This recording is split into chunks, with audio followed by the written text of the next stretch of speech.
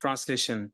In the name of Allah, the Beneficent, the Merciful, and whose words are better than someone who calls others to Lord, does good, and says, I am truly one of those who submit. Good and evil cannot be equal. Respond to evil with what is best. Then the one you are in a feud with will be like a close friend. But this cannot be attained except by those who are patient and who are truly fortunate. Sadaqallahul Azim.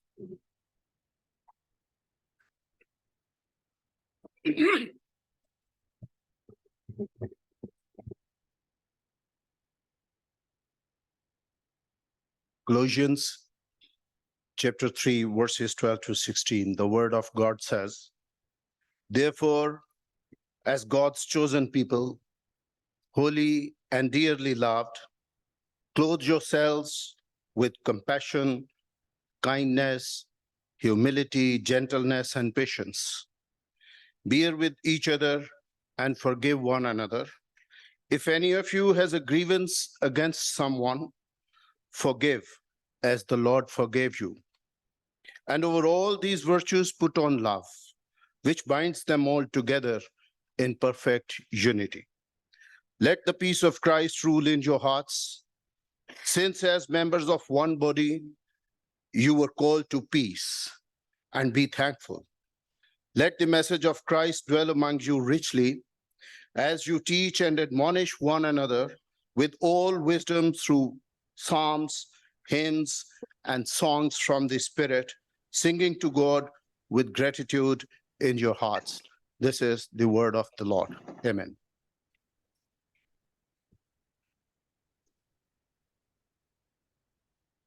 Thank you. We just quickly go on to the schedule.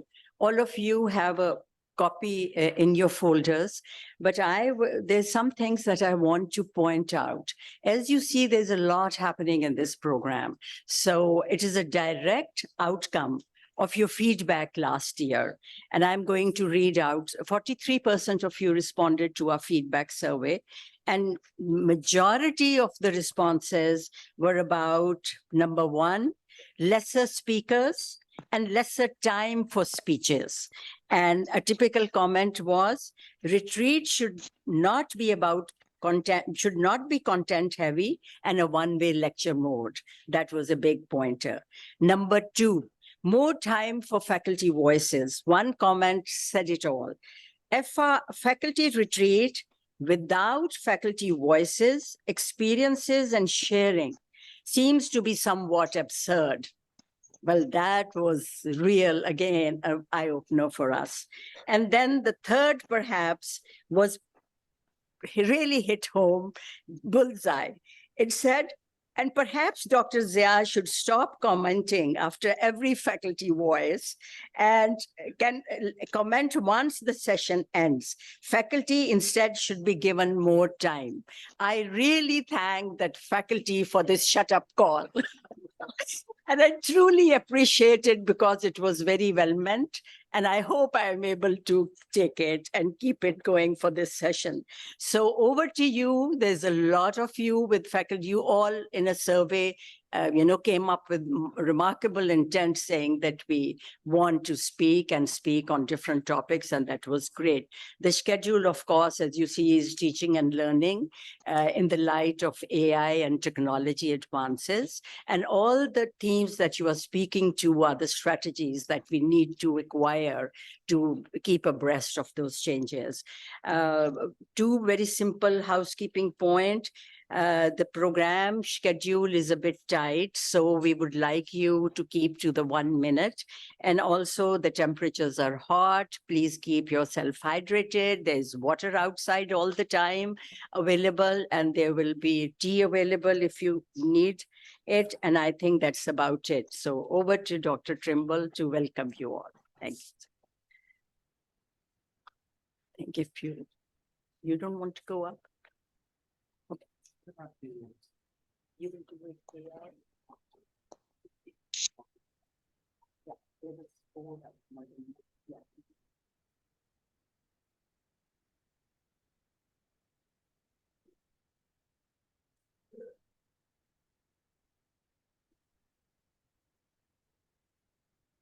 Good morning and welcome. I'm so pleased to see you.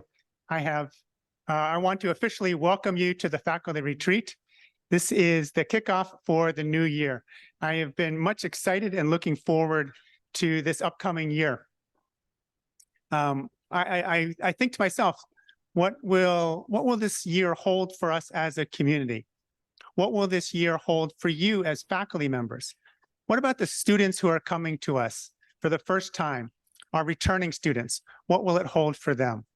And it is my hope that the things that we talk about today will help prepare you to engage with our students in meaningful and helpful ways this year and into the future as well. We have a number of challenges ahead of us. We'll be talking about some of those. Some of you are aware that the HEC has a new undergraduate curriculum and graduate curriculum, and we are studying those and thinking about what is the best response for us as an institution to those. So please do know that that's on our radar and we are working actively on that. I would like to, at this point, welcome our new faculty. We have a number of them in the room here. And if you would introduce yourselves to us, if you would stand up, give us your name and a brief introduction, and then one fun fact about yourself so that we can get to know you.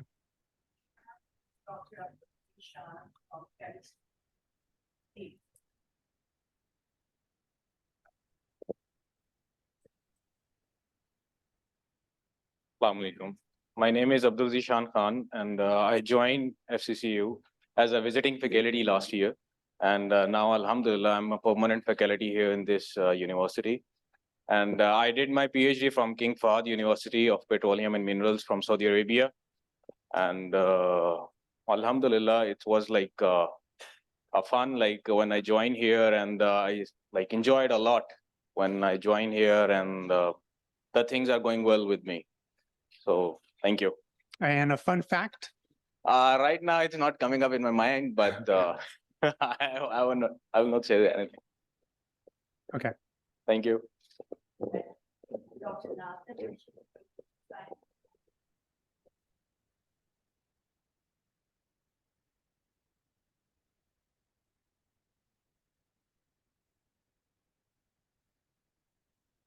Hello, everyone. I'm Nazim Ashraf.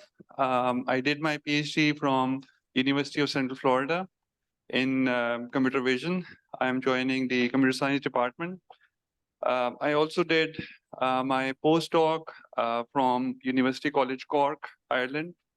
And I have worked here at FCC. So I'm kind of old new. That might be the fun fact about me. Thank you. Welcome back. We're glad to have you.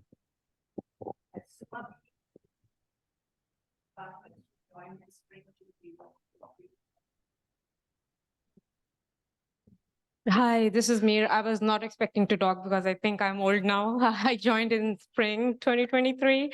Loving being here. I did my PhD from Louisiana State University on Fulbright scholarship. Came back, joined FCCU in February. Fun fact about me, I play flute and do salsa. Thank you. Fantastic.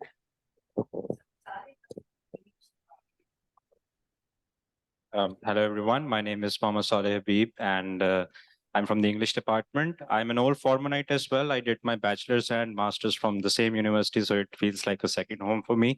And I am very glad to be here and part of the faculty. One fun fact about me is that I write a little bit, and I want to share something maybe that could help us to, capture the current moment that we are in. It's a very short one. For the past, we leave so many regrets. For the future, hopes, often forgetting to live in the moment. Maybe we should try to live in the moment. Thank you very much. We don't have any more, maybe if there are any in the audience. Are there any in the audience that haven't been introduced before, please?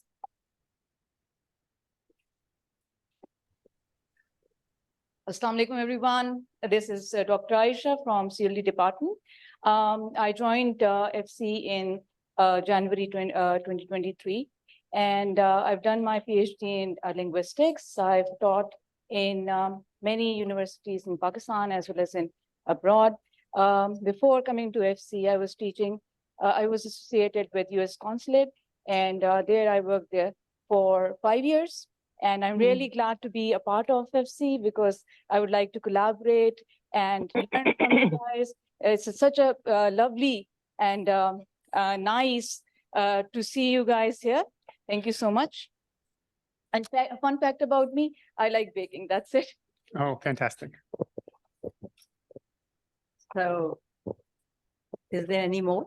There's one up at the top. Hi, everyone. This is Sadaf Dogar. I have joined Kausar Abdullah Malik School of Life Sciences in spring 23. And my research interests are aquaculture and fisheries. And I'm really glad to share that School of Life Sciences will be offering a course of aquaculture this fall, which was lastly offered by Dr. William George about 10 years ago. And fun fact about me, I'm a new mother. I'm a new mother of a newborn who is teaching me to stay up all night these days. Thank you so much.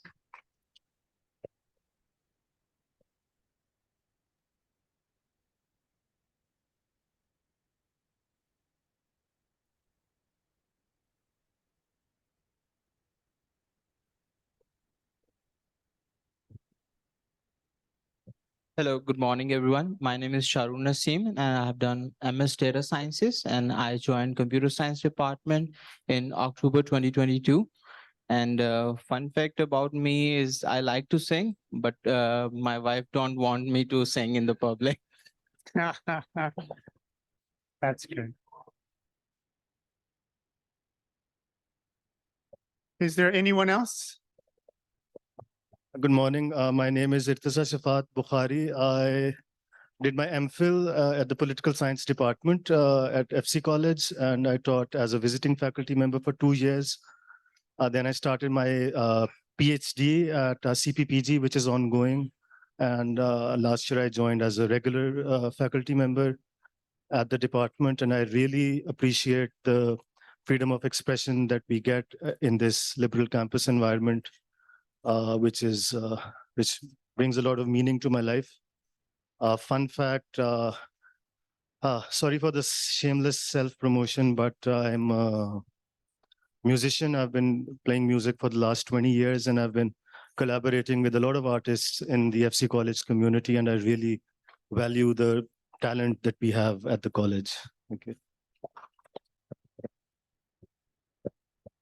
Well, I just want to say a deep appreciation to the faculty who have joined us and to all of you.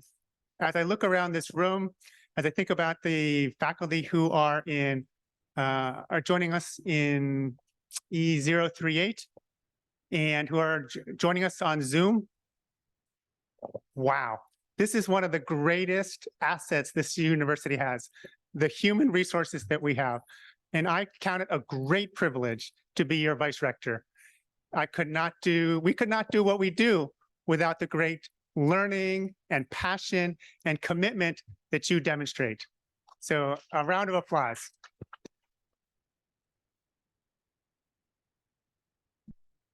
I would like to express my appreciation to Dr. Roxana and CLT, as well as to ITS and all those who have worked so hard to make the preparations and get ready for this retreat. Over to you, Dr. Roxana.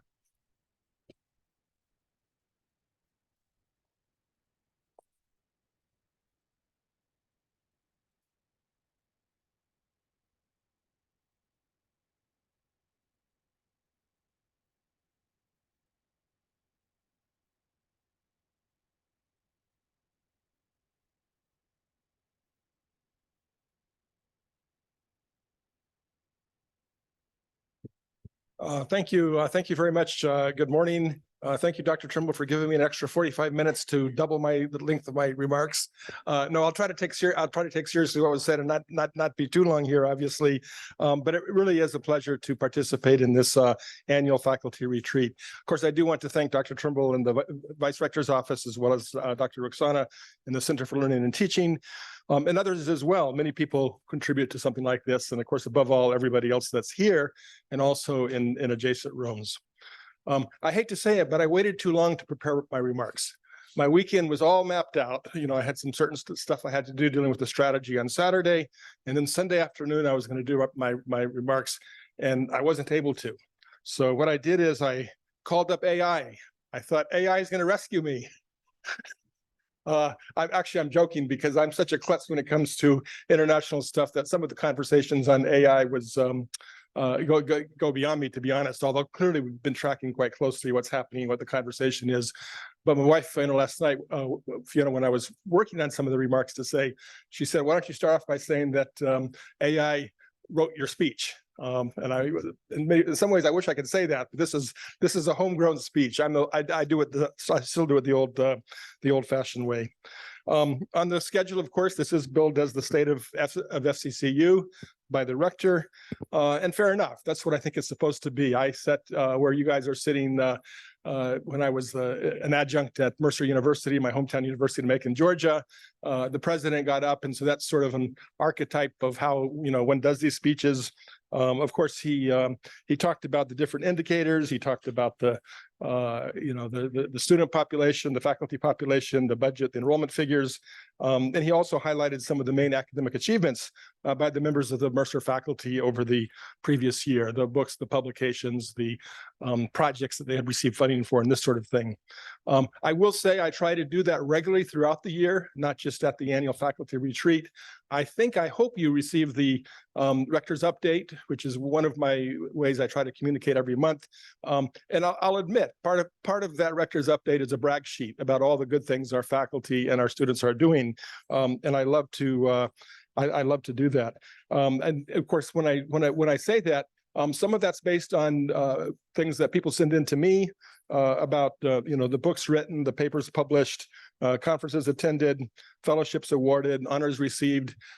I love to include links. It actually goes to our alumni in particular. Certainly goes to the Foreman community, which is a lot of people, but the alumni is many, many thousands. And so I'm hoping that just including the links means that some people are accessing the scholarship that's done by our professors as well. So I love to do that. I mentioned the students as well. Take actually great pride in our students. And I realize that our student success is really rooted in the faculty. I will say, thinking of my time at Mercer, even all these years later, I still have students reach out to me for letters of recommendation. And I know, in a busy day, it's sometimes hard to do that, but those letters of recommendation make a huge difference.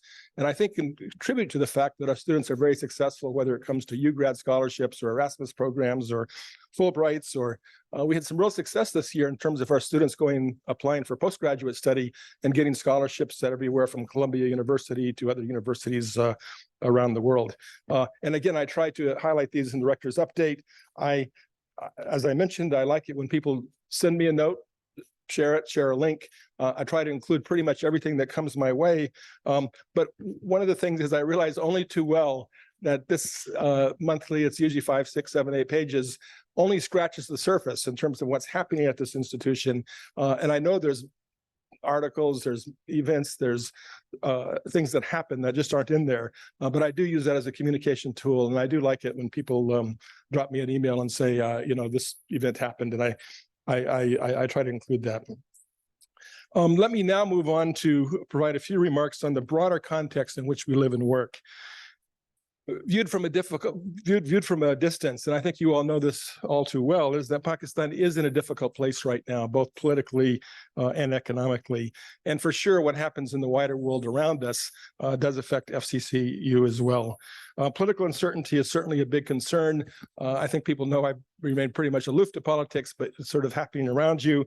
But I think it's the economic downturn that really does have an impact on all institutions in Pakistan, certainly including Foreman. The inflation in particular, if you look at it for the past 10 years, this has been a particularly terrible year for inflation. It's just, that's the reality. And of course, that's translated into tuition hikes. And that's also part of the reality. And it's tough for the students. I'm always thinking about the student families as well. And that clearly has an impact.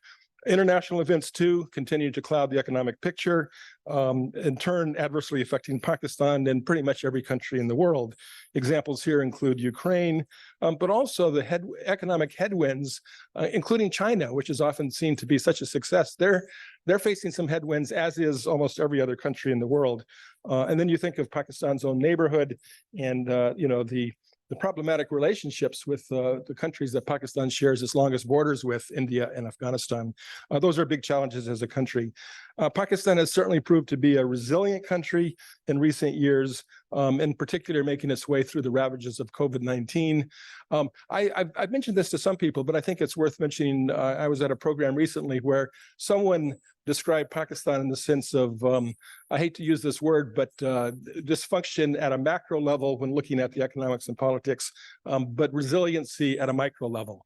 And they listed, and I think you're aware of this. I mean, some of the community organizations, some of the institutions, actually, when they rattled off the list of resiliency at a micro level, they included Foreman in that list of some of the brighter spots in Pakistan at a very tough time. And yet I will say, and I don't know if this tracks with your feeling as well when you interact with students, but there is sometimes, I think, a feeling of tiredness and discouragement in the younger generation as they look around. It seems like the challenges never seem to end, and indeed, some of these challenges seem to grow more formidable every year. So I think every country, every society has its trends that they go through. But I think it is a tough time, and I think it's just helpful to acknowledge that as we look to a year, which again, people here have heard me use the expression, "I'll take hope wherever I can find it," and I do find hope in some things that that happen. I think I'd be remiss if I didn't also mention, of course, the recent events in Jaranwala. It highlights a number of concerns, but I guess I will say, when I look at events like that, I also think that's why Pakistan, that's why Foreman contributes to Pakistan, because we present a different picture in terms of the campus and the acceptance and the fact that this is a community that embraces the huge diversity of Pakistan. And anybody that travels in this country, even for a moment, they quickly realize that diversity is sort of exactly what Pakistan is about in every which way, whether it's geographic, whether it's ethnic, whether it's linguistic, whether it's religious, whether it's socioeconomic. And I think that our campus and our community is one of the really good stories about Pakistan, which I love to tell people, and I tell people it whenever I have the chance to do it. Again, we have a solid education, but we also have a campus that looks like Pakistan, one in which all the communities in Pakistan are represented and respect each other, appreciate each other. And for me, that's a strength that promotes understanding while also serving as a mechanism for bridging differences. One of the other things I was mentioning just a few minutes ago was, over the past year, I've been able to do quite a bit of traveling, some of it personal, some of it professional. What's really striking to me is I cannot go anywhere in this country when people realize I have a Foreman connection and they come up and say, "Oh, here's my Foreman connection." Sometimes it's they're a graduate, sometimes it's their parents or grandparents are graduates, but it's amazing. And I guess it was highlighted most recently when I went to when it went to Hunza, which of course is one of the glories of Pakistan. What a fantastic place. The word got out that the rector of FCCU was in Karimabad, and I got multiple invitations into people's homes. I got the true sense of Hunza hospitality with families, and the appreciation that we receive, that you receive for the work that we do. It's pretty amazing. Just as an aside, one of the Altit Fort, many of you maybe visited Altit Fort. The tour guide was a Foreman student, and it was just very interesting to have this tour. And of course, a wonderful tour he gave, and it was very much of an honor to have him be the tour guide. Of course, realizing the potential of Foreman as well as the positive impact it can have also involves strengthening Foreman as an institution. We have a wonderful past, but I try not to dwell too much in the past. And I guess one of the comments a few minutes ago was in the moment, I think is hugely important. And I would absolutely affirm that's where you need to be. At the same time, in terms of our institution, we are obliged to look ahead and to think of how we'll strengthen our institution in the future. Part of that involves the physical structures that are around us. I think there's one quote that I've carried with me over the years, something along the lines of, "We make our buildings, and then our buildings make us." And I think what it's pointing to is the environment. Of course, we at Foreman are incredibly lucky because we have a wonderful garden environment. But I also look around at our buildings, the older ones, the newer ones, and I think they do. Again, we make our buildings and then they make us, because how they're designed and everything makes a difference in terms of our community. There are coming up during this year some big events. I think disappointing in some ways that some of these represent a delay of some period of time, but by the end of the year, the campus center should be up and running. I think for those that don't know it, and you'll see tours of it. The ground floor is a digital library with 500 carols and conference rooms and stuff like that. The first floor, when you walk into it, is a huge dining room, is a large campus shop and a lounge. The third floor is the center of student activities, and a lot of the student activity offices, which are in the administrative building, will be moving there. And then the fourth floor has a large auditorium, has the business incubation center, and scattered throughout the building are lounges, a coffee shop, other kinds of things. It's going to be very interesting to see. I say we make our buildings and then they make us. It's going to be very interesting to see what dynamic occurs with that campus center. In some ways, the courtyard out here has been a kind of campus center, as you know, and some people have been concerned because there's too much noise out there. I think students will continue to actually linger in our beautiful courtyard, but I think over time, I think the center of gravity of some of the student life will move to the campus center. We'll see what happens. And by the way, there's great space there for. There's a very large faculty lounge. There's student lounges. There's exhibition space. Some of the poster presentations we have could possibly take place there as well. So we'll see what happens there. There's also the second building, the Light of Hope School. I don't know if people saw the Light of Hope School results. I think for the new people, you know that that's the school for the children of our service workers up to grade 10. The results were really, really good this year. Almost every student that took the test got an A or an A+, which was really, really quite encouraging. And I don't want to embarrass people here to say it, but maybe I will. The daughter of Anjem, who drives us, was the top female in the class, and the son of Arif was the top male in the graduating class at Light of Hope School. His son is now at the college, and his daughter, I think, is on the list for Kinnair College as well. So these are success stories too, that I think exemplify the service aspect of our institution. Other kinds of things, again, some people have heard about the TSA partnership. That dorm probably won't be open until the late in the year. Well, in the end of the year. It is already, though, a hostel for 16 of our MPhil students. When it's complete, it's going to add another 80 beds, mostly for undergraduates, for baccalaureate students. But that's going to deal with, to some extent, with the shortage of hostel space that we have. It's a beautiful campus. If you look at it, there's 4 buildings there.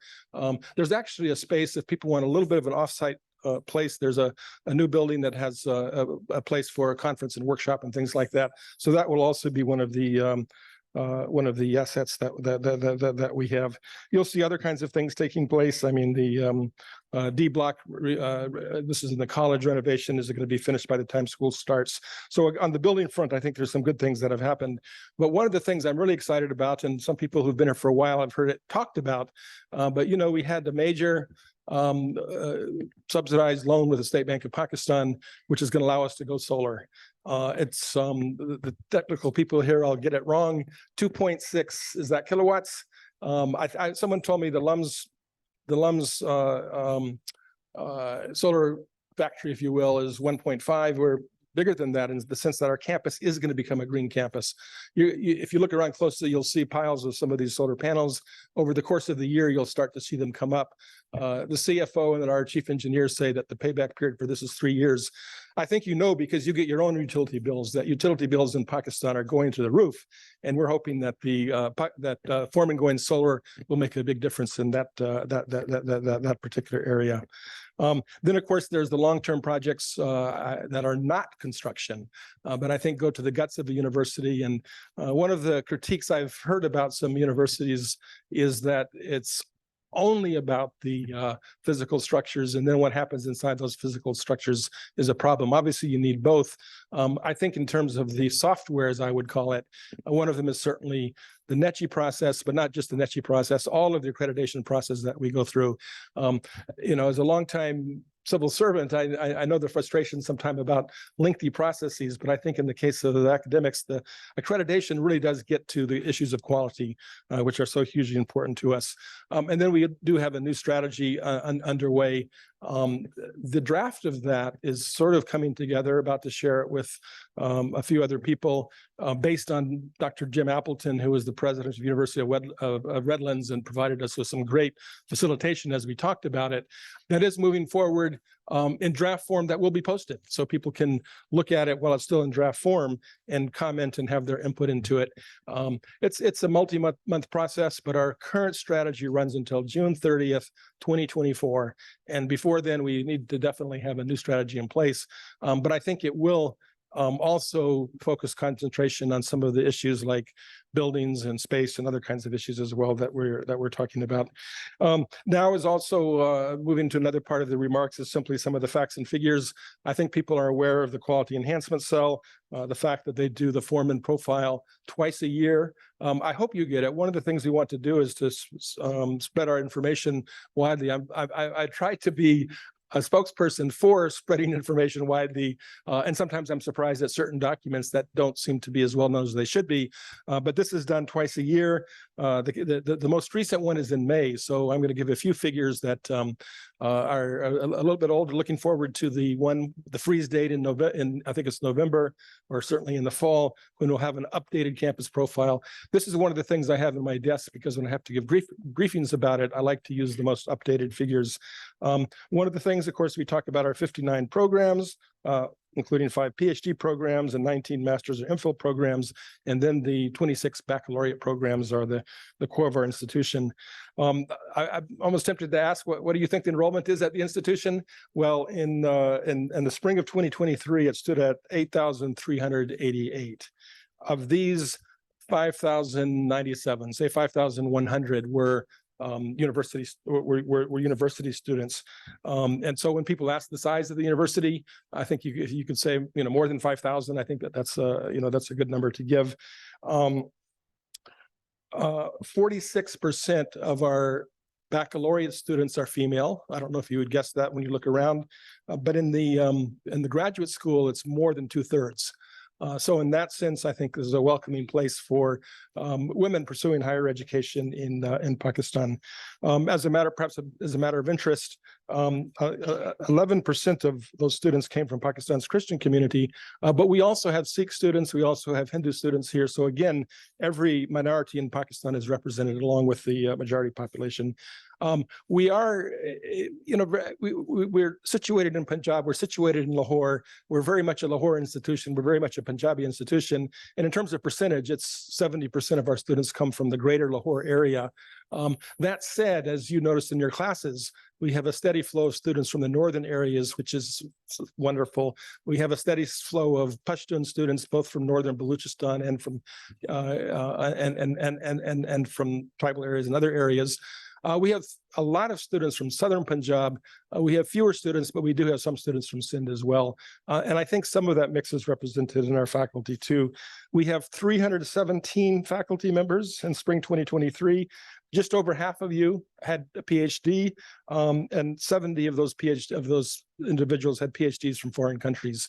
I think in terms of the countries represented, I think is 21 countries.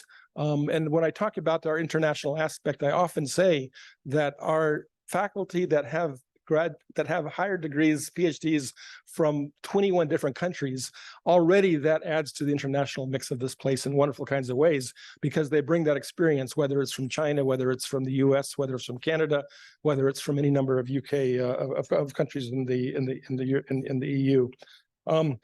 Anyway, we'll look forward to the next profile, but that's sort of how we look right now. I think of maybe more special urgency or special concern as our new class comes together is how are admissions doing this year. I'll be honest and say I'm a bit concerned over the college admissions where we are right now, and we'll have to see how that works itself out. But in terms of the university baccalaureate admissions, our target is 1,120. That would be the first year class. The ones that attend the intro program. So far, we have nearly 2,500 applications for those seats. So that even then adds a degree of competitiveness. When you apply to foreman, there's no guarantee whatsoever that you're going to be in because again, 2,500 applications.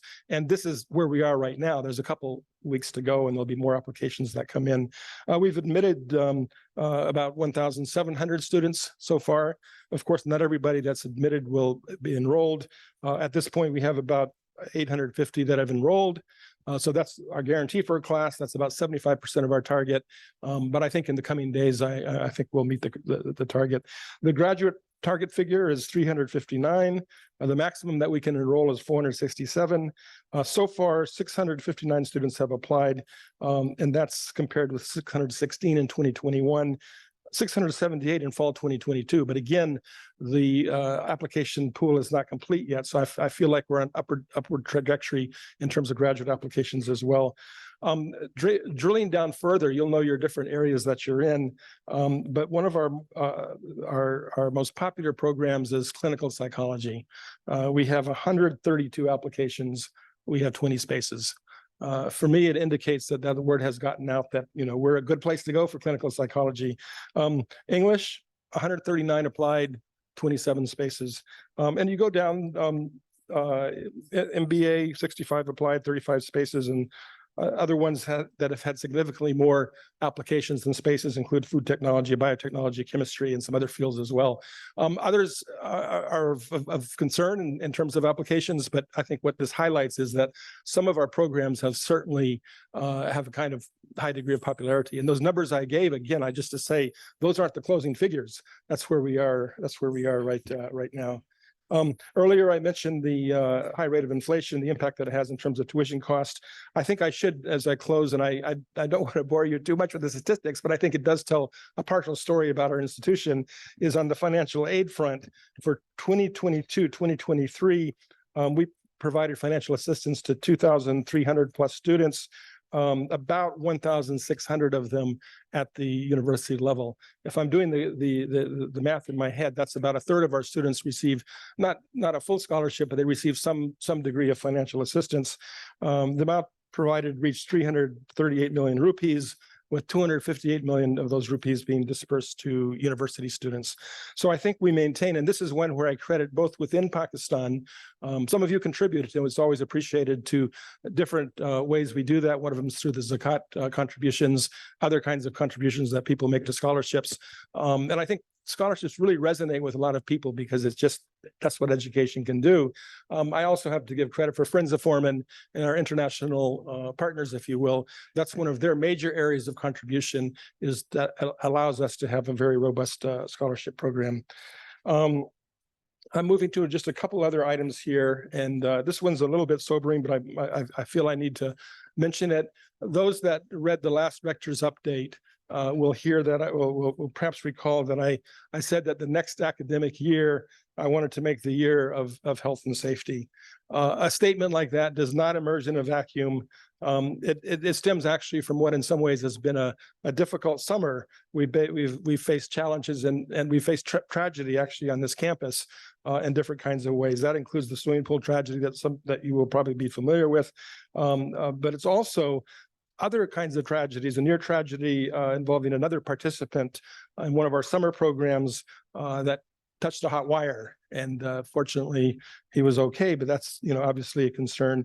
Other ones as well. There was these are familiar hazards in Pakistan. The iron left plugged in and then put on the surface and there's a fire. The one I dread in the wintertime, of course, is carbon monoxide. You know, in the newspapers you read about that. You know, people want to get warm. They close all the little vents coming in with air coming in, and the family doesn't wake up in the morning. As far as I know, that hasn't happened at this campus, but it's when I talk about health and safety, it's a concern. We had a careless on-campus driver that knocked down one of our security guards. You know, that could have been terrible. And it was bad enough, but again, it's the safety concern.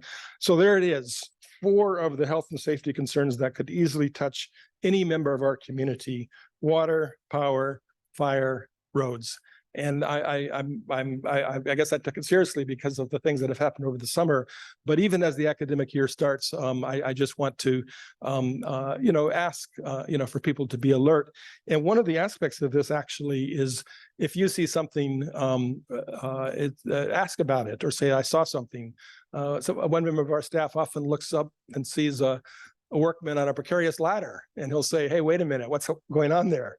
I know in the busyness of a day, someone may find it annoying, but I think if you see something obvious, that's a concern. If you see something that's broken that needs fixing, if you see a common practice that goes into the territory of being dangerous, please do report it to anybody, but most particularly Major Conwell, who's our health and safety office.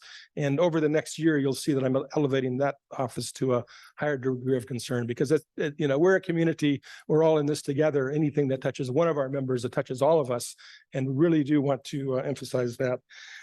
Finally, and this is sort of, I guess, the way that I close, is just mentioning a couple of things coming up. Like the rector's update, it only touches on things. One of the things I'm impressed on is the numbers of events we have on campus. Some of them student-led, some of them faculty-led, some of them joining together, and both make these things happen. But again, touching all areas. I try to attend a good many of them. I can't obviously attend all of them, but the intellectual vibrancy of this campus is wonderful. I think one of the things that has happened post-COVID is, of course, the involvement of Zoom. I think that you can't replace the face-to-face conversation, but sometimes a Zoom participant will add an important dimension. And again, because of your contacts, because of all those international degrees, because of those fellowships and postdocs and everything else, sometimes we can bring other people to our campus in very positive ways.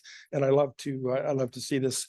A couple of the things, again, that are coming up that are sort of on my radar screen, because I'll participate. Some of you may recall that a few days ago, we celebrated 76 years of Pakistan's independence.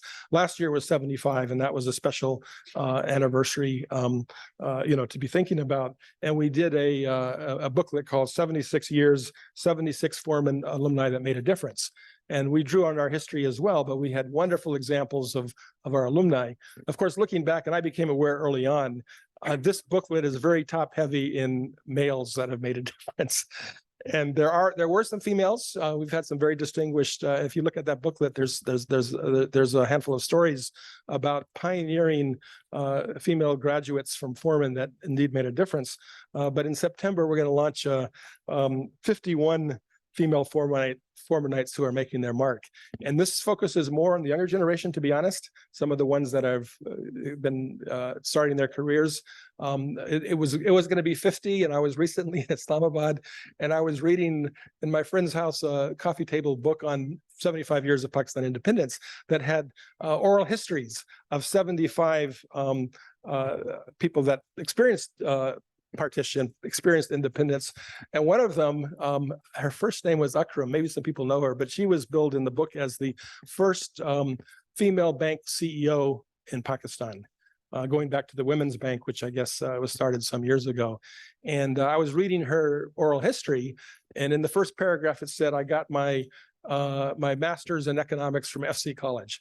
So I quickly talked to our communications office, and I said, let's make this 51 females. So when you see that booklet come out in September, and we'll have an official launch, you'll know why it's 51 rather than 50.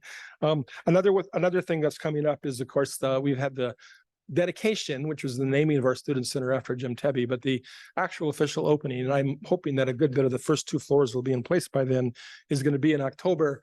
And that's when people will, the campus center will begin to be integrated into our campus. This is also going to be accompanied by something that I only recently came up with. Does anybody, all these Lahorites out there, do you know the photographer Zaidi? Okay, so maybe he took family pictures over the years. As I understand it, there were 2 big photographers, maybe a third, but 2 I know about. One was Rollo and one was Zaidi, and the Zaidi is still in the mall. The third generation of Zaidis, who recently passed away last year, was a Formanite. And I've been talking to the Zaidi family. Apparently, they have 500,000 negatives that are, old style. They're being digitized now. So this would be obviously a contribution to the history of Lahore, because he's captured on film, everything from a young Imran Khan at HSN College in his cricket outfit to, some of the famous people and families and events of Lahore. And anyway, we're working with the Zaidi family to accompany the opening of our campus center with an exhibition of about 150 photographs, and they're brilliant. I don't know if you've heard of the Canadian photographer Karsh that did black and white portraits. I mean, I would definitely put Zaidi in the same league in terms of the use of light and the black and white kinds of stuff. So that's going to be something too, I think, that we can be proud of in terms of as we inaugurate our campus center, not just the not just the official opening, but also this exhibit, and not just this exhibit, but an exhibit that's kind of rooted in Foreman, because one of the senior Zaidis was in fact a Foreman graduate. So I'll leave it there. I apologize if I went over time. Again, Dr. Trumbull was kind enough to have a short one, and he cooperated with Dr. Rixana perhaps better than I did.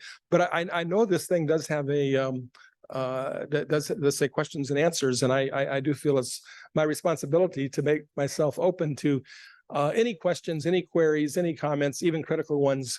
That's okay. I do say in our community, we can certainly have differences of opinion and differences in perspective, but within a context of respect for everybody, no matter what those differences are. So I certainly will open myself to questions. I hope I can answer them. I will try to respond, and if I can't do it immediately, I might do a follow-up as well. But again, does anybody have any comments, questions as we look forward to what I think is an exciting year? And again, just to repeat, and Dr. Trimble touched on that, and maybe we all feel that, is I look around at those in our community, and even now, some of the opening statements by our new faculty, and it's like, wow, how lucky am I to be part of this community?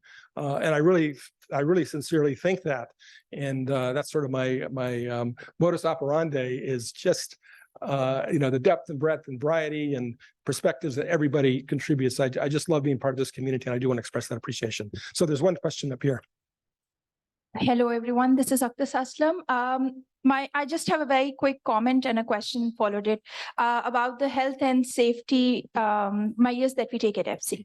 So I've noticed that there has been a lot of water that has been logged outside the ground.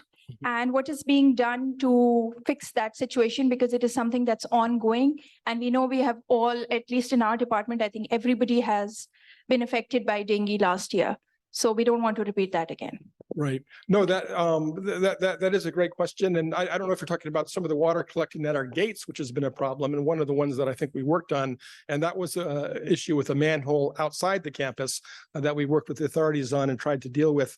I don't know, also you may be talking to the flooding of the fields that happens as well.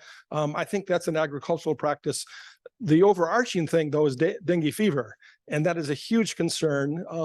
I will say the Punjab Health Department visited us on campus. That is one of the areas where Major Conwell also works on, and we're very alive to the issue. We're understandably and appropriately subjected to reviews about how we're doing there. So far, I think we've done okay. It is the kind of question, though, that I would ask in the first instance of our buildings and grounds and Major Conwell and others, because there's no question it's a concern. I think some of that water is purposefully done for agricultural purposes. I think that, again, some of the water issues stem from outside our campus, where it flows into our campus. I guess on this one, there's not one big fix, but there's lots of little ones. And I don't mind, if I get an email to someone says that, how long is this water's there? Or I noticed, a lot of mosquitoes in this part of the campus or whatever, by all means, bring that to their attention. That is an issue we're certainly aware of. But again, I think, commentary and observations that people have can also be useful. Yes. Okay. About 4 years ago, we launched this project of green energy. Yeah. And at that time, we were looking at totally off the grid system, right, independent totally. And I also went to New York, visited GE also for the battery and stuff like that. So at that time, we were being offered a rate of 12 rupees a unit. Mm-hmm. And the issue was discussed in the board. And a comment was made that we should not go for it because eventually the per cost unit would come below 10 rupees. So it's better late than never. So at least we are going solar now. It's a very good, welcome step. I think it's a step in the right direction. And we should do it. We should also look at recycling water also. Right. So we're looking at that also at that point. Yeah. So we can have our own water treatment plant. Right. So that we can recycle the water, because a lot of energy is consumed by our tube wells also. Thank you. Yeah. No, I want to say a couple words, and maybe this is a good time and welcome input as well. Probably, I mean, in the rector's office, I get a lot of student requests and student complaints, and that's understandable. And you know, in this institution of this size, I can't solve those. I have to work with the different offices and ask them to take the lead. But in terms of just sort of, I guess, what I would call observations from students, there's no question that I get green campus kind of questions from students. Why don't we do more? I've said it before, and I'll say it here at some point, and I think it's in our strategy, is I would like to have a sustainability director that is kind of the focal point for a lot of things related to to green campus. And so that's on my mind as well. I realize that there's a history on the solar power. Again, I'm out of my technical depth when I say this, but I think that on the costing, our engineer and our CFO are pretty convinced that this can make a difference. I think that the expectation is that after some time, we will pretty much be producing all of our power on this campus, and that we will be selling some of it to the grid. That's my understanding. I think it'll take a few years to get there, but that is what we're looking toward. And we had a hiccup a couple of years ago because the State Bank of Pakistan took the program off the table. But earlier this year, they put it back on the table. And based on some of that earlier effort, plus the very hard work by some of the offices in this institution, because we keep on thinking maybe they're going to take it off the table again, we got the approval. I'll go ahead and say it. It's transparent, 500 million rupee investment, which for us is a big deal. But it's that State Bank of Pakistan loan, which is a very subsidized loan, actually, is going to make this green campus in terms of solar energy possible. Yes. For covering the parking lots as well. Yes. For sure. Thank you. No, I appreciate that. I was coming up recently, or coming down from Islamabad to here. Because it's such a wide place. Yes. Yeah. I took pictures of it in the one of the rest stops where they had the solar panels on top. I think that some of the earliest panels are going to be on some of the houses. I think that the parking lot may follow that. But in answer to the question, yes, indeed, we are going to have parking lots. And of course, it has dual purpose because it helps protect the cars with a covering on top. And it's a great place for the solar panel. So that is in the expectation.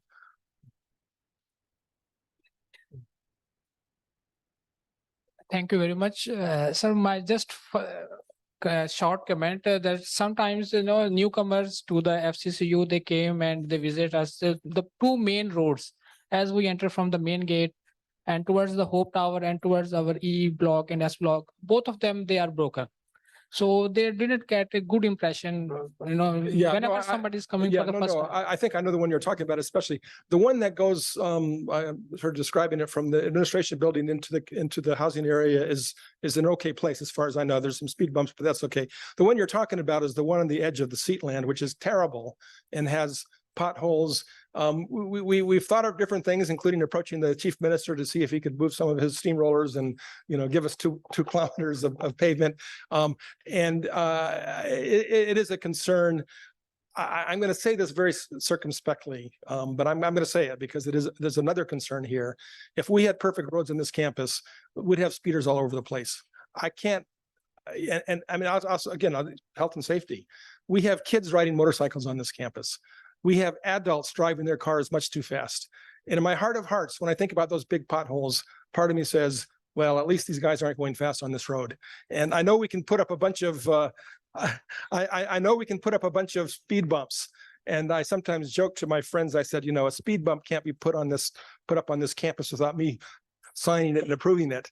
But this is partly facetious, and maybe some people think the less of me for even saying it. But there's the bigger rationale, to be honest, on those potholes that you see there is actually heavy duty equipment being used for the campus center. And the engineer would say, why are we going to pave these roads when these heavy duty equipment is coming in at night on big trucks? and it will just tear up what we do. So that's a logical answer to say that, when the campus center is built, then our attention can turn to that. And we haven't done it yet because the chief engineer's thought was it would tear up the roads because of those trucks that come at midnight bringing stuff for the campus center. Mine was partly facetious, but it actually enters into another area. And parking too, by the way, I've got a blueprint for some potential things to address that, but I'm aware of that concern. But the one concern that people don't raise too much, but I will say for those of you that have cars, it's a deep concern. I mentioned our tragedy in the swimming pool. The next tragedy I see on this campus is someone like one of our security guards that was hit by someone that wasn't driving correctly. And that is a concern, which I think is appropriate that I would voice to here. Just drive slowly and cautiously. There's kids on this campus as well. There's students that are so absorbed by their cell phone, they won't see you. They're walking down the middle of the street. And so be very careful when you're on the roads, even the roads with potholes. So my question is in the context of Bahawalpur University issue and thank you for sending us an email about see-through glasses installed in our doors and open door, closed door policy. Would you please guide us further that what we can do to create more safer campus for the students and to make sure that our campus is free from any kind of drugs or any kind of happening where students are not safe, or what is our responsibility? Yeah, no, that's a good question. I forget when I first heard about that, but and I also, in fairness to, I guess, Islamia University of Bahawalpur, not sure of all the facts, and I don't want to, add to the rumor mill, but something was going on at that university for some period of time, and nobody was bringing it to people's attention. It seemed to have gone quite deep into what was happening, and included the drugs and alcohol. That's an ongoing issue for us here, and I don't know how many times in our weekly meetings we talk about how to do it and how to detect it, and there's no question that it exists, but we try to minimize it. That buzz notice that you found was indeed stemmed from Bahawalpur, and some of the suggestions that the HEC would give in connection with that.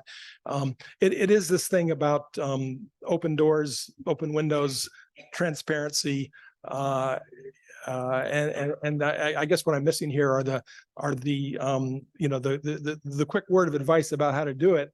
I think that's part of a longer conversation that would probably even continue throughout this year. I guess I would put into that category though that when stuff is happening, the first time you get it from an anonymous person, you kind of think, well, I got to pay attention. If you get two or three things, and also if people start to identify themselves, then you really realize you have a problem on your hand. And I think that one of the things would be, and these are hard, I'm dealing with one right now, in the whistleblower, category, you got to take it seriously. And usually our immediate response is to form a sort of investigatory committee to talk to several people involved and kind of, see what's happening. And hopefully some of the things could be detected there before it gets to be a big, huge issue. But it is a concern. And I think for the university community, I knew one of the vice chancellors, not the current one, but from 3 or 4 vice chancellors ago. And when I first read that article, I thought, oh my goodness, I wonder what Bilal would think if he was vice chancellor now, what would be his first action? And, it puts the university in a tough place. I really hope, I'm not going to say that we won't have that on this campus, but I really hope that we figure out what's happening and do something about it before it gets big like it was at Islamia. Yeah. Parking lots covering with the solar systems. I have a plan if we can go for just giving these fuel allowances, if you can provide some electric charging station on the parking lots. So that can be quite conducive in the future. That's a very good comment. I don't know how many electric cars there are. I sometimes personalize things. My son and his wife bought an electric car, and those charging stations are so important. She's actually, my daughter-in-law is the sustainability director of a town of Acton, Massachusetts. And that's one of the things that's high on their agenda, is to have those kinds of charging stations. I guess when I talked about having a sustainability director as a position here, if we can manage it in the coming year, or as part of the new strategy, that is also something that I would imagine that they would look into as well. if you're early in the process, that is one that somebody might put on your campus without even having to pay for it, because it would just be a promo for electric cars. And so I think that's something that we could pursue. Someone was also mentioning early on, I didn't respond to them, water. We do, one of the big issues in Punjab are the lowering water tables. And some of you may notice on D ground that there's a World Wildlife demonstration project that basically is a recharging well that is trying to recharge some of the water in our campus. And in those kind of small ways, we also try to address some of these national concerns. The other thing I didn't mention, and I guess I will, those of you in the environmental sciences department will know about it. And I guess I usually don't, I'm not too vocal about this, but I guess I will say it, is that, we have a grant from Korea to deal with water issues in Punjab. And the hoops you have to go through, I think Dr. Shafkat here has been very, very helpful on this. But the hoops you have to go through for this top of the line water analysis unit, which should form the centerpiece of our new water lab in the science building, it's just, it's like, and I know people face this in other realms as well. How many hoops do you have to go through to get a piece of equipment like this into Pakistan in a sector that is hugely needed? And it's just, I guess I won't quite use the word soul destroying, but it's really, really tough. And it really kind of accentuates to me the challenges of working in a very difficult regulatory environment. And, it's beyond me. And of course, it's beyond Dankook University in South Korea, why we can't get this piece of equipment into Pakistan. But it is an issue, it is a concern. But water, again, this highlights looking at you right now, the importance of water. And I do appreciate everything that you've done. I mean, it's like, you must feel like, how much more can we do, to make this happen? But we are, we're a university. We want to be engaged with the issues that are affecting Pakistan, and water is certainly one of those big issues. Yes. I don't know whether it's a personal question, but in one of the issue of Chronicle of Higher Education, it mentions how the presidents of American universities keep themselves fit. So I just want to ask you, what is your way of keeping yourself fit as president of Foreman Christian College? So that's a great question. And, I wish I was as fit as my kids, because they are in great shape, actually. But I read that, do people around here read Chronicle of Higher Education? Yeah, no, it's my main, the Inside Higher Education and Chronicle of Higher Education are my two filters into what's happening in at least the US higher education scene. And of course, they also talk about international issues as well. That was a very interesting article. I admired some of the people that do it. My main form of exercise is walking 4 times a day between my home and my office, which I think has got to be a kilometer or 2, and then other times around the campus. I deceive myself that says that every time I arrive drenched in sweat, I've lost a couple pounds. I don't think that's true, but that's my illusion. But that was a great article. And it's really interesting to me, some of the articles in the Chronicle of Higher Education. One of them is, and I'll say this because then I said I read it, there's a special issue that says trouble at the top.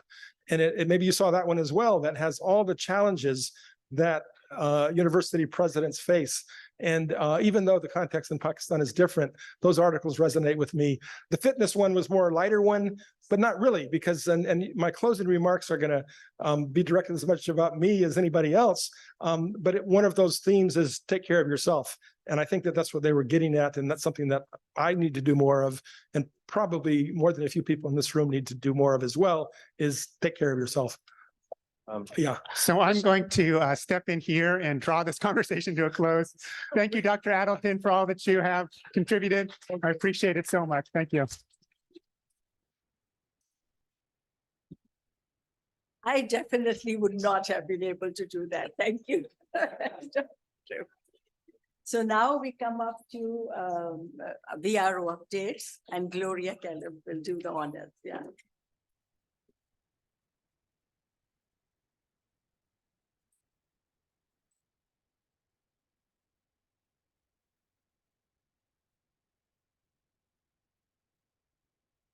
Good morning.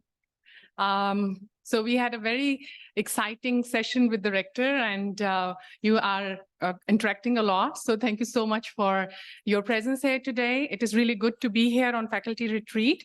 So I'm going to actually share a few updates from the Vice-Rector's office. And before I do that, I hope you all had a good summer and you were able to take a good break. And I know there is some faculty who is still teaching summer semester, but it is important that we are really concerned about faculty well-being. So if you haven't taken a break as yet, we just encourage you to plan that and take care of yourself. So there are some updates that I will be sharing this morning. Rector's updates are actually very helpful because they cover the academic side as well. But we will just, I will try to actually speak on 5 main things, and Rector has actually already covered 2 things. First is university enrollment. Second is our preparations for fall 23, international linkages, and then NECHI update, that is about our US accreditation. And most of the time that I'll spend is on the 5th point, and that is student success definition. So I know Rector has actually spoken about our size of the university. Our current enrollment, I have actually fall 22 figures, but Rector was actually sharing May 23 figures. So currently our student body is 8,809, and that is actually including our intermediate students as well. So in green column, you can see university enrollment, and our university enrollment is about 5,518 students. And this includes our postgrad and undergrad student bodies. So I just wanted to give you an understanding about the size of the university, that this is the number that as faculty we are serving. With this, about preparations for fall 23, first I would like to talk about undergrad admissions update, and Rector has actually already spoken about it. We are actually working on it, that we want to make sure that the campus profile and all these stats are more openly available so that you can have data informed decisions and you have an understanding that how we are doing in terms of stats. So currently, actually our admission target with cushion was 1,370 students, and our enrollment target is 1,120. It means by end of the day, we want that 1,120 students are in the classes. So far, we have achieved our target of 836 students, and with cushion, we have actually met our target of about 61%. And target achieved without cushion is about 74%. Oh. Thank you. Okay, so here it is. So this presentation will be also shared with you afterwards. So the second thing that I want to talk about in our preparations about fall 23 is that we are working on freshman experience. And here I want to give a shout out to Dr. Anam Muzammil because she's leading that experience really well. And a lot of our faculty is actually part of Uni 100. There are about 30 to 35 faculty members who every year they go for a training, and they are very dedicated towards our freshmen who are coming to the campus, and they actually go an extra mile with our new students. So I really want to thank you and appreciate you for that. So this year, again, we have 2 rounds of freshman experience. Our first round is for two weeks, starting from 28th of August. And it will be wrapped up on 8th of September. For our second round, we have just 1-day program, and we want to actually help our students. We have to keep our admissions till the end, most probably till 7th or 8th of September. And the reason is that we want to meet our admission targets because it is connected with our budget. So to help our new students who will be actually coming at the last minute, we have a second program, which is just for 1 day, that is scheduled for 9th of September. And with this, we are just actually helping our students, making sure that when they come in, they are welcome, they don't feel lost. So we will be just giving them basic information, and we'll be helping them. Sorry, I'm actually following my computer as well, so I keep on missing slides. So we are just helping our students so that when they will come in, even if it is full 1 day, we will be there to help them, support them, and provide them with some basic information. So with this, I want to talk about international linkages, and Rector's update is actually talking a lot about it, that how different faculty is actually getting different kinds of grants, and they are involved in different kind of publications and conferences as well. So first, I want to talk about Solia Global Engagement Program. This is being led by Dr. Atikul Rahman, and who is doing a great job there. So this academic year, about 48 students, it's a 12 weeks long program. So about 48 students registered in this program, and they have received certificates. With this, Global Liberal Arts Alliance. Actually, whenever there is something, we received an overwhelming response from faculty, and we are really thankful to you for your interest. There are opportunities for Course Connect as well. Recently, our 5 faculty are returning from a workshop in States. It was a Course Connect workshop. And GLA is very generous, and they're very actively engaged with FCCU, and our faculty is actually making a really good use of this connection. So there are conferences and call for papers, and faculty grants are also available. I just want to talk about the way we connect with GLA. There are regular announcements and regular opportunities that are there. At times, what happens is that our faculty actually directly connect with GLA, and so we get information about our institution from GLA. So just want to make sure that it is clearly communicated that whenever you are connected with Simon Gray or any of the other Alliance member, please make sure that you take Vice-Rector's office in loop, and we are fully aware of what you are planning to do, because we are very happy with all these partnerships and we want to support you, but it doesn't reflect good on us as an institution when we get our information from outside. So this is something that I wanted to communicate with you, and I hope that you take it positively. With this, we have faculty grants from FCCU as well, and Vice-Rector's office is actually taking care of that. These grants are open and available. I'll encourage you to apply for that through a proper process through Chair and Dean, and there are dates as well that have been already a schedule, a timeline that has been already shared with you. So with this, we encourage our faculty to also apply for HSC and PHSC grants. And Mr. Harun Sampson and Dr. Kausar, heading ORIC, we have really been receiving good response from HSC and PHSC, and a lot of our faculty have recently received these grants.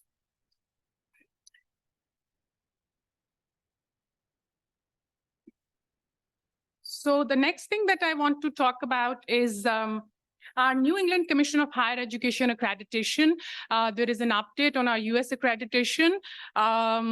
As you know, there are 10 committees that are working. About 100 people are working on this project. And our second draft of self-study report has been prepared, and we have received feedback from our consultants. That is Dr. Jim Appleton and Dr. Janelle Curry, and some of you know them. So they have given us a very thorough feedback, and now we are working on the third draft of our self-study report. With that, we have a set of about 36 forms, that is data first forms, and they are actually interconnected with the narrative of 100-page self-study report. So we are in process of updating that as well. And in fall, after freeze date, we will be actually updating that. So before the candidacy visit, this is practice of NECHI that they send team chair for pre-site visit, and our pre-site visit is scheduled for November 2023. And the team chair, Bill Clements, is actually in touch with us, and we are working on this pre-site visit. Once the self-studies report will be prepared and the data first forms will be ready, we will be opening that report for comment, for community review, and I'll be interacting with faculty, with staff, and with students, and everyone will have a chance to go through the materials and comment on that. So we will be sharing more specific information about community review with you in fall sometime. So our candidacy visit is actually scheduled for March 2024, and our candidacy visit was actually previously was scheduled for October, and it was canceled because of the political situation. And we hope that this visit, we are actually working towards that, and NECHI had to build the team again, but we are working with NECHI staff to actually prepare for our candidacy visit scheduled for March.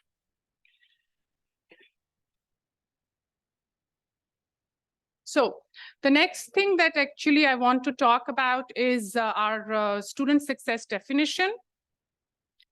And this is the process that we actually followed. And some of the faculty members were part of Open Faculty Forum as well. And we have taken your feedback into account.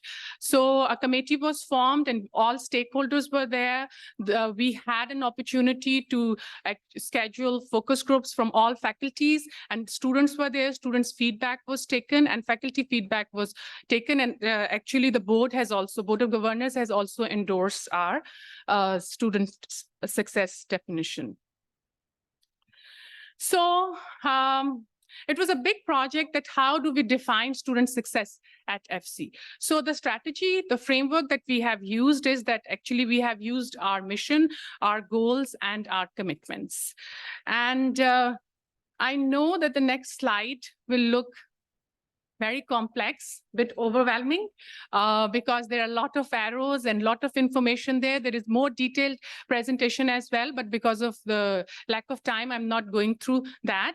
So basically, this student success framework talks about our mission, our goals, and our commitment. So we looked at in our mission and purposes to see that what we are committing as an institution to our students. So with that, we have actually taken out all the key terms and we have built a framework of student success definition. And then we have actually prepared this student success definition. So I'll read that. At FCCU, we see student success as a journey towards holistic development, one that integrates academic excellence, personal growth, interpersonal relationships, and social responsibility. Our students embark on a transformative journey of self-directed and lifelong learning, empowering them to achieve their academic, personal, and professional goals. Our aim is to prepare discerning individuals who lead with purpose and responsibility, and responsibly serve their family, country, and global community for a sustainable future. So we presented this definition. We have developed actually this definition over the time, taking feedback from students, from faculty, and other stakeholders. In the next part, I will actually just unfold the key terms of student success, because in our interactions, it was about 6 to 7 months process. And we have experienced that whenever we are talking about some key terms, we all have a different understanding about these terms. So because student success is actually one of our key theme and goal for our next strategic plan as well. And you as faculty are a major stakeholder there. So that is why we thought that it is important that we unfold these terms for you. So first of all, holistic development. I think in a nutshell, when I have worked with different groups, student success definition at FC is actually holistic development of students. So it means that we are concerned with the whole person, and therefore we encourage the intellectual, spiritual, cultural, social, and emotional and physical growth of each student.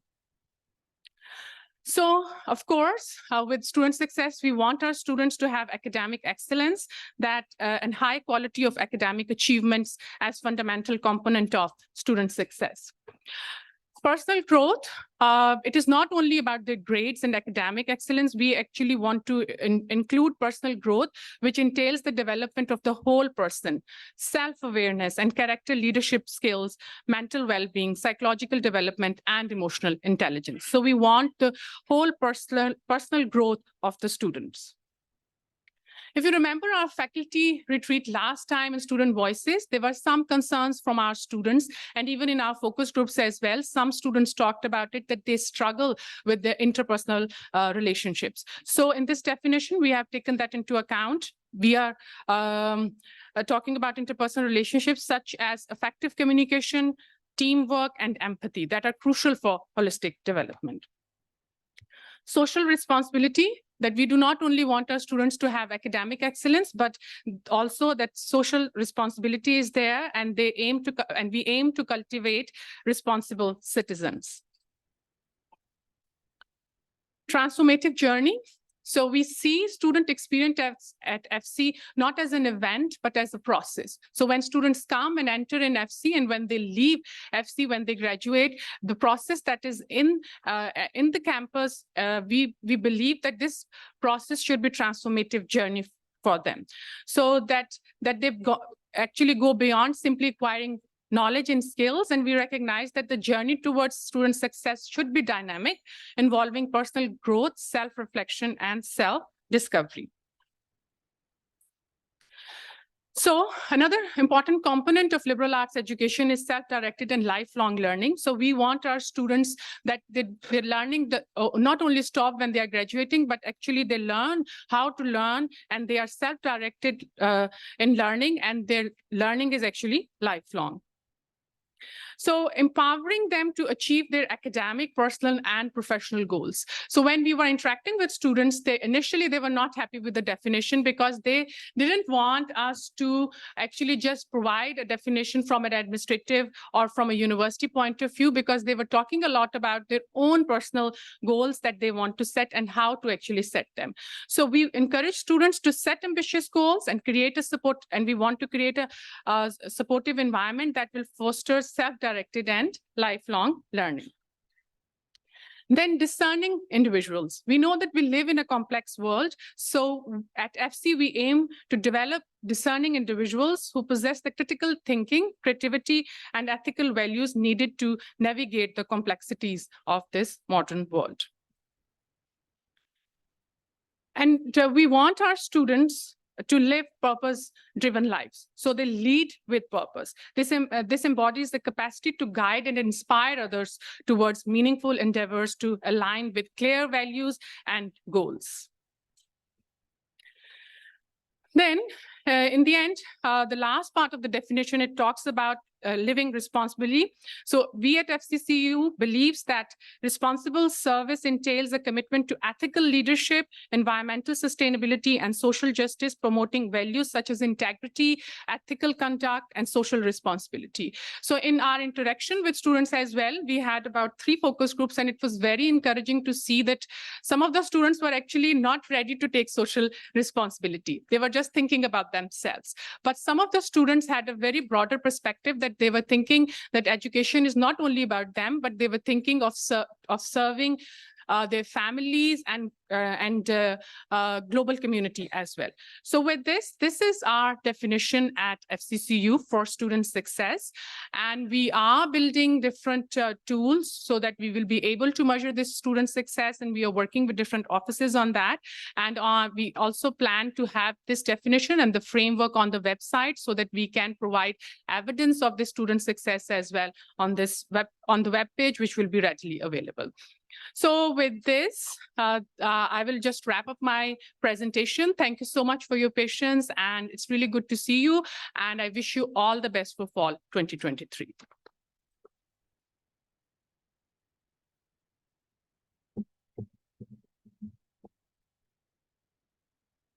Thank you, Gloria. Now we have 2 more updates. One is ORIC and then CLT in review for year 2022. Thank you. Up, you want to go up? Yeah.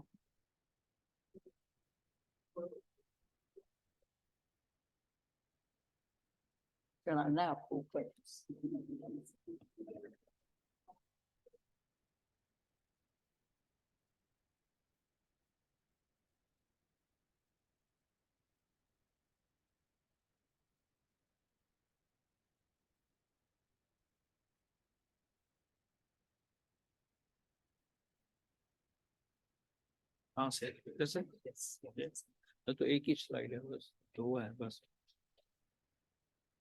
Luxana has only allowed me 1 slide. Sorry. Good morning, everybody. You see, I am here to talk about ORIC, which is our Office of Research, Innovation, and Commercialization. And you see, the purpose of all this is that I have been listening sometimes from my colleagues in the faculty that, you know, we never knew that ORIC does all these things. You see, so I thought it's an occasion where all of you are here. And so I can share some of the things that ORIC does, you see, you know. So because of, I'm told that there's a paucity of time. So Doxana has very kindly allowed me only one slide, you know, so I will show you that, and then all the rest of the presentation will be sent to you, you see, so you can browse through the rest of the presentation, but that is very simple. You see, some of this is probably the title. Now, these are some of the things that we are doing, you see. So you know, we were recognized by HEC in about 2015. And we are at the moment manned by 3 personnel, including myself. And then Harun Samson is here, and then Aisha Aslam is the 3rd one. And we have been thinking to request the administration to allow us another person to help in all the activities, you see. So our number 1 activity, as probably some of you are aware, that we have this International Research and Innovation Fund, IRIF, and that funds projects from the faculty. And up till now, we have, for example, in 2022-23, we have approved 9 projects, and now earlier on, its maximum limit was 200,000, and this has been raised to 300,000 now, you see, and so these have been projects have been overall, you know, whenever I talk of research, it is for everybody, you know, social sciences, humanities, and natural sciences, you see. So I'm always afraid of Dr. Sikandar Yad Saab, you know, so he will, you know, but honestly, you know, we have been going out of the way to support the social sciences and humanities, you know, to support their activities and all that, you see, you know. So, and the other important area is that the research grant facilitation, you see, this we have been doing very actively with HEC, with Pakistan Science Foundation, with other funding agencies. I mean, we are helping the faculty to put in research grants for all these areas. And then the other very interesting thing that we had initiated was the APC support in article processing fee. I mean, as you all who are involved in publishing are aware that, you know, the publication fees is exorbitantly high, you see, for a well-reputed journals, you see. So in order to help that, you know, we had decided with the consent of our Vice-Rector that we should have some support to pay the fee for these journals, you see, you know. So we have up to now only been able to give only 4 support for research publications. And then we have very important area that we are very actively trying to propagate is the intellectual property rights, you see. You know, we had held a number of meetings, lectures, you know, to elucidate that intellectual property is extremely important, that we should be thinking of patents, we should be thinking of copyrights, we should be thinking of all other tools of IPR, you see. And this is it is a matter of mindset, you see. We still do not have that kind of a mindset, you see, you know. So in order to further advance our activities, this IPR business is extremely important, you see. So the other activities that we are involved with are in the organization of workshops, conferences, seminars, and the training and talks, etc., you see. And this we have been supporting number of such events on the campus, you see. And then capacity building initiatives for faculty, you see. And this we have been supporting workshop participation in workshop, organization of the workshops also. And this has helped us a lot to create an environment of research on the campus. We have also the facilitation in international for international travel grants. We help the faculty to fill in those proposals and to advise them which donor agencies is the best for them. And once that is approved, we give guarantee to the administration that they should pay the travel grant till the funding agencies sends us the approved grant money. You see, so this is a very useful, and we had to do a lot to convince the finance officer, that we will assure you, or we assure you that this money will eventually come. You see, so there is no need to worry that this money may be lost or the funding agency do not meet their commitment. You see, ORIC supports domestic travel to any conference or any scientific activity. You see, domestically, we do not support any international funding travel. That is in the domain of Vice-Rector's office. And then so we have all these issues, all these domestic, because we encourage the faculty to participate in the national scientific meetings or any kind of meeting, you see, because the exposure and participation of our faculty in these meetings is extremely essential. And I will, with a little bit of experience, if you do not participate in these meetings, nobody is going to know about you, you see.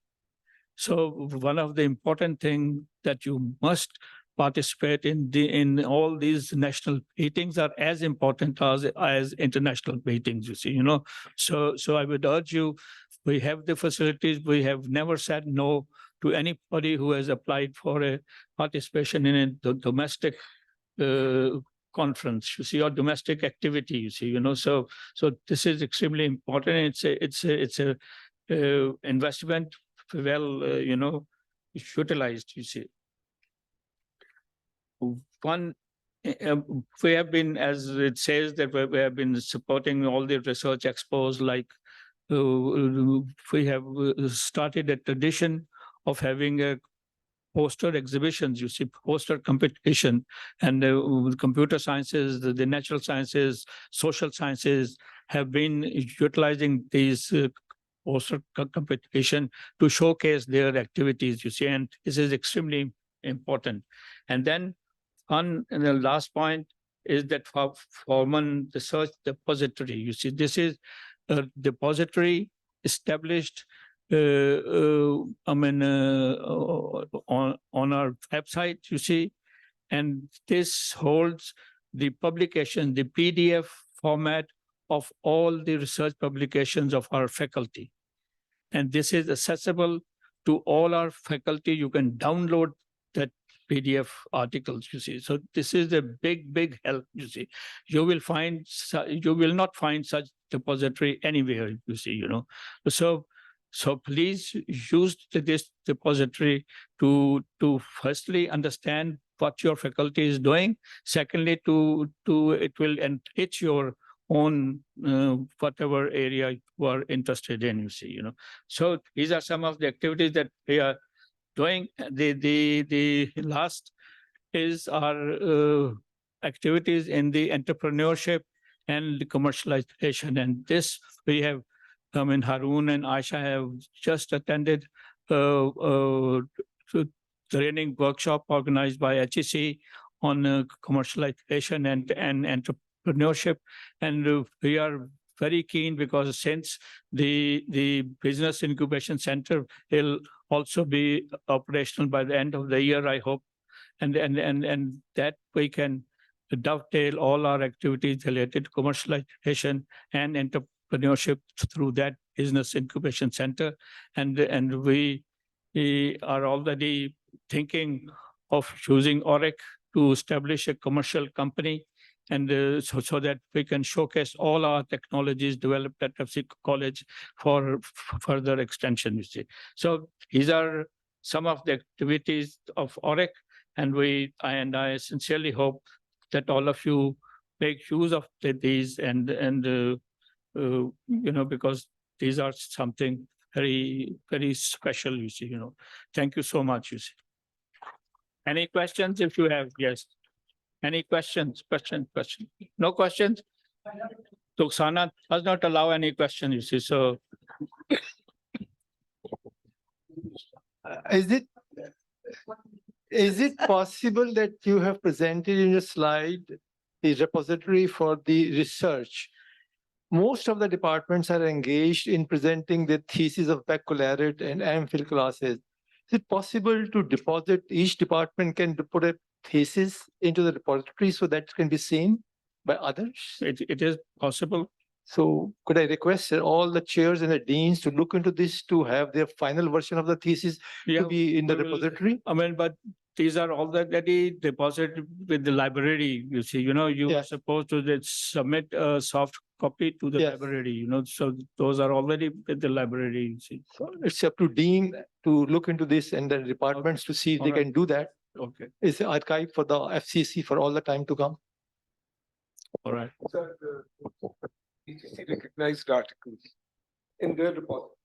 It's FCC. Yeah, but I think they relate to what is HEC recognized. I mean, his, as I understand, Bajaj's point is that all this is also part of the FCC repository. Correct.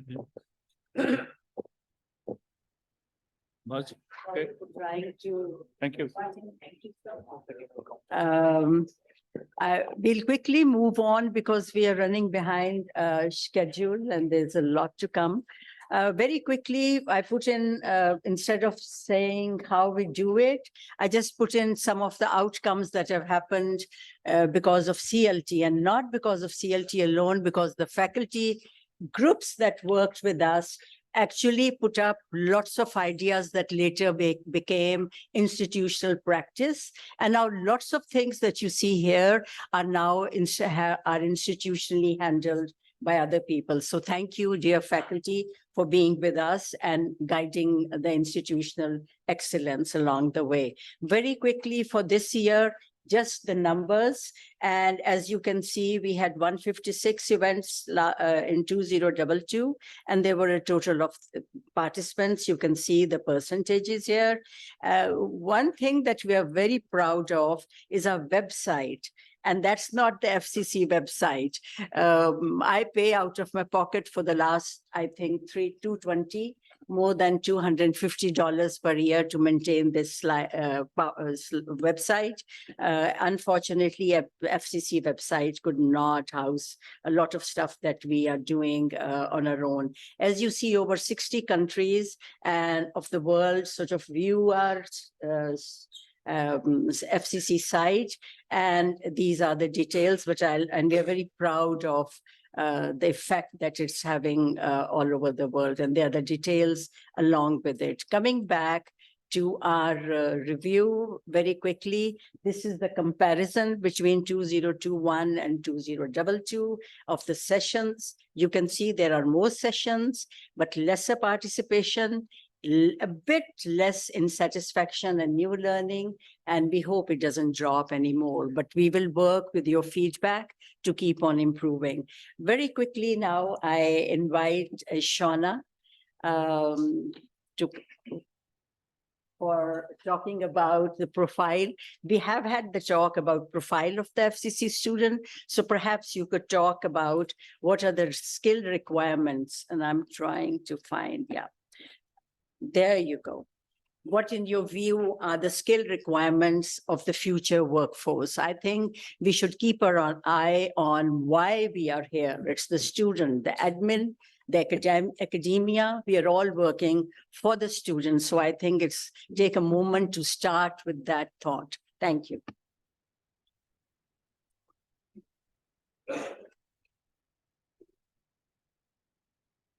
Okay, good morning. As Dr. Ruxana has said, she's tasked me with to answer two questions. The first is the profile of our current students, and then secondly, what skills are needed for students to be successful in this rapidly changing world. So we've already touched on the profile of students in a lot of ways. So I'm just going to go quickly. Our female student population is at approximately 43%. So we're getting close to our goal of 50%, though we're not quite there.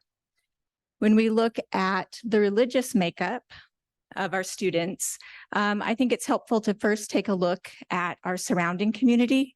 And so in the Punjab, you can see we just barely crossed the 2% mark for religious minorities. And by comparison, at FC, we go a little above 12%. So I think that supports what we are all very proud of, that we're a very religiously diverse community. And so now the part that I'm getting into is going to be a little bit more complicated. This is largely anecdotal and just based on personal experiences I've had with students, conversations that I've had. My description may not apply to every student, and it may be a little bit different than what you've experienced.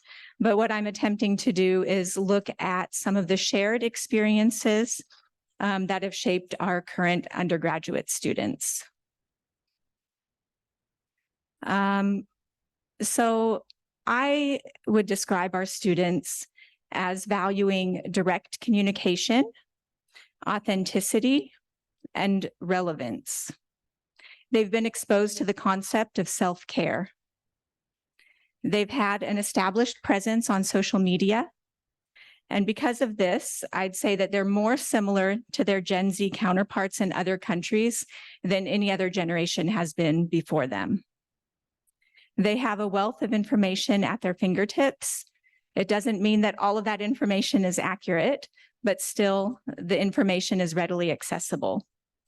Because of this, I think that they're often more likely to question rules and authority. Like many of us, they spend a significant portion of the day in front of screens.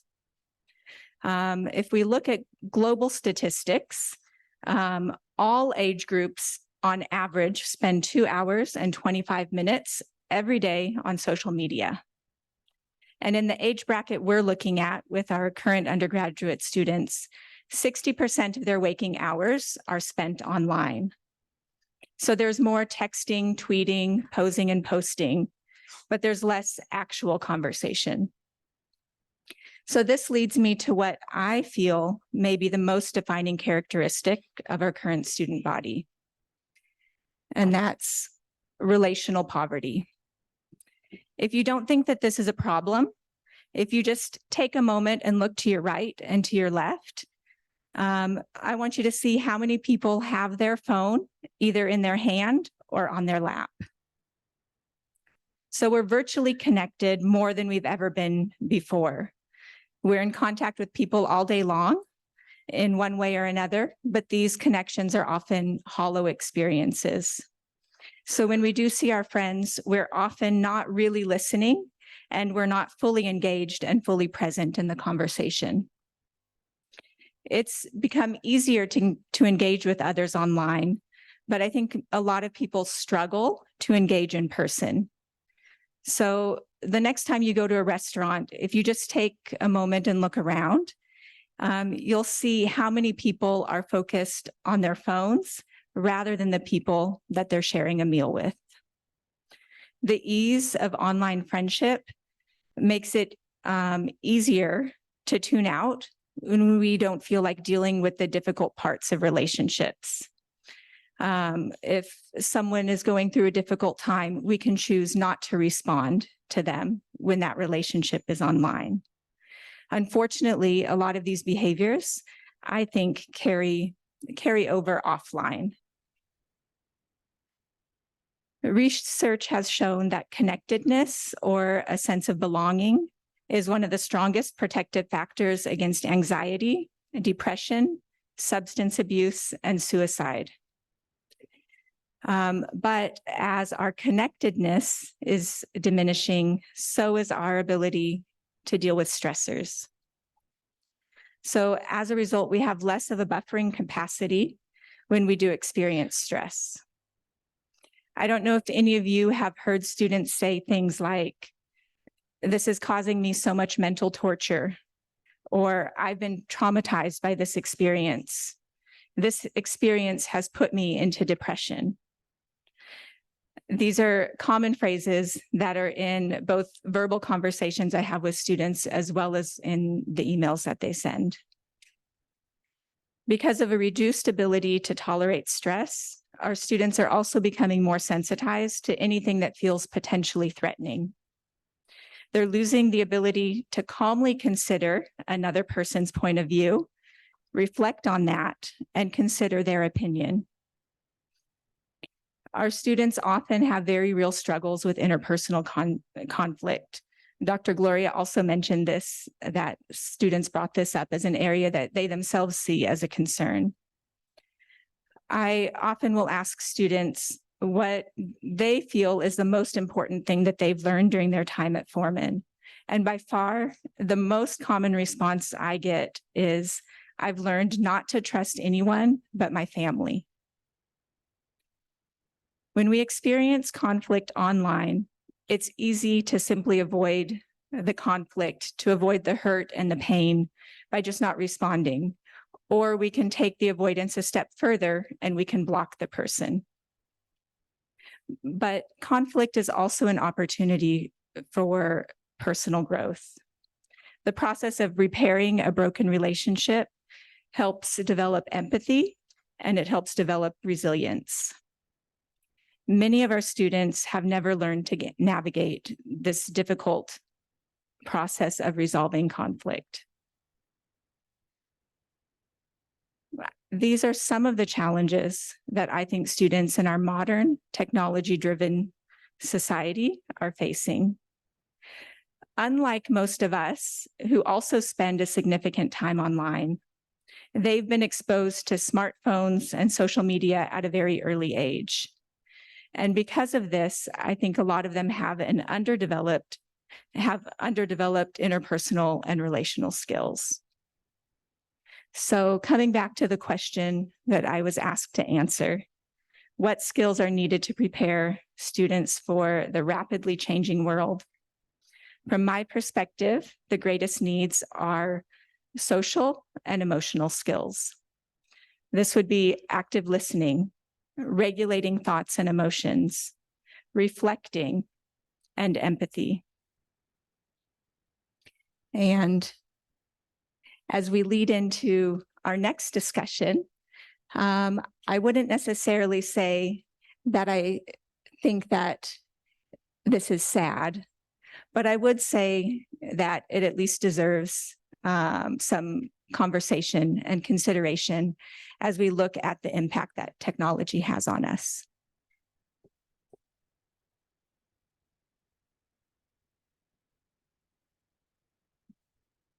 Thank you, very apt. And that leads us right into technology, AI at FCCU.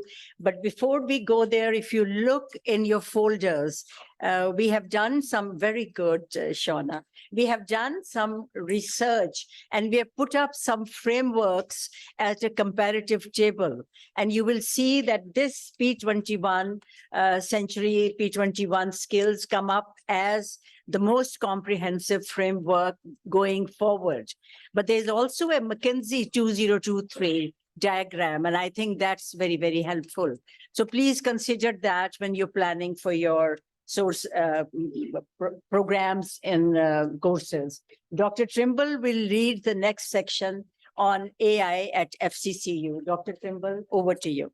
Thank you very much. We're going to be looking at, I'll be giving some introductory comments here, sharing a survey that was done of faculty and of students' perceptions of AI. We will have a student panel that we will be hearing from, and I think that's very important voices that are part of this conversation. And then we'll also be hearing from faculty about some of the approaches to using AI.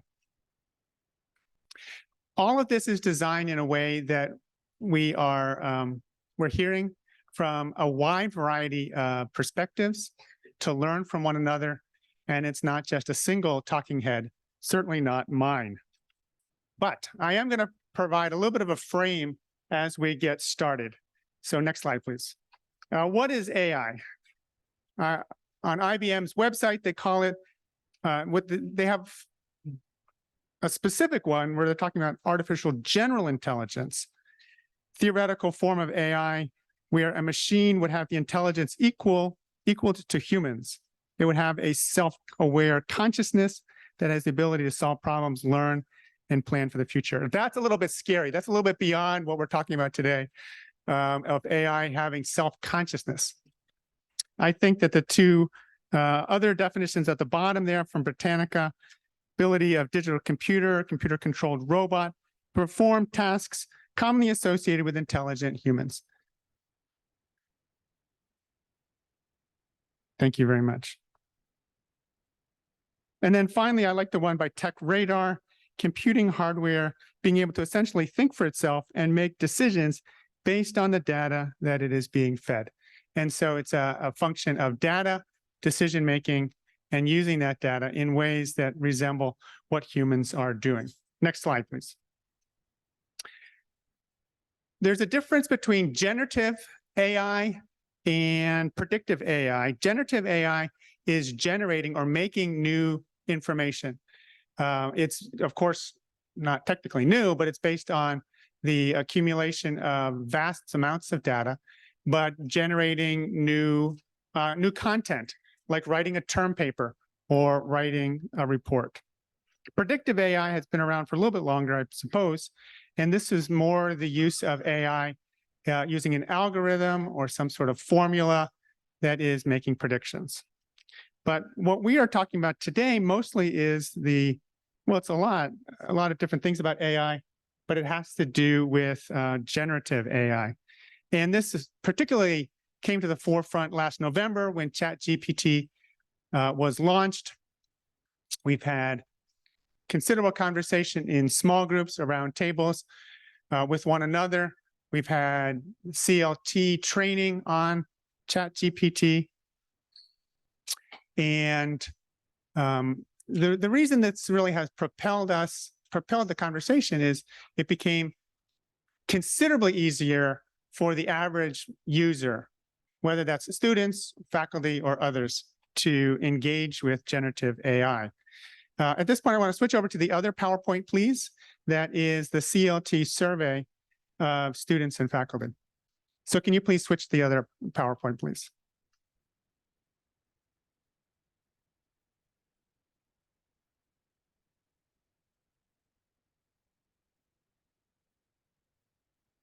CLT did a survey as it's being pulled up. CLT did a helpful survey looking at student engagement and perceptions, as well as faculty's engagement and perceptions of AI. And in that survey, we saw over 500 students respond to the survey. Now we have over 5,000 students, so that represents about 10%.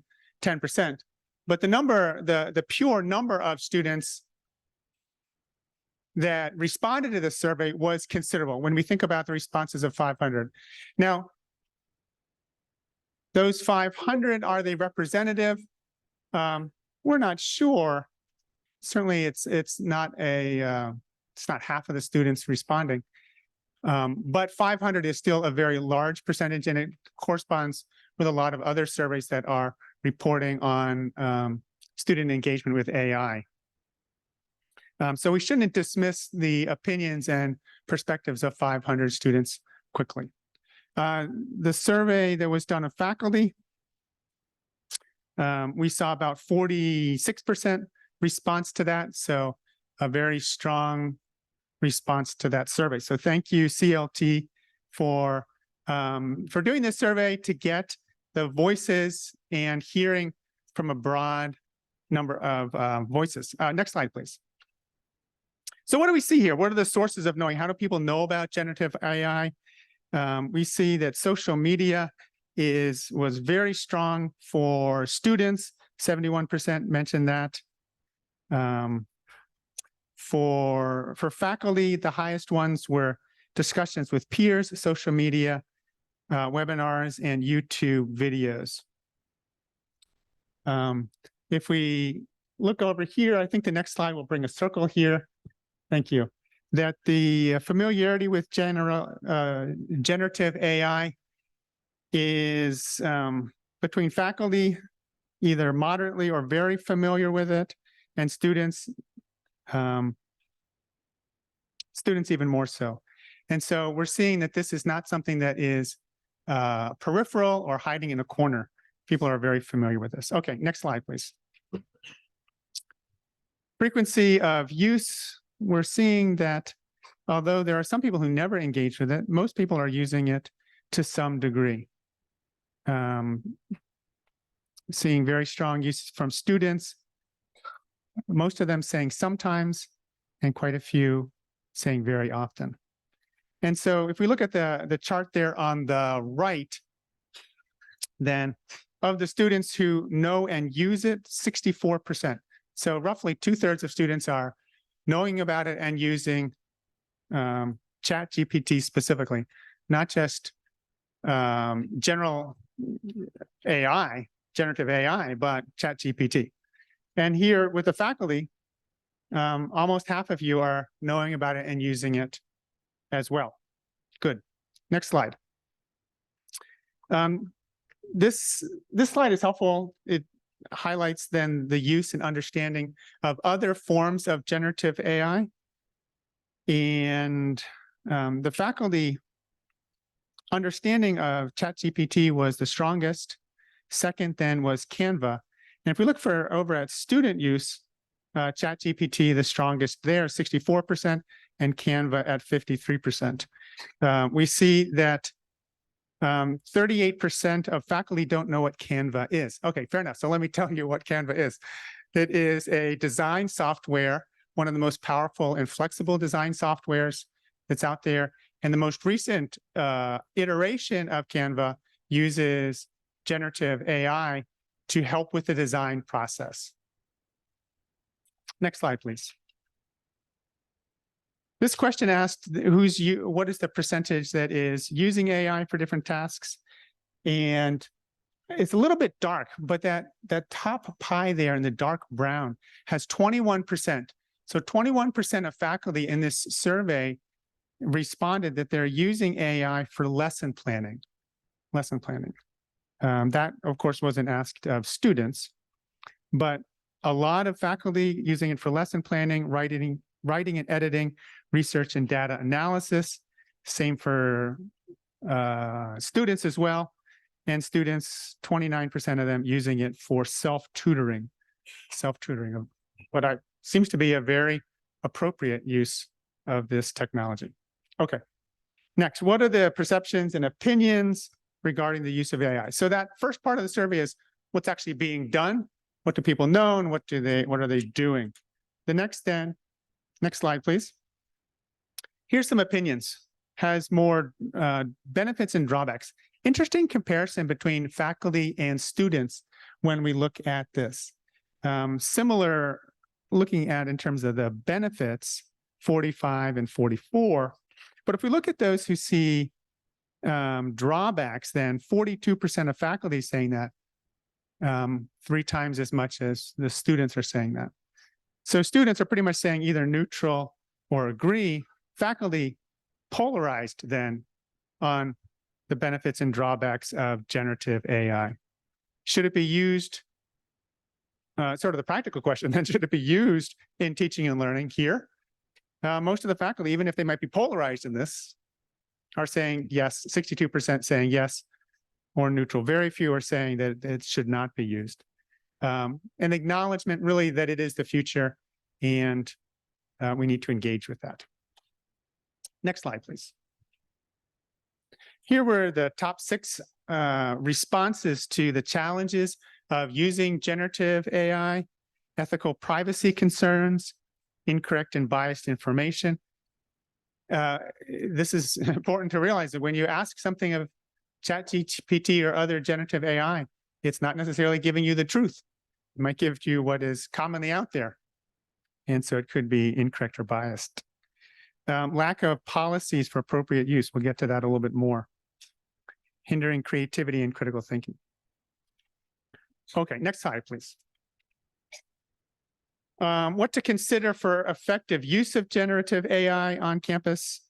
So academic integrity, the issue of using it appropriately versus using it to break the rules. And when I even say the word break the rules, right? What are the rules? That is not clear. And we need to, there's work that needs to be done on that. Ethical use of generative AI, privacy concerns, equitable development of this technology, access, centralized paid subscription really is the issue of access for generative AI. So important conversations to have. Next slide, please. How can students be supported for effective use of AI?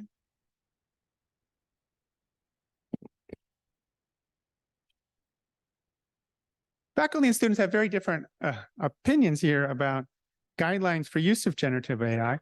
Not that faculty or students don't think this is important, but certainly faculty were able to clearly identify that this is really important, that we need to have guidelines for using this so that you know how to speak to your students, so that you know how to guide your students, so students know what is appropriate or not appropriate. Certainly that would be an important place that will need faculty voices and work to be done, particularly through faculty committees. Tutorials, in-class activities, excellent ways that students can be supported in learning. Next slide. How can you as faculty be supported for the use of AI? Awareness sessions. We've done that. We're going to continue doing that. We're not going to give up on that. That's very important. Information on AI and ethics. We talked about that. CLT briefs on AI. Excellent. There's one that CLT has put together that is excellent on this. And I believe that there's multiple on this that we are using. And so we have communicated that and we'll continue communicating that. Okay. Second to last slide then, what skills are necessary for students to use AI? And one of the things that jumps to me then is liberal arts. What are the things that we as a liberal arts institution can lean into in terms of helping our students in this moment? Each generation has its challenges, dealing with technology, dealing with difficult issues. Generative AI happens to be the one of the moment. But the things that where liberal arts education thrives in is things like critical thinking, ethical reasoning, creativity, data analysis. All of these we need to give extra attention to, and we need to draw on the strengths that we have as an institution. And that, then there's the final slide. And those participating in the survey found that actually taking the survey was quite beneficial. So I think that taking surveys can be good. Okay, if we can go back to the other PowerPoint then. Again, thank you to CLT for this very helpful PowerPoint. Or this survey. So I have a couple of comments that I would like to make from my perspective in terms of using or of AI and what it means for this moment in higher education. And so let's see. If you can advance to the 4th slide, please. That's the one. Thank you. AI can help with what I consider to be the heavy lifting. What is the things that are hard to do? And there are tools that can help us doing as faculty, doing things including lesson preparation. A lot of you were reporting using that already. How can we move forward into that and to make our lessons even more rich from leveraging tools in AI and grading as well? And this is one of the things that is really helpful about the CLT brief is it lists the various tools that are out there that we can either continue doing things as we have been in the past, or we can leverage tools that are out there to help with the hard work, lesson planning and grading. And I think that can be very helpful. For students, from a student perspective, what's the heavy lifting, right? It's writing papers. It's doing research, preparing for assessments. The problem here is that's where it starts to be a concern in an academic community, because to what degree is that well used for preparation, and where is it becoming cheating and doing what used to be a hard thing of writing a term paper now can be pumped out through ChatGPT or other AI tools. The challenge for us as in academia then is what I have listed here at the bottom. How do we assess what students know? How do we know what students have learned? And so I have this picture here of this person's head open, right? And that's really what we as faculty are always doing. We need to get into their heads. We say, we told you this. Did it sink in? Do you have that knowledge now? Do you have that skill? Do you have that increased capacity? And one of the ways that we typically find out what's inside the head is we ask them a question. And if they answer it correctly, we infer that they have learned it. How do we get inside the head? We ask questions of them, whether it's through oral exams or through short essays or through term papers or through longer assignments. And it's those longer ones, those out of class assignments where they might be using generative AI in ways that are answering the questions that we're posing, but that are not actually reflecting what's inside their head. And so it's a paradigm shift for us as an academic community, is to how can we do this task of opening up the head and figuring out what's in there without having that, without relying on assessment writing. Next slide, please. There's two functions of writing then. One is assessment, the one I've just been talking about. Basically, tell me what you know, and then when they tell you, you're like, okay, that's good. That was accurate. That wasn't. We grade them on that. And this form is threatened by AI. But I want to ask you a personal question. Do you remember the last paper you wrote, either as a student? Either a paper you wrote, or maybe it was a test you were taking where you were writing it. Maybe you do, maybe it was too long ago. But I think all of us had this relief of like, that's done. I don't have to do that again. Why? Why did we have that feeling, right? Because it's artificial writing. It is fundamentally artificial. It is for the sake of the assessment, for the sake of the faculty member knowing what's got into your brain. And we are like, great, I'm done with that. And then we move into the real world where we do real world writing, where we're actually communicating something meaningful to somebody else. We're writing an email, we're writing a report, we're writing something that actually matters. And it's a sort of a different function of writing. And this, I really believe, is where academia needs to go, into real world writing and not sort of assessment writing of our students. I've said enough. At this point, let's turn it over to the student panel to hear from them, and then we will hear from faculty voices. Dr. Roxana. Thank you, Dr. Trimble, for doing the honors for this session. Gee, can we have the students panel? Come on, yes, please, move on. Gee.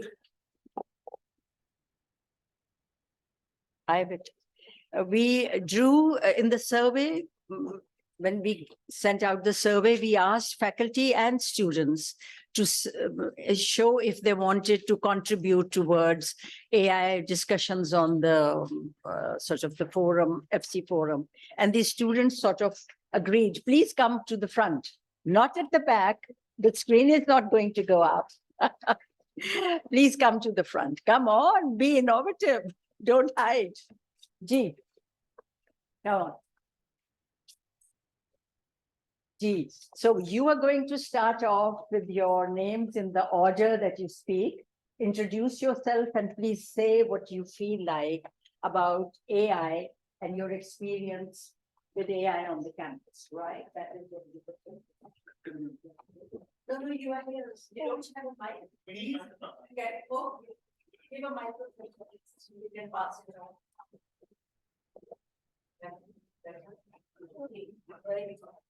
Hello and Assalamu alaikum everyone. This is Hamna Noor and we are here to discuss about AI, that is artificial intelligence at our campus FCC. Now, in the optimistic world, AI is a great revolution that will open wide doors of success for the students. But today, we are here to discuss that we as FCC, mindful of its impacts and its capabilities, and the collective student voice says, no, we are not. Elaborating it a little, neither the students nor the faculty is aware of the proper use of AI at FCC. When we all discussed among each other during our meetings, we came to a conclusion that the students are using AI, they are aware of its presence, but they're only using it solely for the purpose of taking its help for the completion of their assignments or for the coursework, and that is not in any progressive or any positive potential means. As mentioned, AI is being used by the students, and it is being used a lot, to be honest. But only 1 out of 6 faculty members acknowledge the use of AI when it comes to the means of permissions or acknowledgements. And that, again, is without any proper policies or guidance provided. Therefore, today, we stand in a position where there is a lack of guidance or preparedness when it comes to incorporating AI in the field of education. And the possible reason could be because of the lack of guidance by the faculty or the discouragement, we can say, by the faculty towards AI. Thank you so much. Good afternoon. My name is Mohammad Savez Fatir. Artificial intelligence such as ChatGPT has made cheating easier or more convenient. However, students have been cheating for years, even before the advent of AI.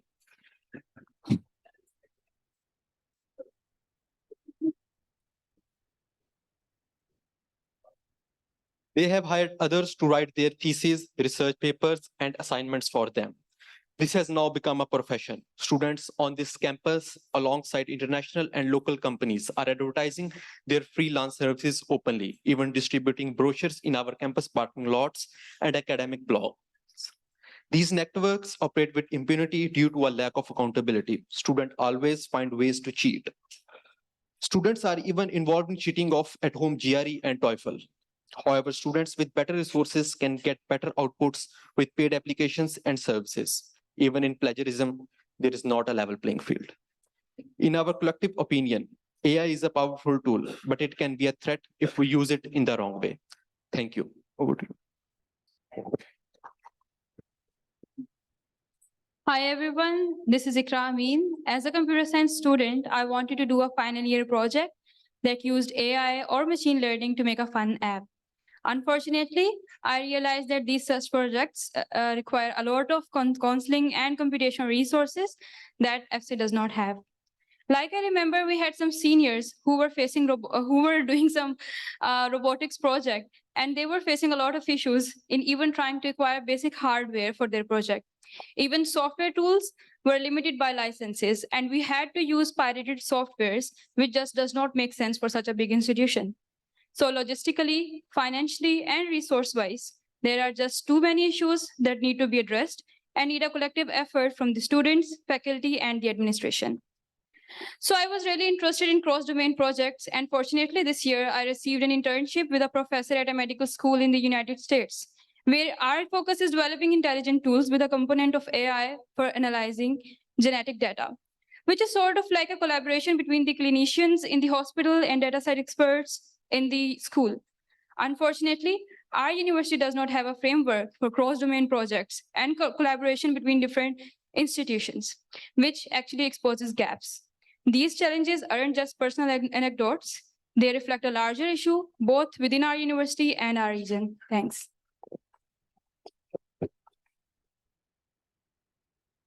Greetings, everyone.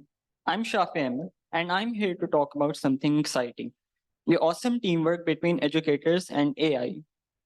Now let's get one thing straight. AI isn't just some fancy gadget.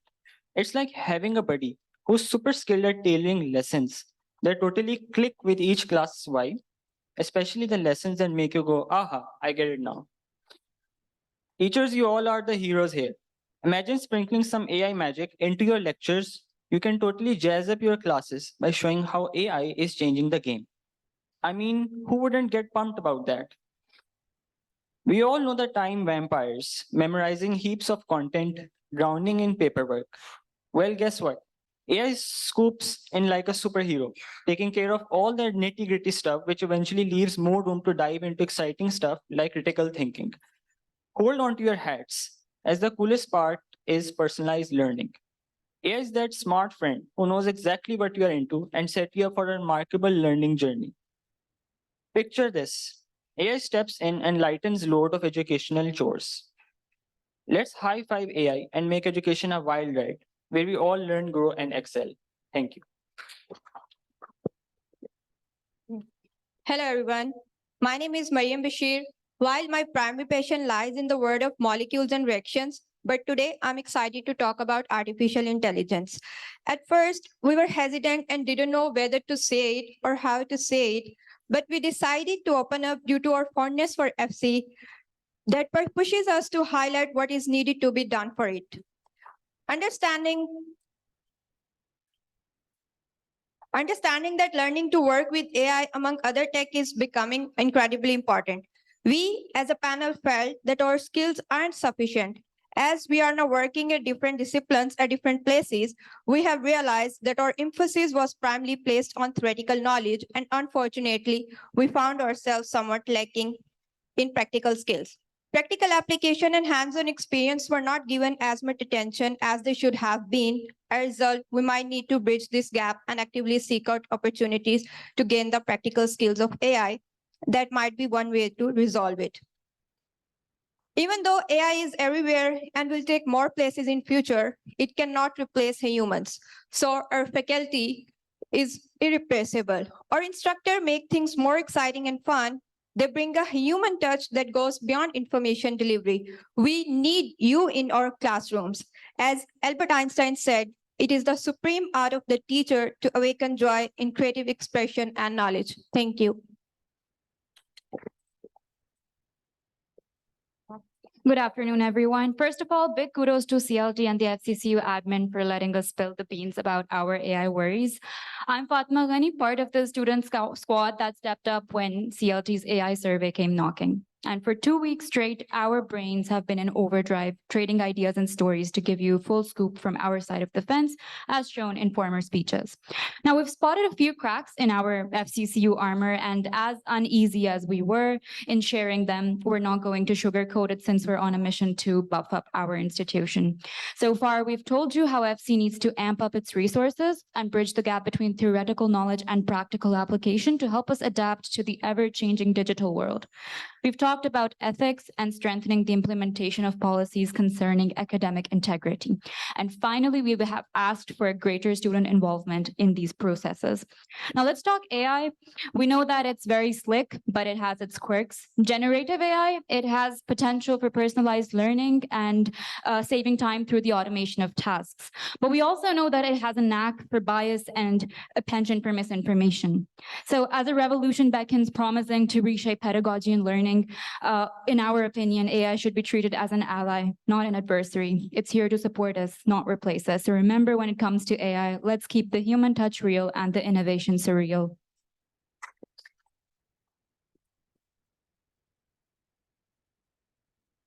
Are there any questions, or if somebody would like to talk? Jane. Said you want us to incorporate AI in words. How exactly? That's the question that perhaps we should be talking among ourselves. Why I don't want the discussion to go on that side is because, by the way, Fatma is the one who wrote that, works with me to write that brief. So she will give you all the right answers. So don't even try to ask her. She will know far more than anybody on campus about AI. Yeah, that's not so true. I think what we'll do is we'll take the discussion among ourselves now. and see how we are. Oh, we have a student on video. I'm sorry. One of the group, I forgot. Jay.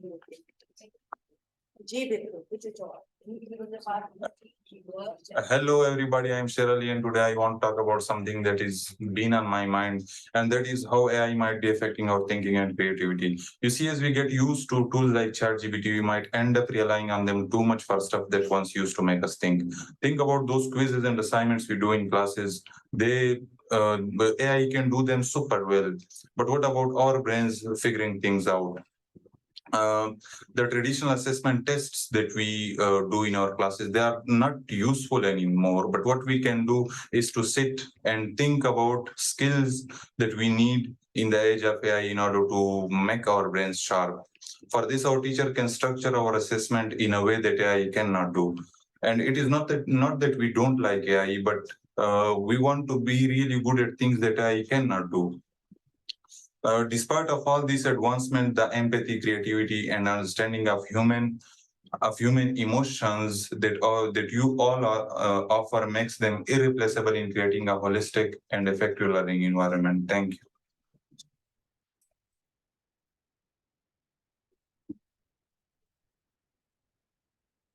I think they have done a pretty 360 degrees sort of a view of where we are and what students think. I think we'll go straight into the faculty panel. These are the highlights of the day, wherever the faculty voices come in. So we have put up this in this order, but some of you could not join today and have sent your videos. We'll play them towards the end. I do see that Bob has sent a video, and he's also on Zoom link. But one by one, we'll call you, please, and try to keep it brief so that every 1 minute, hopefully, so that everybody can have a voice. Gee, that's okay. And we will show you sort of when 1 minute is over, it's not a very nice, we didn't use Bing for this. We should have used Bing. So we will show you this. Please pardon the rude part, the red and so on. So over to you. Ji Adnan, you are from the Department of Life Sciences, please. Should I come to the stage or it's okay? I will. Just where you are, I'm sorry. Okay. Yeah. Okay. Ji Adnan, 1 minute. A very humid afternoon to all of you. I'm Dr. Adnan Arshad from Camp School of Life Sciences. In my opinion, it's actually debate is of artificial intelligence over intelligence. And human intelligence has no substitute because we have three special traits in human intelligence. What is the one is originality. The second one is creativity, and the third one is problem solving in real world situations. These three traits should be inculcated in our assignments, in our final assessments, and all these things. And sooner or later, we have to accept artificial intelligence in our life, like we all, as a parents, accept unwanted child in our life. We have to do it. And I think so, okay, there are a lot of issues of integrity, cheating, and all this stuff which is going on right here. And I think the best thing is I suggest that we should make an educational ethics board or educational ethics committee, which should look after all these things in future on. Thank you very much for all.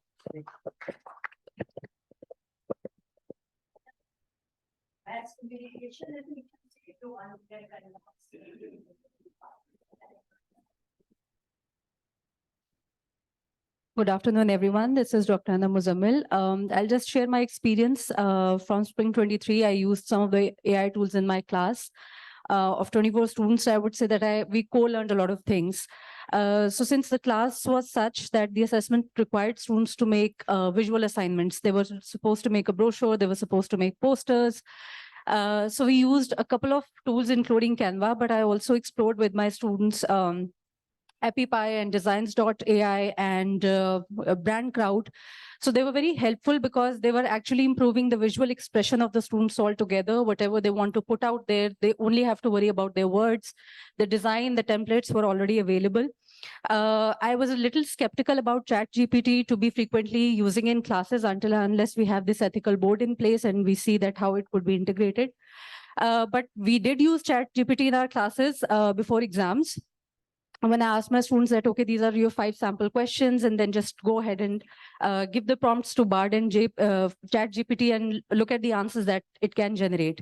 And the objective was that every auto-generated answers that we got, I expected my students to come up with a better answer. And believe me, they did. Some of them did. So we just tried to sort of compare that, how an artificially generated answer would look different from an answer that comes from a student. So that was a little exercise that helped us to sort of familiarize with the AI technology. But I think as far as visual elements and posters and all those things are concerned, it really helped my class. Thank you.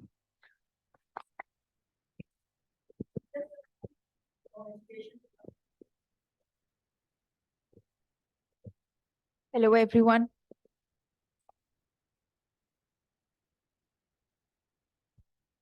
Hello, everyone.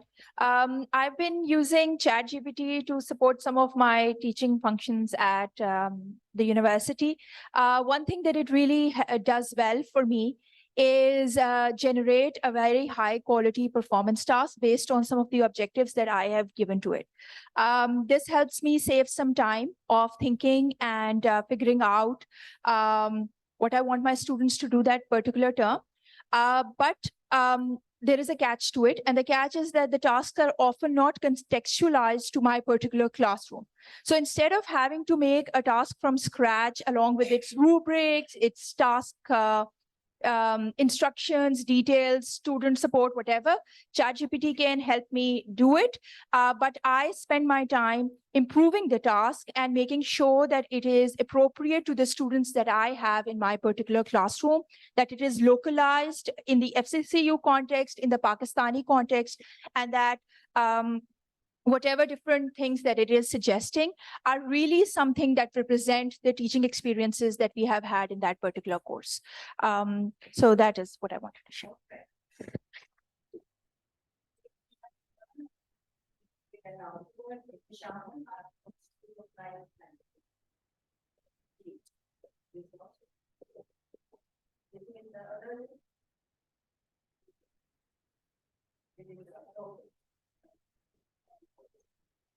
Then the Bob is also one video which is that later is a bit longer than 1 minute.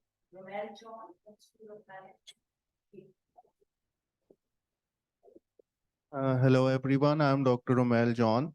So I just wanted to share a personal learning experience related to AI. So what I did was that I requested a couple of smartest students in my class and asked them how students utilize AI to avoid Turnitin plagiarism detection through the application itself. So what I learned from the students themselves is that there is a way to avoid plagiarism detection on Turnitin, and the process of doing that is that first you generate information using the ChatGPT, then you copy that content from that ChatGPT into another software that is, we all are aware, Spinbot.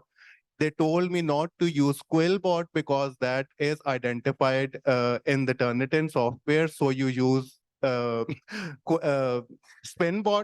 Then you, after generating the information through the Spinbot, you copy that information again and paste it into ChatGPT and giving it a command, rephrase this sentence into a simple readable English.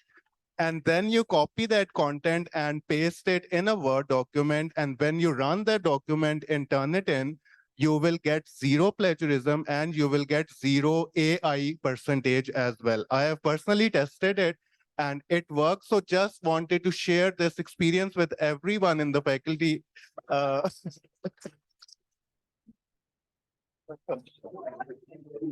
And again, that is in favor of using the chat GPT or the AI solutions.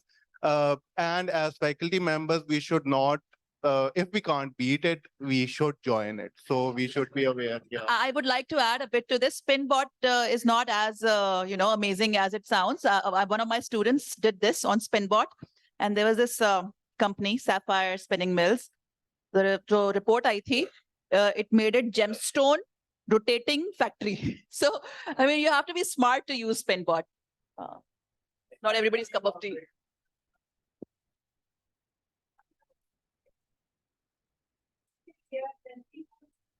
Saman Ali, Pharmacy Department, G.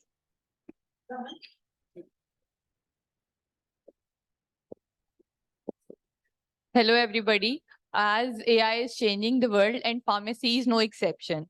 I personally I have used AI for designing of virtual labs for my students so they can utilize best of their learning. One of my experiences also designing patient-pharmacist simulated interactions, which makes the student more familiar with the real-time practices. So I think I'm more towards the potential of AI. I really acknowledge that. Thank you very much. Shahid Naeem, Mass Communication. Not here. Shamaila Athar.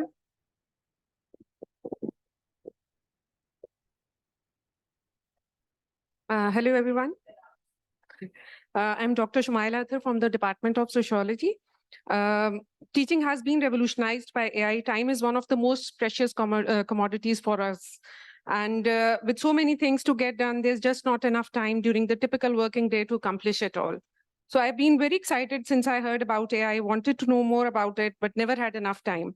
So I took summer semester as an opportunity to explore it. And some of the ways I use them are for lesson planning, designing in-class activities, generating exams, specifically MCQs, though the answers that they are providing are not correct. So you have to be very careful while designing these, and generating case studies. Still have to explore the marking side of the AI, as I believe it can help us assess better and faster. So some of the sources I have used so far that have saved my time and have created better lesson plans include ChatGPT, Bing, WordTune, Perplexity, Tom, and Gamma.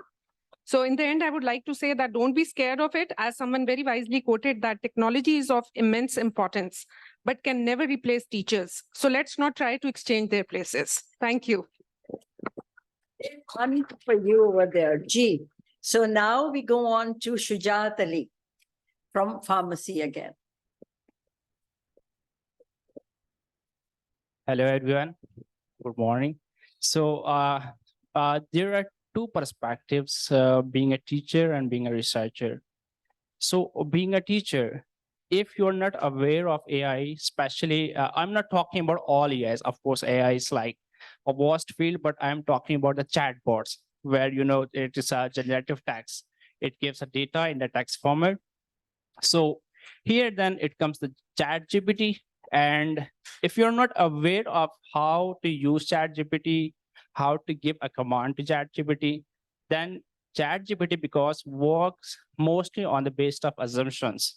So that this is how then you can aware of the results of the ChatGPT, as Dr. Muzammil already discussed. But let me tell you one thing, that now Google Bard is one of the best tool, especially the chatbot, because in ChatGPT, if you see that the ChatGPT, because it was launched in 2022 November, but ChatGPT basically included the data information until 2021. But here, the Google Bard, it gives you a real-time data. So it's very up-to-date and it's very good. Thank you. Then we come on to Umar Sharif, School of Management. Thank you. I think the instructors, yes, I think instructors should be familiar with the AI tools, their limitations and capabilities. And this understanding will help us to tailor assessments that effectively leverage technology.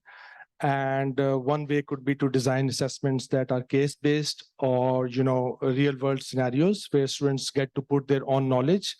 And we can ask them later on to engage in a dialogue with ChatGPT to, justify their solutions or decisions. And another way could be to design collaborative based projects that make students rely on each other's perspectives rather than just focusing or depending on AI generated content. So that's pretty much it. Thank you.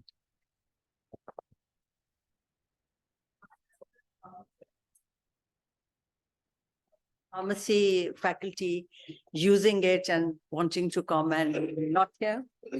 Uzma Hanif, economics, last person. Oh, no. Hello, I'm Uzma Hani from Economics Department. I used ChatGPT and Bing AI to analyze and explore literature on different topics of my course contents so that arguments and debates surrounding a topic can be understood in a precise and effective manner.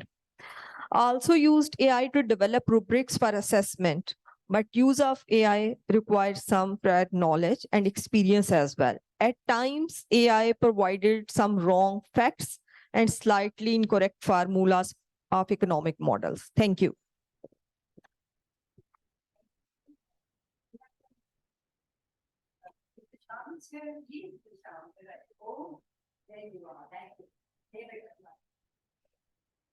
Assalamu alaikum, everybody.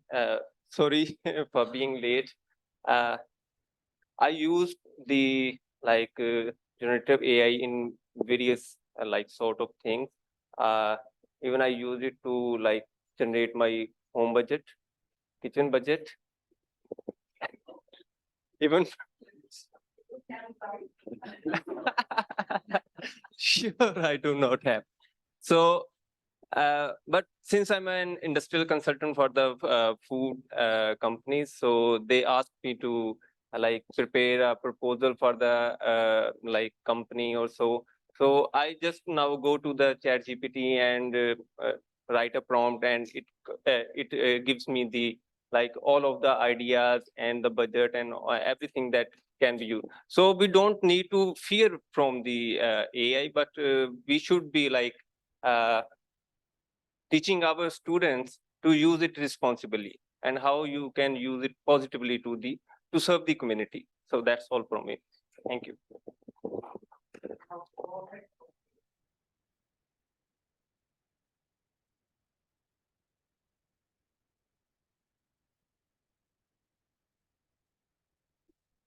Hi, I'm going to give a real short feeling about ChatGPT and the little teeny bit that I understand about it. I'm not trying to teach you, I'm just giving my experience with it so far. I've used it a fair amount over the past couple of weeks, so it's not that much, but I have used it a fair amount because I'm writing a new course and I'm trying to use ChatGPT to help me generate the course. First of all, at first I thought, oh, this is great. I'll do my DFINC course goals. And so using his taxonomy. So I told it to do that and it came up. I thought, oh, this is great. This is easy. But then I did the second step of DFINC, which was putting together my assessments. As I put together my assessments, I realized, no, this goal isn't right. Well, this goal isn't really right. No, this goal isn't really right. It's not that I changed the wording. The wording is the same everywhere. It's all these cliche words that they just use perfectly, but it wasn't the words, but it was actually the idea of it. It wasn't a creative learning class. It was just out of the box, made to order. That's just what you expected. It's the way it comes. It can only tell me what other people have written. So that's okay. If that's the kind of course you're going to teach, which there are lots of courses that have to be taught that way. But if you're doing something creative and it's something which requires new knowledge and new information and a new perspective, I don't think you're going to find a new perspective in ChatGPT. My advisee wants to do a particular topic for his MPhil thesis. And so I said, okay. So I sat down with ChatGPT and I told it to generate for me a bibliography of articles, journal articles on the particular question he's asking. In 10 seconds, I had 20 different articles. It also threw in a couple of commentaries, which I didn't want, but that's okay. But they were good. They were all good. I mean, they were really good people. They were really good articles. And that's one of the things I've noticed. When I try to generate bibliography, it does a good job of that. It may not be the final bibliography, but it still does a good job of that. So that's something to consider.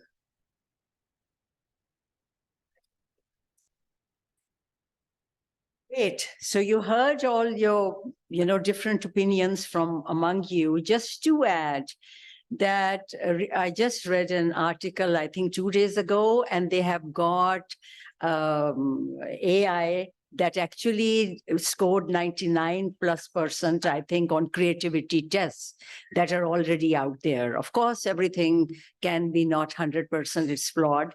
But so, like we said, some paid versions do a remarkable job.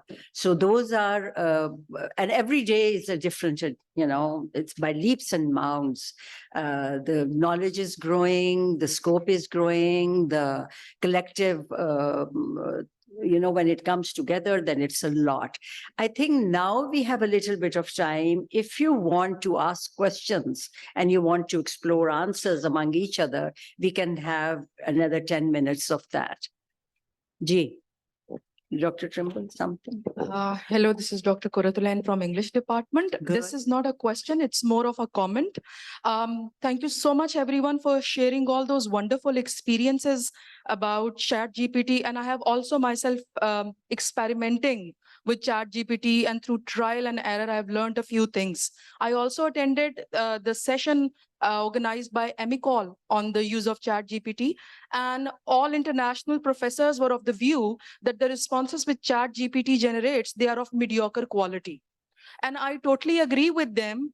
And whenever I talk to my students about using AI, I tell them, yes, you can have a mediocre answer, but if you're looking for excellence, you need to write it on your own. One thing. Secondly, these all are very wonderful ideas. And in many ways, ChatGPT can be a wonderful tool for both research and teaching. I've tried to generate prompts, and some of my students generated questionnaires, wonderful questionnaires.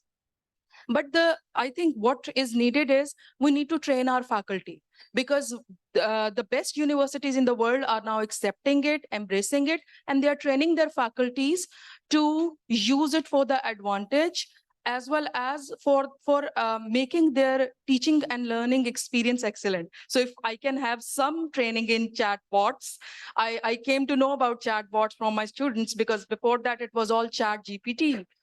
There are many other very useful AI technologies which exist. I love mind maps and I love tables. So there are some technologies which create mind maps and tables for teaching purposes as well. So if we could get some training at forums like these, like Faculty Retreat, since we are celebrating AI and we are trying to come to terms with, grapple with this reality. So I think that this would be a good time to train the faculty, hands-on training, where they have the computers and they can have this hands-on training with creating prompts, generating prompts, and generating some teaching material. Thank you so much. Thank you so much for this one. So my name is Anik and I'm from computer science department. So a lot of talk about ChatGPT, but not any computer science teacher was here to present. So yes, there's an element of embracing ChatGPT and we are all up for that. But when we come to, especially when we terms for computer science, maybe writing paper, you can just go to Spinbot and just, make another version of it. But if you go to like real coding problems, it cannot generate for like 2, 3 or more maybe versions of that. And it becomes a real problem for us teachers to, really assess the students on specific coding problems. So what I tend to do and what my approach has been, it's a very tedious job, but I still do that because I'm satisfied with that. And it's having vivas and having direct communication with the students. And even if they use ChatGPT, so if they're able to convey me the message that what they have learned from it or the coding that they have done through it, and if they're able to convey me properly, then I think that's fine. I am up for that. I give them marks.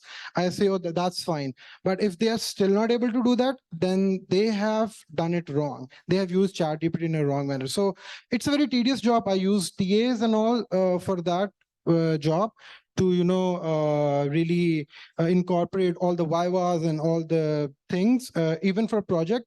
And also I encourage students to use ChatGPTs for project ideas. And obviously they would go to some site and get a code of it and maybe go to another site. Why not use ChatGPT for that? But if they are not able to engineer a feature, then they have not learned. So that only comes from my side. What I do, if there's any other good suggestion for that, I'm up for listening for that. But communicating with students and having vivas and having a conversation with them would give me more a greater a wider idea that, oh, this is student is trying to do and this is his idea, and then assess on that. So that's from my side. Thank you very much.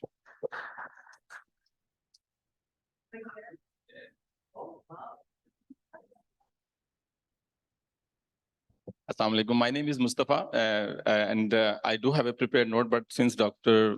Roxana allowed me to speak whatever I want to, so I'm not using it. The first thing very quickly is that, but unfortunately, the society in which we are living in is a proof that something is not right in our education. We are not able to transfer or disseminate knowledge into lives. So that, according to my understanding, is because of the lack of human factor in our education. So I'm taking AI as a bliss at this point of time, that how about using the resources of AI as much as possible to ease ourselves from the task of the class rooms, as well as the class activities, and for our assignment creations and other things, just to use AI to ease yourself as much as possible, to take the time out to add more human factor to our education. And the second thing is that we should not forget, when electricity was discovered, people believe it will take away lots of jobs. But luckily, it produces more jobs and also transforms the mankind as well. And the very last sentence is that last time when we were touched by an intelligence, long time ago, we became what we are today. So if you are happy with yourself, we need to be very careful with artificial intelligence as well. So thank you very much.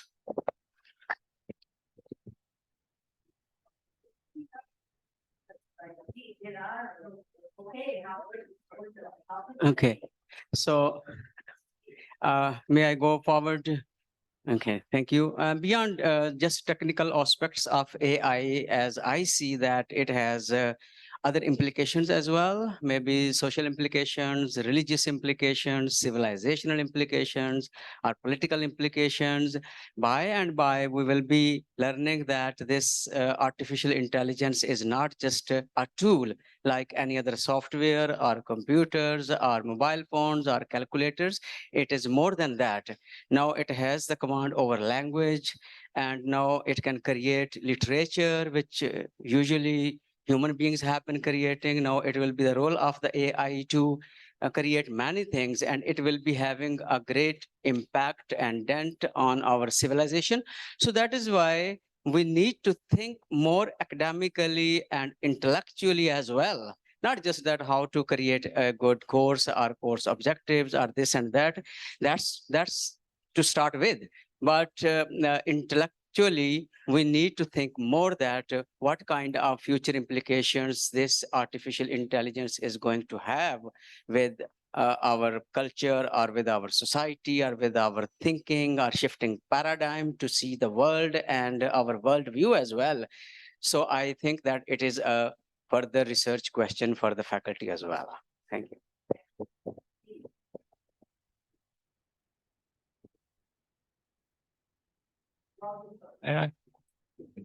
I think we had a denial board at this time because it's the reality, and the things are going to be changed over time. As well as these technologies will grow, they'll get more stronger. And now this is the time to think humans, that how they can perform better than machines. This is the time to think it over. This is my last comment, please. Very briefly, there's two thoughts that I think haven't quite been touched on enough by the conversation so far. First was touched on very briefly, but we need to raise the question: what does this do to the labor market 5 years from now? So I don't think any of the students really addressed directly what is their view of the future? Are you still confident that you'll find jobs? Some of the key distinctives of FCCU graduates so far have been, relatively good general education coupled with strong English skills. And both of those things, if you don't think AI outperforms our graduates now, 5 years from now, it probably will. Okay, so even the incoming students now are already going to be worried. What are we doing to address that? Second thing, TAs. So I was just visiting an international university, talking to some colleagues there. The amount of support that they get in terms of TA hours, we as faculty here cannot hope to compete with their research output and their teaching output. Even disregard library resources and everything else that we're aware of, just the TA hours that they get. And aside from sort of the institutional assigned TA hours, the kind of sort of competencies and the skills that some TAs there can be entrusted with are another matter. And there's maybe a slight opportunity where intelligent use of AI could partially compensate for that disadvantage that we have as faculty here. But to accomplish that, we need to sort of be proactive in the way that we think about using AI and perhaps even sort of resourcing as an institution. There is very brilliant comments. Is there somebody else? Ajit, faculty only, please. I see it. Hi, everyone. I'm Mavish Kim from Department of Pharmacy. So I'd like to actually comment on my colleague's worry that it is true. Actually, I have come across a conversation of a CEO of Code.org and Khan Academy. They are actually thinking that 5 years down the road, we're hoping that there would be a humanoid with an AI and it could be used efficiently as a tutor. So yes, we should be worried about this thing and we should actually find ways. There's no way of getting scared from this because whether we like it or not, it's going to happen. So we should join it. And we should but think of the ways how we can incorporate this thing into our teaching. And I think so we all agree to this thing that as an academic, we definitely face academic burnout. So for that, we can do a lot of administrative tasks. We can take the help of all these AI. So that is going to be very beneficial. So thank you so much. Mavish Kayum.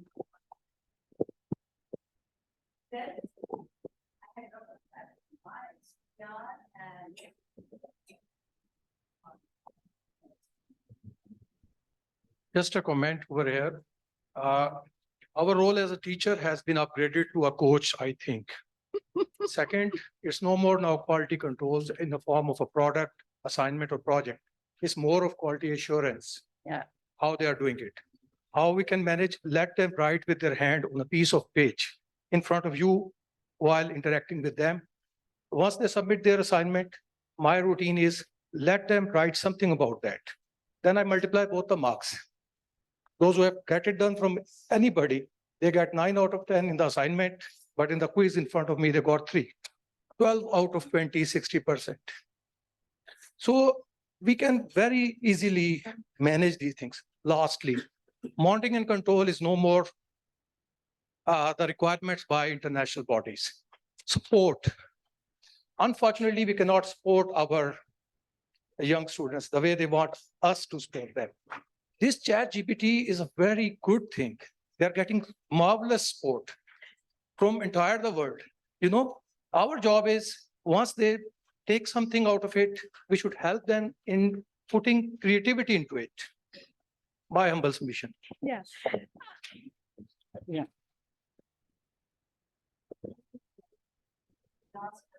I just have a comment. The Hoover was invented in 1940, the vacuum cleaner. We still have brooms around.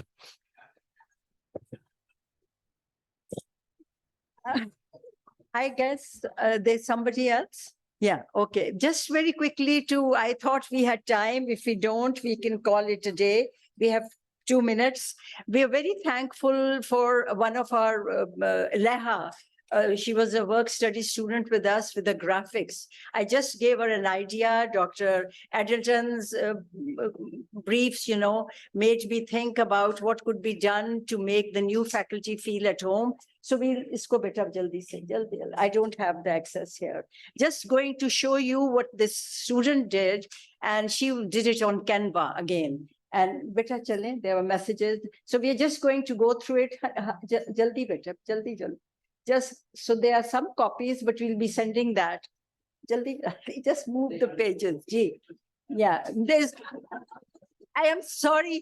I don't think it's about, this will be sent to you as a digital copy. It's far more powerful in the color. And we have some here if you want to see. But I think this is Canva. So, and a bit of editing. And the booklet has come up beautifully with messages from the rector and vice-rector. And this is the basic information for our new faculty that they really need to get going. That's all. Just, I think, 10, 11 pages. So now we'll break with some music and lunch. And we'll be back here at 2:15 sharp, because an international speaker is to be with us at that time. So try coming in by 2:10. You will because of the heat. These two girls, and they were amazing. And they helped me. You did the comparative table for 21st century skills. That was a tough job. You did very good. And this is the lady who did the A1 PowerPoint that Dr. Trimble showed. Excellent. And Fatima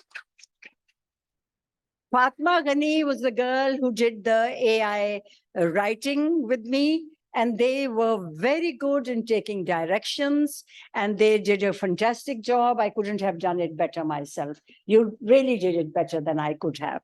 Thank you so much. And the rest of the students, we will do it towards the end, I think. Remarkable, and I didn't expect our FC to bring up such good students. I pardon my saying so, but I've tried many, and these girls were exceptional. So thank you so much. For the coming segment, we're starting a bit early. We have Hope and Joan from United Board Hong Kong. And in our strategic plan, we talk about whole person education. And even when we were discussing student success, I think we were talking about that, the holistic part. And who better than United Board representative to talk about it? But she suggested that since you have faculty voices for the same section, perhaps it would be better if you did those voices. She is with us. Hello, Hope. Nice to have you with us. And she just wants to first have a feel. And I think it would be a great idea if you talk about the voice, what you think is whole person education and how you are incorporating it in your courses or in your extracurricular activities or whatever. And so we will go with that. The diagram that you saw was actually a framework put up by a group of faculty that came together to talk about a holistic well-being. And they developed this framework. And I have kept this framework, this one that you see with me, as a very holistic framework of what else is required in well-being. And the same probably goes for a whole person education. Those are things to think about. Abdul Halim, over to you. Super. Please, Mike. Hurry. Name it, sir. Ji. Good evening to everybody.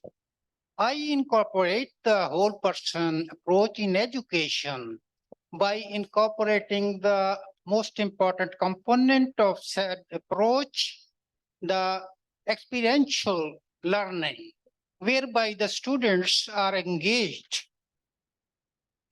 for hands-on experiences and reflection, enabling to connect the theories and knowledge learned in the classroom with the real professional practice situations. Doing so, this enables the students to practice communication, analyze reasoning, and ethical thinking. The tools of experiential learning I use are hands-on lab experiments, internships, and field exercises. Thank you. Thank you so much. This was Halim Khan from pharmacy. Abiya Nazim from psychology. G. Hello, everyone. This is Dr. Abdul Nazim from Psychology Department. There are 3 to 4 different holistic approaches that I generally employ. For example, if I have to take a course with freshmen, undergraduate students, so we generally go with integrated existential holistic approach, in which first they are asked to develop an introspective analysis of whatever task we have at hand. For example, we have this one course, History and Systems of Psychology, in which they have to cover the conventional methods of research in history and systems of psychology. So instead of giving them biographies to read, they are first asked to write their own autobiography, tracing down their own developmental biographies since their birth or since whatever time they remember. Obviously, the process of birthing and early childhood is something about which they cannot write about themselves. So they have to go and get hold of a reliable informant who can provide them that information. In another exercise, what we did was that instead of developing the instead of using environmental biographies of someone else, they went out and collect traces from across the campus, environmental physical traces, and wrote down their own biographies. So this experiential introspective approach helped them develop a connection, a direct personalized connection with the content that we were covering, which was otherwise did not have any idiosyncratic context to them.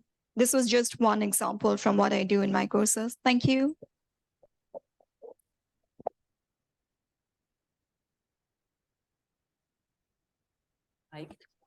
Hope, are you able to understand what's happening over here? Okay, great. Thank you.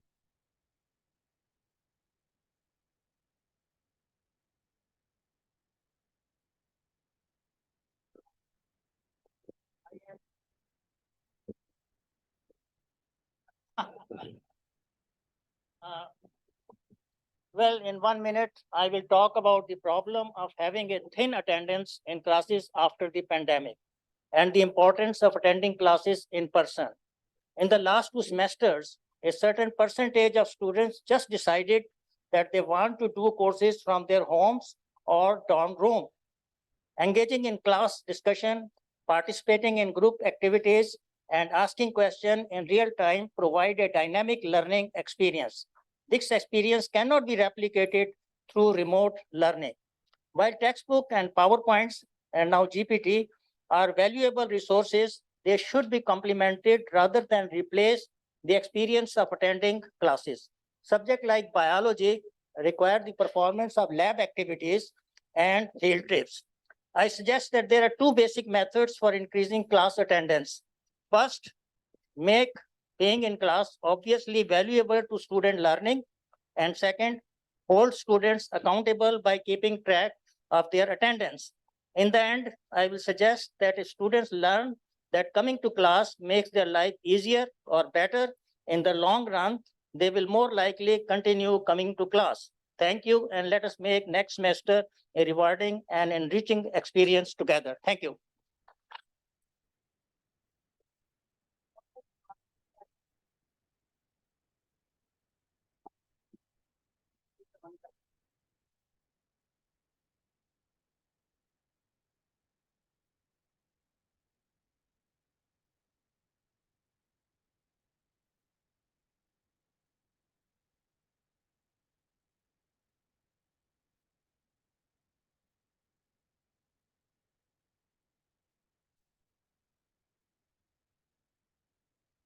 Tija Burhan, education.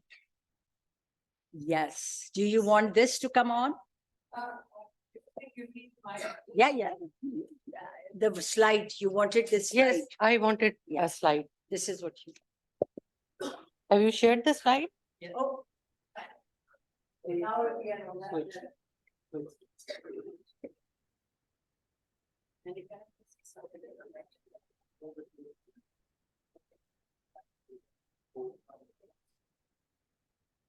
Okay. So expressing one's ideas, perspectives, and thoughts while allowing others to do the same is an integral skill in my mind.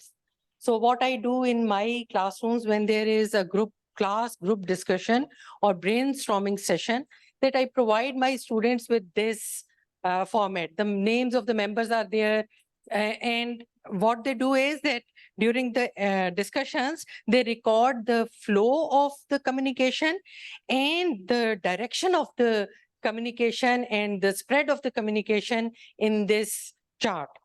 Finally, after the group discussion and the brainstorming session, this works as a self-reflection sheet. Each student realizes that whether he or she has been laid back or shy to share their ideas and views, or has he or she been snatching other people's time and opportunity to share their own ideas. So it works in two ways. It helps my students to share their ideas, and it helps my students to give time to the other people. So this is one way of including holistic development. Thank you. Thank you. Great. Thank you so much. Are there any more that would like to talk about this? Anybody in the audience? No? So we are over to Hope. Hope ko beta kar liya? Haan, ko liya.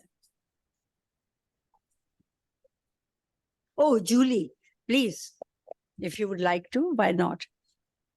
Hope ko liya, Right. Okay, so I think for the most part, we're dealing with a new batch of students every time, and the students are the ones who are really carrying the course. So if you get a bunch of students who are talkative, if you get students who are interested, that's great, but sometimes you don't get that mix. So it's a question of how you move from there. I use a practice of front loading and application at the end. So front loading is where I'm giving students the background that they need, the sense of what the course is about, methodology, whatever. So at the 100 level, for example, I have a sociology class. They have basic ideas, concepts that they're learning, and they go out in the field. We take them to the old city, and they have to apply those concepts in a manner that allows them to also have fun. They do photography and all. Second level is just a general course, introductory anthropology, and they have to do an assignment that is an analysis of themselves. So they have to recognize how their personhood is a product of those around them, so that they keep a unique identity through group interaction. The third level is linguistic anthropology. We did a shrine study, and the students had a background at the first part of the course, and then they were sent out in the field to experience and to report on, to use methodology, and to give a presentation on a shrine that they actually visited. The fourth level is where they actually get more involved in the readings that are academic, and they have seminar-like discussions each time they're writing a paper, and they're following a format again and again, so that they get used to how they read and how they discuss. And so in each of these levels, it's application at the end, but it's really a chance of who is in the class and developing their talents. They're listening to each other, I'm sorry, more than they listen to us. I found that, I can, what she's supposed to know. But when they hear it from a student, that becomes like, yeah, I'm as good as they are. Okay, thank you. Thank you, Julie. Sociology, right? Yes, the political science. Okay, thank you, everybody. Now we move on to our key speaker at this session. Hope is a director of the Faculty Development Programs at the United Board for Christian Higher Education in Asia. And she has been a director since 2019, and she develops strategies and oversees programs for faculty enhancement in whole person education. We couldn't have got a better person than her to talk about it. She joined the board in 2012, and since then she has been in different positions. She has also taught before this at the Payap University in Thailand. She has also taught in Silman University Divinity School and another theological seminary in Philippines. She has served basically as a communication consultant in faith mission organization, faith-based organizations. She's now placed in Hong Kong, right, Hope? Have I left something? Please, you may add if you want to. An immense thanks for being with us and making time after your office hours. I think it's nearly 5:30 your time in Hong Kong. Okay, Yes. over to you, Hope. Thank you.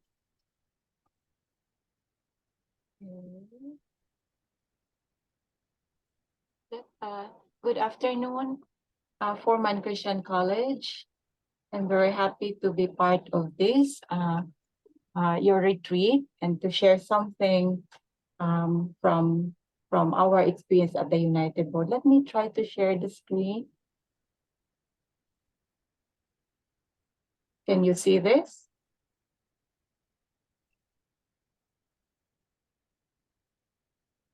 Yes, yes, we do, Hope. Okay. All right. So basically, I was so grateful to Dr. Zia for this opportunity to share about whole person education. I will try to unpack the United Board's mission of whole person education and share some ways that different institutions are doing to implement whole person education. So the United Board's mission is whole person education, which is to develop students intellectually, spiritually, ethically. And I will unpack the three key terms: intellectual, spiritual, ethical. By intellectual, I'd like to simplify that it is not so much the acquisition of knowledge and skills, although that is important, but what is long-lasting for us is the skill to learn how to learn. So learning to learn is what we really mean by intellectual development. And that means developing the growth mindset and cultivating this lifelong learning, desire to learn always, and not only within one's discipline or major field of studies, but beyond, across and beyond the different disciplines. So that's intellectual development for us. And then the second one, spiritual development, I would like to simplify that by saying that it is learning to be, to become the potential that we are meant to be, that the students are meant to be. And that means not so much the promotion of any faith or particular religion. Rather, it is more the development of one's connectedness with oneself in order to have that integrity within oneself. So knowing the self, and I heard from the teachers that that is an emphasis in what you are doing. And then also beyond the self, meaning with others around, others in the natural world, the different creatures and organisms in the natural world, other people around, and the communities that are there as part of the community of life, the ecology of life. And it also means, however, for those with faith, a connectedness to a higher being, or if not a higher being, to a bigger purpose in life, a higher meaning in life. And by that, that means students as well as teachers will know that there is something bigger than ourselves. And hopefully with that assurance, they will develop resilience, the capacity to adapt to changing and challenging situations instead of, finding meaningless situation to the point of ending one's life, which is happening quite a lot to many of our young people these days. And then the third one is ethical development, which I try to simplify with the phrase learning to do.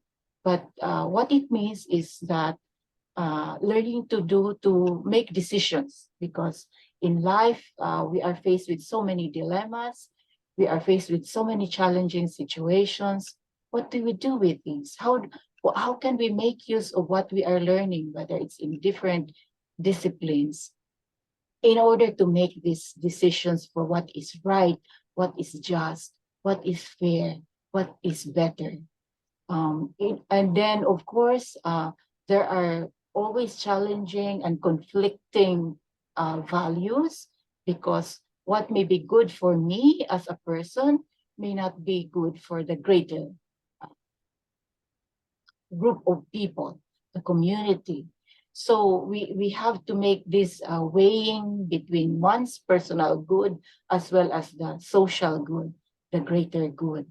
And so being ethical has to do with discerning and deciding among different choices and making some this right and good and better as well as just decisions in the face of many dilemmas. So that basically is how we define whole person education. But we know that when the United Board decided on this as our mission, we know that we don't hold the monopoly of the idea. We also know that we didn't invent this at all. In fact, we are aware that different institutions have this already in their own vision, mission statement as institutions. And I'm glad to hear from Dr. Zia that FCC has also this in your strategic plan. So we respect that we may define whole person education differently, we may expound it differently, but for the United Board, we picked the 3 key terms, which are the intellectual, spiritual, and ethical dimensions of the student's development. So that is how then do we do it? So in an increasingly digital world, when learning can possibly happen outside of a school or college, is whole person education still important? So this is an ongoing question among many of our institutions, and especially during the shift to online teaching during the pandemic, a number of them checked with us, how then do we do whole person education in the digital age? But before I know you have a keynote speaker who will do a bit more on the AI. So I will still focus on the classical principles as well as philosophy of whole person education. And let's see how it will fit into the changing landscape of the digital age. So as far as implementing it and how it really can be implemented, it calls for whole person education, calls for the shifting in our understanding of the roles of the teacher and the learner. So in the traditional classroom, the teacher was the sage on the stage, because in the past, the teachers knew a lot. The teacher was the source of knowledge and information. But we know that nowadays, information is out there, even without having to go to school. Anyone can access a lot of information. And so the new classroom is not necessarily just the 4 walls of the classroom in the campus. It can be anywhere now. So the teacher, the role of the teacher is more of a guide on the side. So this is more of promoting active learning, and some of you shared that you try to do that through experiential activities, hands-on, more involvement of students as the agents of their own learning. So this on the left is the traditional one where the learners are more passive, whereas on the right is the more current one where the learners are more active agents of their learning. So the classroom has changed, the teacher's role has also changed, and the learner's role also has changed. Now, especially during the pandemic, I think we saw and we experienced that there is even an exchange in roles sometimes. And a lot of our institutions have shared that during the shift to online learning, some of them had to learn from their students on, how to use technology. So the teacher also became learner, whereas while the learner became the teacher. So this is like a way of looking at roles, that they are not fixed, but also because there's really no end to learning, even for the teachers. So this is one way to look at it. The other way, in terms of implementing whole person education, it begins with understanding how learning happens.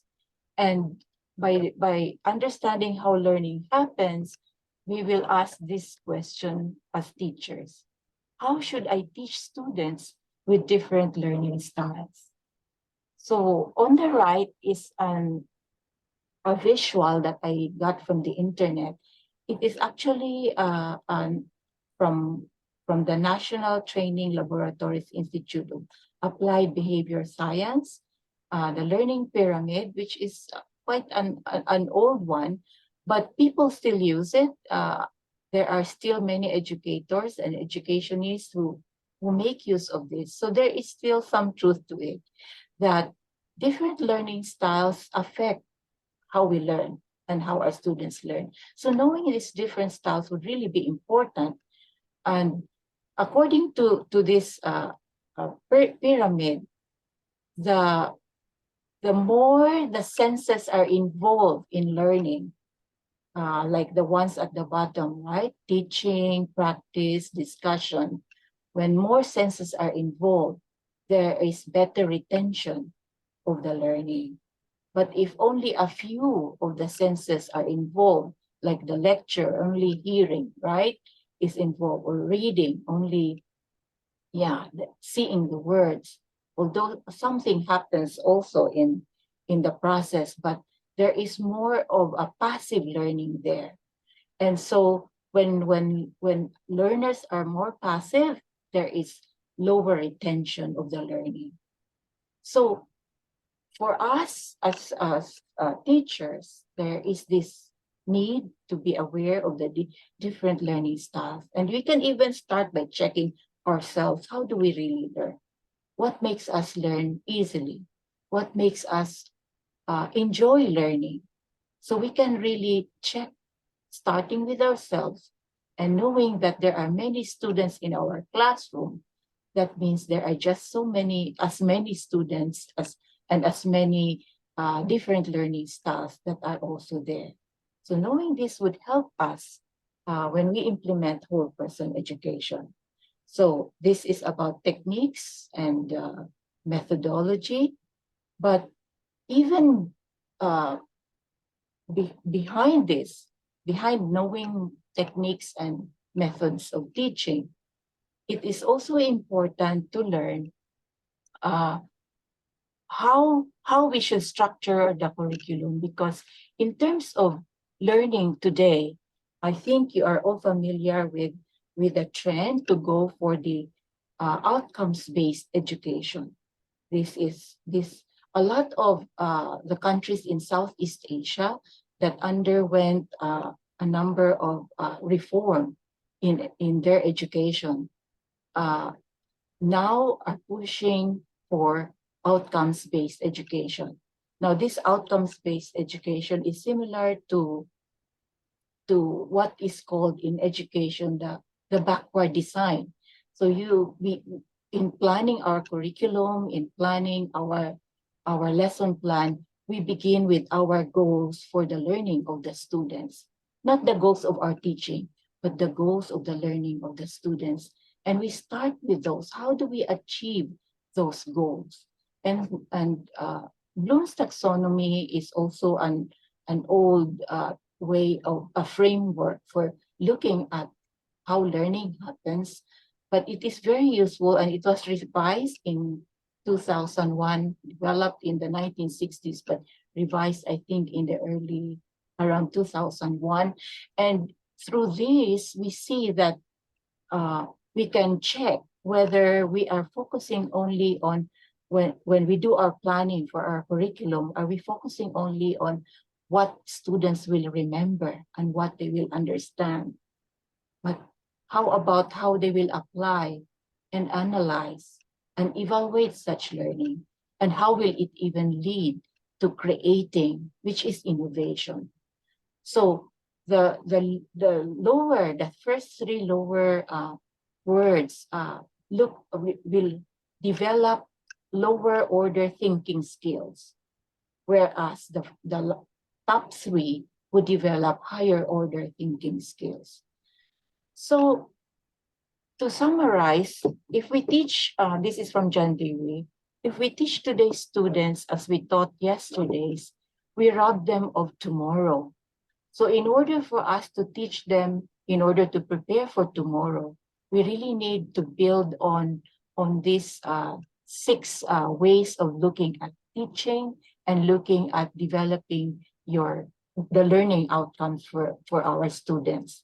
So remembering is basic, and they already know this from young, because when we learn language, for example, we remember words, we remember concepts, and then we try to understand the meaning, and then we try to apply. But we must move on to helping them analyze so that they can discern, right?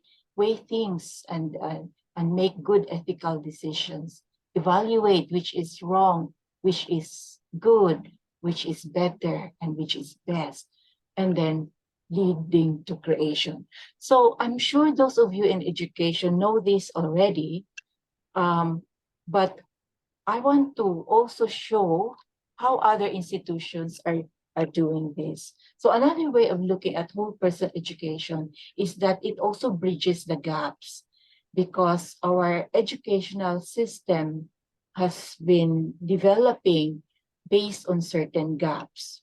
Gaps in the sense that we focus too much on the intellectual side, which is the traditional way of looking at learning as acquisition of content knowledge. But what about the head and the heart and the hand, right? So then the 3 must go together. There must be bridging of the gaps within learning. So learning shouldn't happen only in the head, the cognitive, the intellectual side, but it should also touch the heart and the hands, so that they will also be moved to serve those who are needy. So that is one way of looking at it. And institutions to do this, they employ service learning as a methodology of ensuring that students develop as whole persons, developing their head intellectually, developing their heart, which is more of the moral development, or in the United States we use spiritual, and then service, the hand. Hopefully, there is also ethical way of doing service there. The heart also involves the ethical dimension of weighing between different options, even especially in the face of dilemmas. The other one, this image here I picked, has to do with collaboration and collaboration across disciplines. So what institutions do is they offer general education subjects, or another institution calls it holistic education subjects.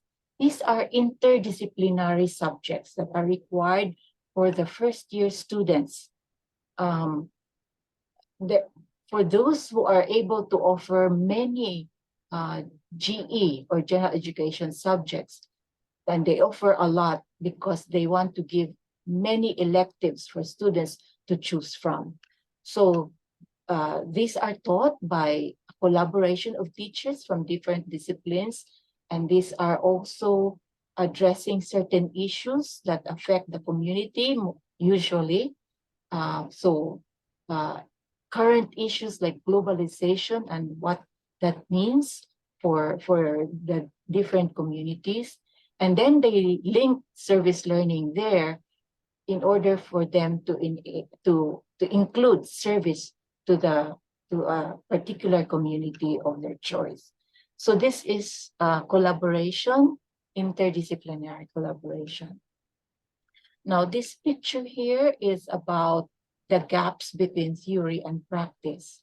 So there is a tendency for theory and practice to be separate in the way that we teach. We tend to focus, many institutions tend to focus on textbooks representing the theory, but less on practice, which would be the application through service to the communities. So institutions that are very conscious of whole person education would intentionally bridge these gaps by making sure that there are activities that would bring the students to the communities. And again, service learning does that beautifully, because service learning enables the students to share their learning with the communities. And therefore, it's a way of testing the theories, whether they are really applicable to particular life situations of the communities. And then they bring back their learning and their reflections to the classroom. And from the practice through service in the communities, they also learn from what's happening out there in the real world.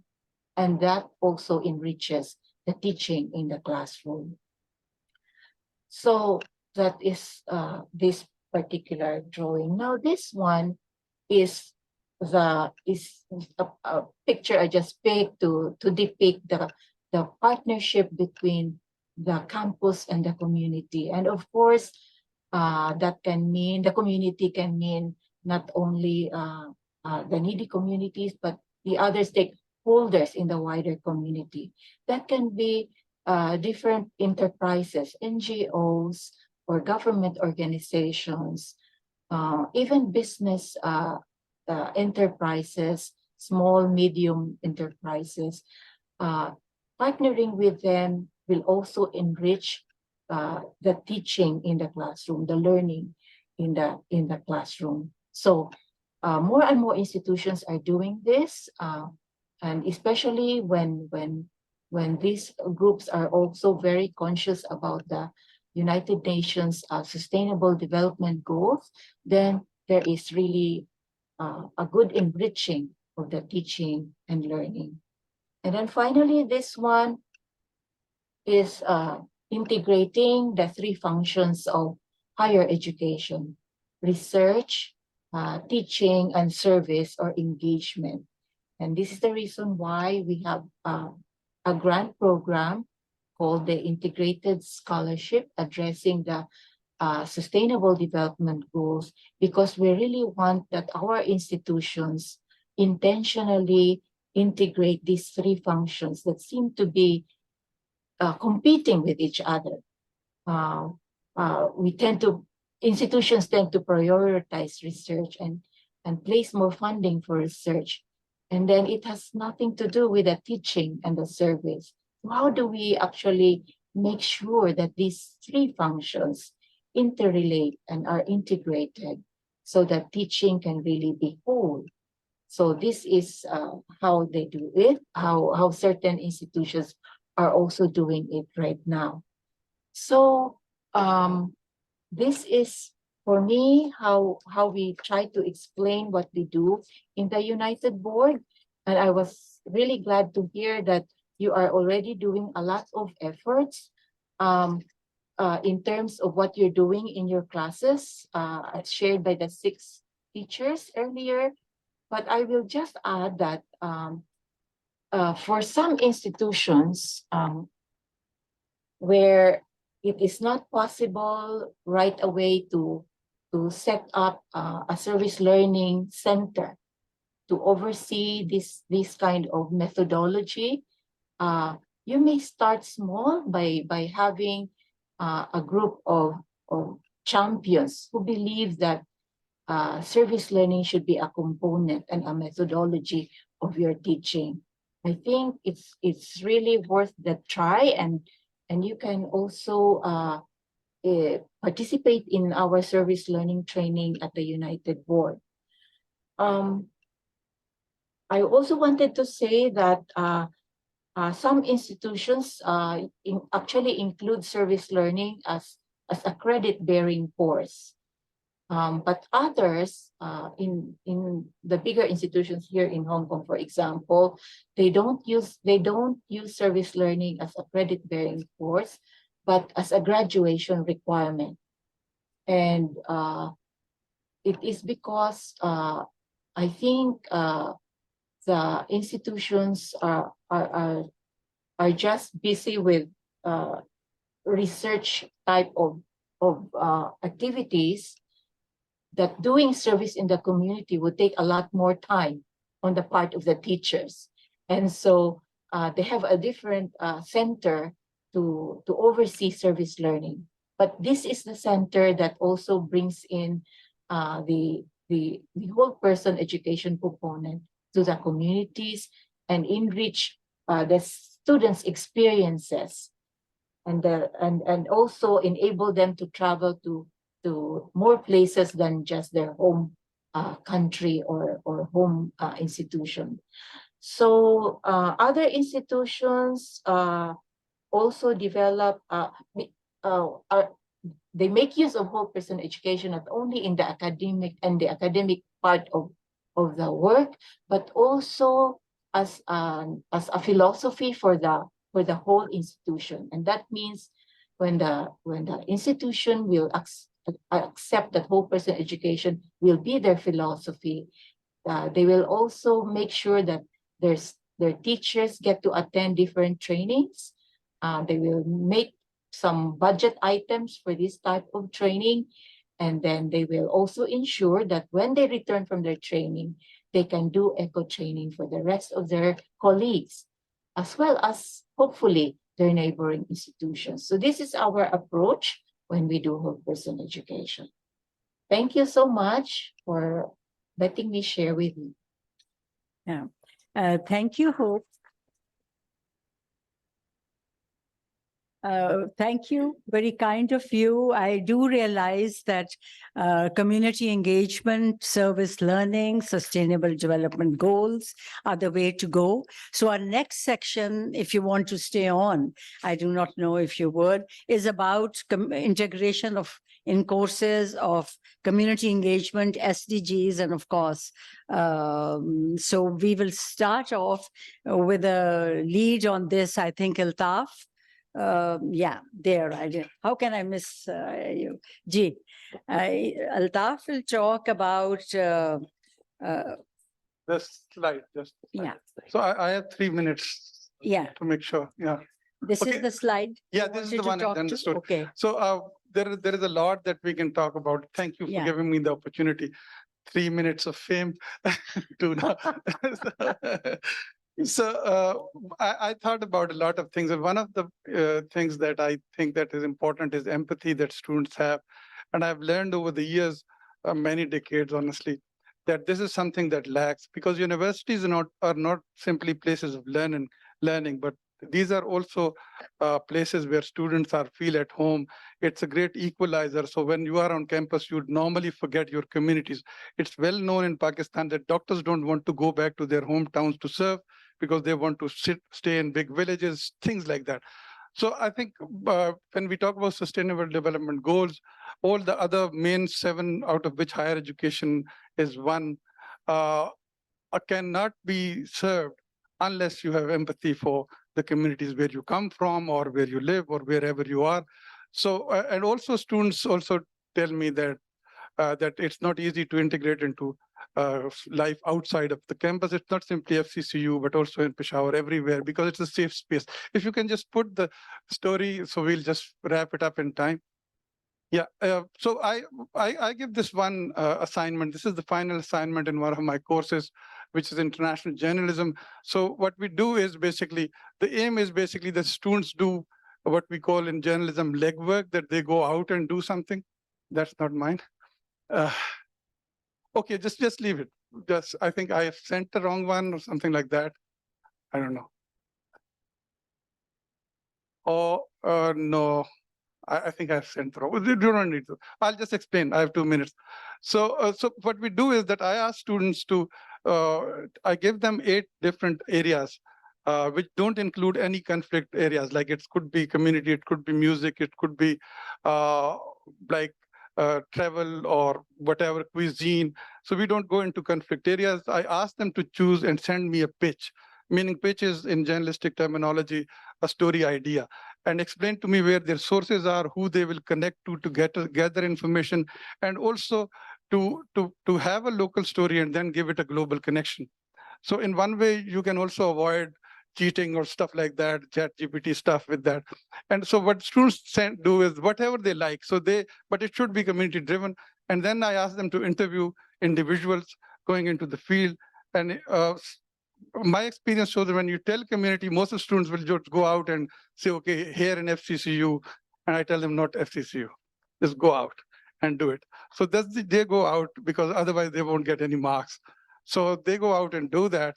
And they come back, they write a local story with pictures, with sources, they interact with other individuals, and then they connect it globally, what's going on globally. Like, for example, it could be in tourism. One of the stories that I missed to share was about music in Pakistan, and then how Pakistani musicians are making an impact globally in Hollywood and here and there. So you know the goods and bads of music industry in Pakistan, and also you know who is who in Pakistan, what are their life conditions, and then who are making success or failures. So in that way, we try to serve. My 3 minutes are up, I think. Is it? Okay. Okay. So the idea is basically to make them work outside their comfort zones and also to connect with communities and also to choose to make their own choices and decisions. So that's the idea, basically, the way we try to bring in service into learning.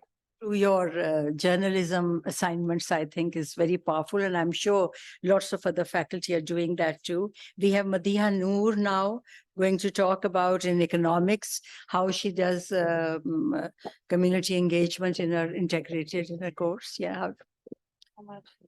Assalamu alaikum and a very good afternoon, everybody. This is Madiha Noor from Economics Department. I'm really thankful for this opportunity today because I think 1 minute counts a lot, 60 seconds that is. So I basically am, since from Economics Department, we have a whole societal and economic dimension to majority of the courses that we are taking. So I think making the students understand that they are part of this global community and local community as well. I give them assignments, projects, presentations, which are designed to not only communicate with themselves within the classes, but also they take home these assignments, projects, they make videos. And I really appreciate the effort that our faculty does. And after COVID, especially, I think that the student engagement is what is challenging at the moment.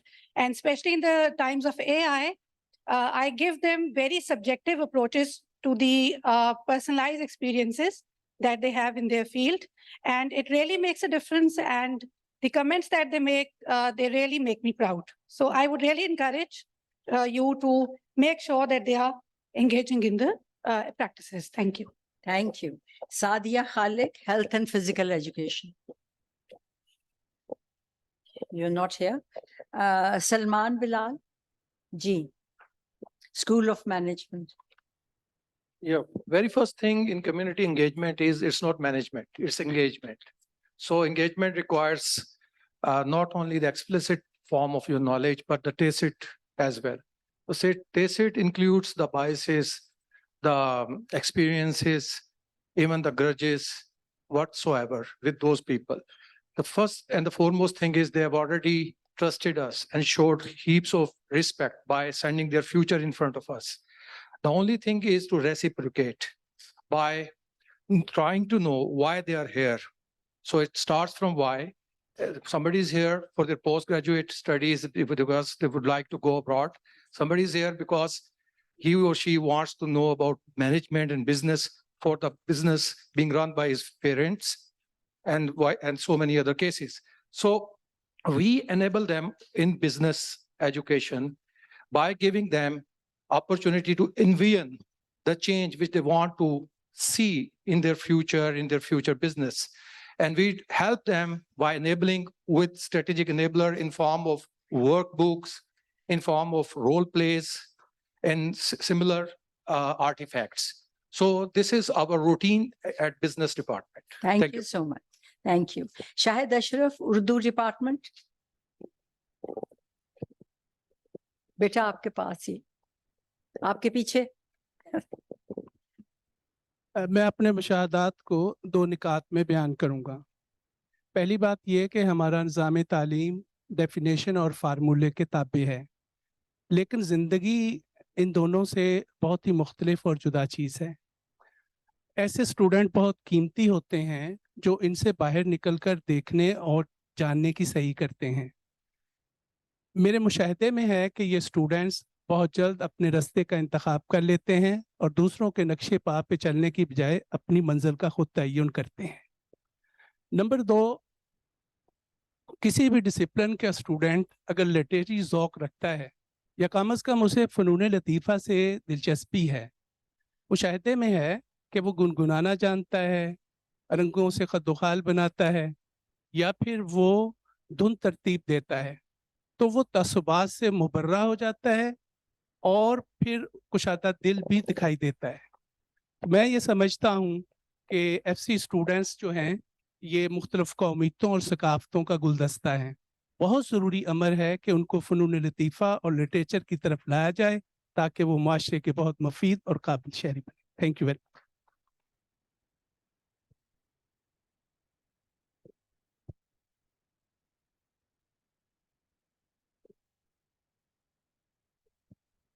Thank you. Hello again. So my area of research is activist theater. I'm from English department. I like to interact, or I like to engage, involve community engagement in my courses. For example, in spring 2023, I taught this course of creative nonfiction, and for the final assignment of narrative journalism, where you tell a truth through a story, I encourage my students to work on FCCU workers, their issues, and the suggestions they can give regarding it. They conducted research first in general, then on FCCU. They conducted interviews with the workers.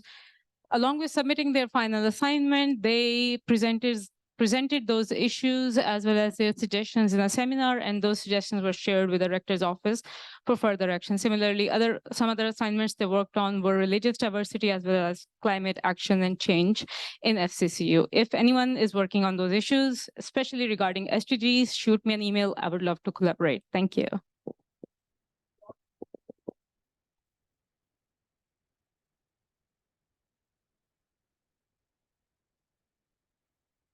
Time, UN has recognized that higher education is a key driver for eradicating poverty. So sustainable development goals become our mantra, I think, and community engagement and both sustainable development goals go hand in hand.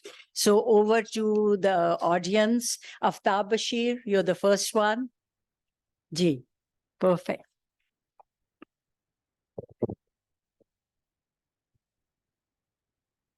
Thank you. I teach agricultural biotechnology related subjects. Out of 17 development goals, I focus on 4 of them which are related to my subject. Those include quality education, climate action, zero hunger, and partnership development for achieving the goals. I appreciate the efforts of CLT for helping us to keep up with the quality education at FCC. So I will focus just on the things that I do in my classroom and in the lab. My major thrust is on learning skills and values rather than grades. I have been placing concerted efforts to inculcate higher order thinking and learning approaches to the students about basic agricultural problems and their solutions. Our BS students very well understand the production of major crops and their consumption. They are well informed of the fact that population growth is higher than agricultural growth. What it means is that they have several times suggested that we should have an 18th goal as well, and that is population control. Our postgraduate students have been developing climate-smart GM wheat varieties at FCCU since long time now, and they are as competent in the field as any person educated in the developed countries to compete with them. And that's all I have to say.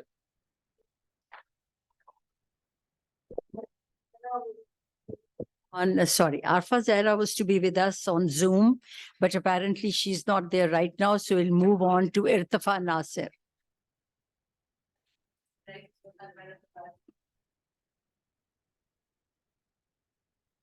Sorry, it was off. So sustainability, it's a big focus in my courses, and one of my courses, consumer behavior. So it's like a mindset. I'm trying to develop a mindset, sustainability ka mindset, like a sustainable living, sustainable lifestyles.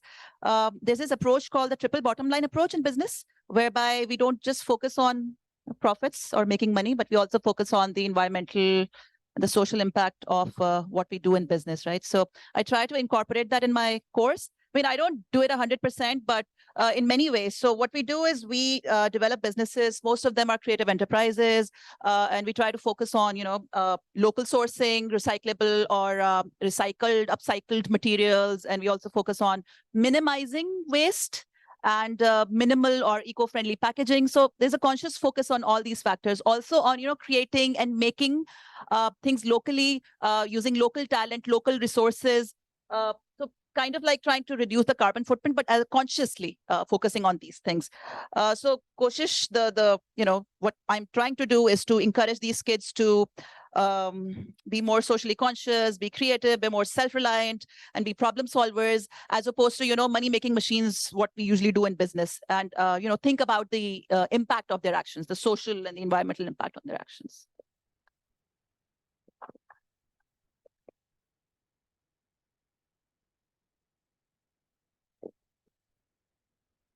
Hello, this is Rovidat from CPPG. I teach research methodology and economics and public policy to my MPhil students. Research methodology in particular gives me an opportunity to integrate certain SDGs, in particular Sustainable Development Goal 13, about climate change, and Sustainable Development Goal 10 about income inequality. And in particular, the recent Living Indus project by the government of Pakistan, where they propose 25 intervention. This give me an opportunity to put certain intervention in my assessment and course evaluation sections to make students to analyze each intervention. So that way I sort of try to integrate sustainable development goals in my courses. Thank you. Now we come to Tariq Kamar from chemistry. There you are.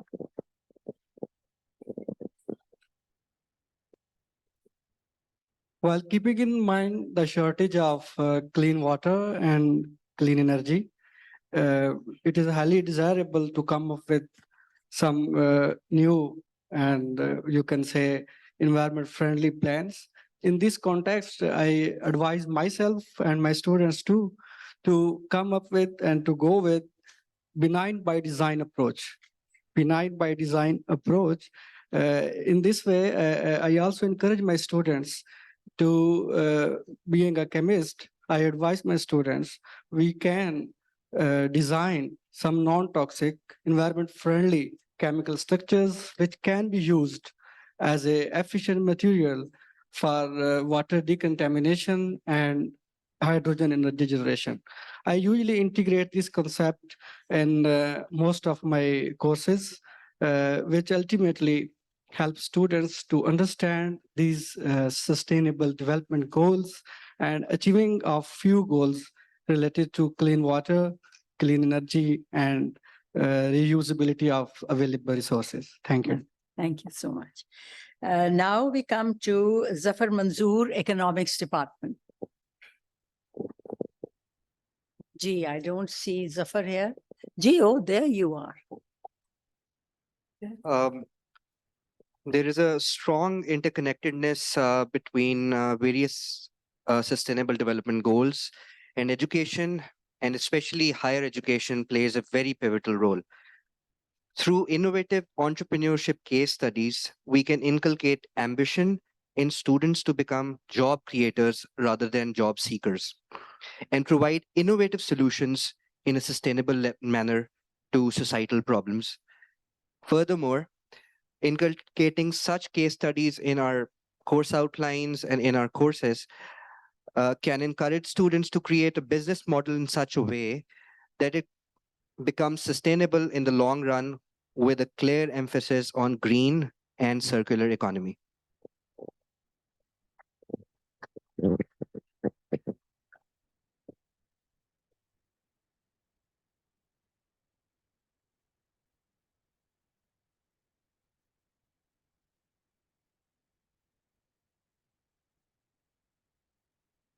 Can't hear me. I put it, G, you have to say after Vikas, can we have you? So once a speaker list who indicated, they in the survey, then we'll come to others. Vikas, if you could please talk in 1 minute. I know you do a lot, but if you could briefly say what exactly is the project. I've noticed still some people do not know that you're doing a great job on campus. Good afternoon, everyone. I'm really glad that somebody from United Board was here today, because Poverty Action Lab was started with the grant we received from United Board and the VRO Foundation. With these two funders, FCCU has established a Poverty Action Lab, which is in the third year of its first project. We have set up a stitching center where daughters of brick-kiln workers are trained into industrial stitching, and then we are also providing them business opportunities so that they can work at the stitching center and earn some money as well. 90% of the work that I'm talking about was done with students. I'm sure they learned a lot from this experience. What I can talk about is what I learned from watching our students work. And I have learned a lot from our students, their enthusiasm, their ability to do a lot with just a little bit of training, their empathy has made me a better researcher and a teacher. Thank you. So much, I appreciate it.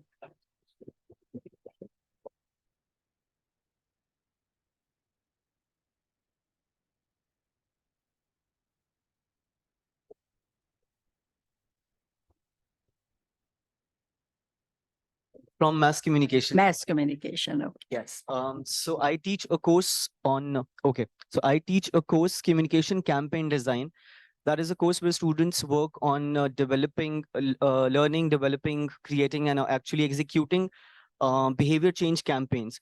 So the entire course is based on sustainable development goals, and I basically wanted to sensitize them. So I asked them to pick one of the goals and select specific targets and design campaigns around them. And then they actually do field work. They go to, they work closely with different NGOs also. And they are capacity building of different sectors. So this is what I do in one of the courses. Thank you. G. Fatma Saida, Chair of the English Department. Hello, this is Fatima. So we have the Department of English, we have this course, Critical Thinking and Reading. And the students, especially for their final project, usually they are engaged in such activities that we are talking about. So last semester, we, as their final project, we involved the student in a project where they worked with PWD. And the students created, wrote, directed, and performed a play on population welfare, and dealt with so many social issues. We invited director PWD and their team I think 15 to 20 people from PWD department attended the event, and they very well appreciated the work of the students. And the students, for the students, I would say it was a great learning experience. And at the same time, they were happy that they could do something that could contribute to the, I think the third point, good health and well-being. So, yes.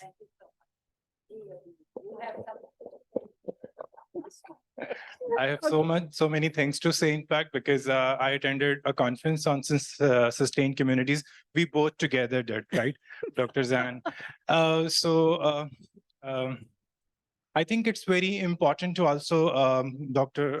Fatma just talked about from literature point of view, it's very important to also talk about soft sciences and talk about certain things that only humanities can do and not sciences. Because when we talk about sustainable development goals, we tend to think in a term where sciences are making an impact and humanities are not. But I would say that we are, because as the writing teachers, we are trying and we are teaching our students how to advocate for themselves. One of my students from writing class is regularly contributing to Albion Human Rights Lab. Her blogs are being accepted and will be published soon. So I think plenty of things are being done, but they are not being talked about. And especially from humanities perspective, there's a lot more that we are doing already that needs to be documented. Very good point. By CLT. Thank you. Very good point. Okay, and now we have Sylvia. Good to see you back. I was just discussing with my colleagues that everyone is working on SDGs and environmental sciences was the only department was not saying. By looking at all the SDGs, I think we can count few that we do not work with. Most of the SDGs the 17 SDGs, we work with them in the department. And I can see, for what I heard from the remaining room, whatever we do not work with, someone else is working. So I guess this is a group, and it's a teamwork for us in FCC to be able to cover all these SDGs and do work on it. Much. I think now we'll move on to our digital learning and teaching section. In this section, we have put up MOOCs, we have put up digital humanities, digital liberal arts in a way, and also we have mixed in the topic of OERs. This is all about digital learning and teaching. So first we'll start off with MOOCs. Sharoon Hanouk was to tell us what's happening in his course. Hello, everyone. I'm a proud backbencher, so I hope it won't hurt your necks. But anyway, I'm asked to talk about integrating MOOCs into our undergraduate courses. So I have this course, STAT 206, Data Analytics with R, that was firstly offered in spring 2022. This is the course that has students coming from, political science, psychology, economics, business, mathematics. And in this course, this is like, requires coding, requires computations. So it was a challenge that how to, get my students coming from the backgrounds where they have been studying social science and humanities, and now they really want to learn coding and they really want to do some analytics. So for first semester, I taught this course like any other regular course, and I faced a few challenges. The first one was that students require more practice time, which probably I was not prepared for that. Students were finding it hard to grasp some ideas on programming, and not having computer lab within the department that was required to aid their learning and need for practicing it. So I was unable to track their work outside the classroom. And the consequence of this was the students will come to my class totally blank about their past lecture. And they were like, they were sitting poker faced most of the time in my class. So that was alarming for me as a teacher. So again, I thought of, looking at the opportunities that were available and how I can really integrate them to enhance their learning. I looked at HEC's Coursera, that Coursera was offering free courses for the students. And at the same time, I came to know about, bringing data camp into it. The problem with the Coursera was that Coursera's courses, MOOCs, were pretty long. They require like 16 hours, sometimes require 20 hours of a long course. But data camp was offering like 4 hours course. And what I did was I searched for courses that coincides with my course contents, and I developed a stream out of these courses. And throughout the semester, I asked my students to, enroll into those courses. And the good thing about all this is that being a faculty, I had unlimited access to the data camp, and I had this opportunity to create my class on data camp that allowed me to enroll my students on data camp as well. So I have my class on data camp where students are allowed to use all the resources for free. So the outcome of this was the students started coming to my class well prepared for upcoming lectures, because MOOCs were they were complementing my teaching, and students got unlimited access to MOOCs. When they came to my class, they always came up with the really good questions and better solutions to the task I assigned them. And this also, gave me more time to, give in-class feedback to my students. Since this course is market-oriented as well, so, students have already started earning as freelancers as the outcome of this course. So along with their degree, students will have additional certificates to present for the job interviews, because they were getting certificates on completing each MOOC. So this is what my experience is, but certainly this has some cons to it. That includes it sometimes get hard to grade them because students spend a significant amount of time outside the class doing all these MOOCs. So they do expect that they are given some advantage into the grading. Other thing was that students have been working in the groups. So, they sit together, one person does the half, another person does the half. So they try to make sure that only one person is not making all the mistakes while completing the MOOC. So, but I think I'm fine with that, because I encourage group works, I encourage peer-to-peer learning. So I'm fine with that. So that's all from my side, and that's my experience of integrating MOOC into my teaching. Yeah, I'm happy you talked about not we as teachers think we are doing, but what the students are taking back. Very quickly on to our 1-minute speakers now. Jalil Khan from economics. Ji Jalil. Assalamu alaikum. Okay, this is the mobile phone. This is the digital technological tool which is in the hand of every student. So whenever we are going to give any kind of activity or assignment to the students which they need to perform through mobile phone, they're quite happy. So what I did in my classes, I have to basically some of the content of my courses are being covered through spreadsheet, MS Excel spreadsheet. So they have to come up with their laptops, but you know that they usually avoid to carry the laptops all the time. So what I did, I bound them to install or upload this MS Excel spreadsheet on their mobile phones, and they have to use it to perform their whatever data they are going to analyze through that. So they have worked very effectively, and they become more engaged through this process. So that is my experience. Thank you so much. No, thank you. I think we are moving in between MOOCs and digitalization of education. So we now go on to, I think we have Aisha Junaid from Center of Language Development. Ji Aisha. Assalamu alaikum and a very good afternoon to everyone. Can you all hear me? Closer, yeah. All right. So for me as a student as well as a teacher, MOOCs have been a very cost-effective and incredible platform for gaining as well as disseminating knowledge. I have completed more than 15 MOOCs during my stay in UK, and when I was doing my PhD coursework there.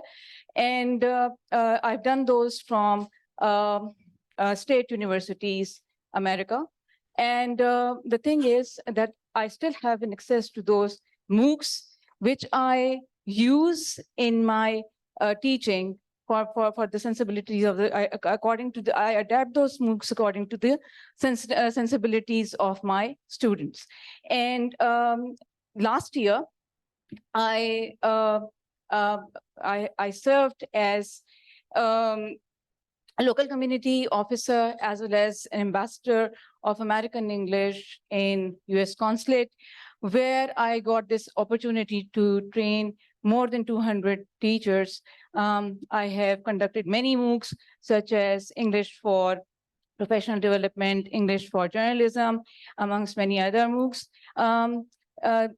The real challenge that I faced during those MOOCs was student engagement, as well as taking feedback from the students and their success, which I tried to overcome by making sure that all students, all the participants, they were it was mandatory for them to use the discussion forums and to write a reflective journal. Very good. Now we go on to Maheen Zia, English Department. G. Maheen. Yes, hello everyone. So the course that I teach is linguistics, especially corpus linguistics, where we have to go digital with linguistics and texts. So there is this tool called EntConc that I have used in my classes, which allows you to input any text and it will perform a digital textual analysis on it. So from presidential speeches to full-length texts, full-length novels. I mean, you can input anything as text and it will do a digital analysis, but it would be a very surface level analysis. It will come up with the word frequencies, concordance analysis and collocations and all that.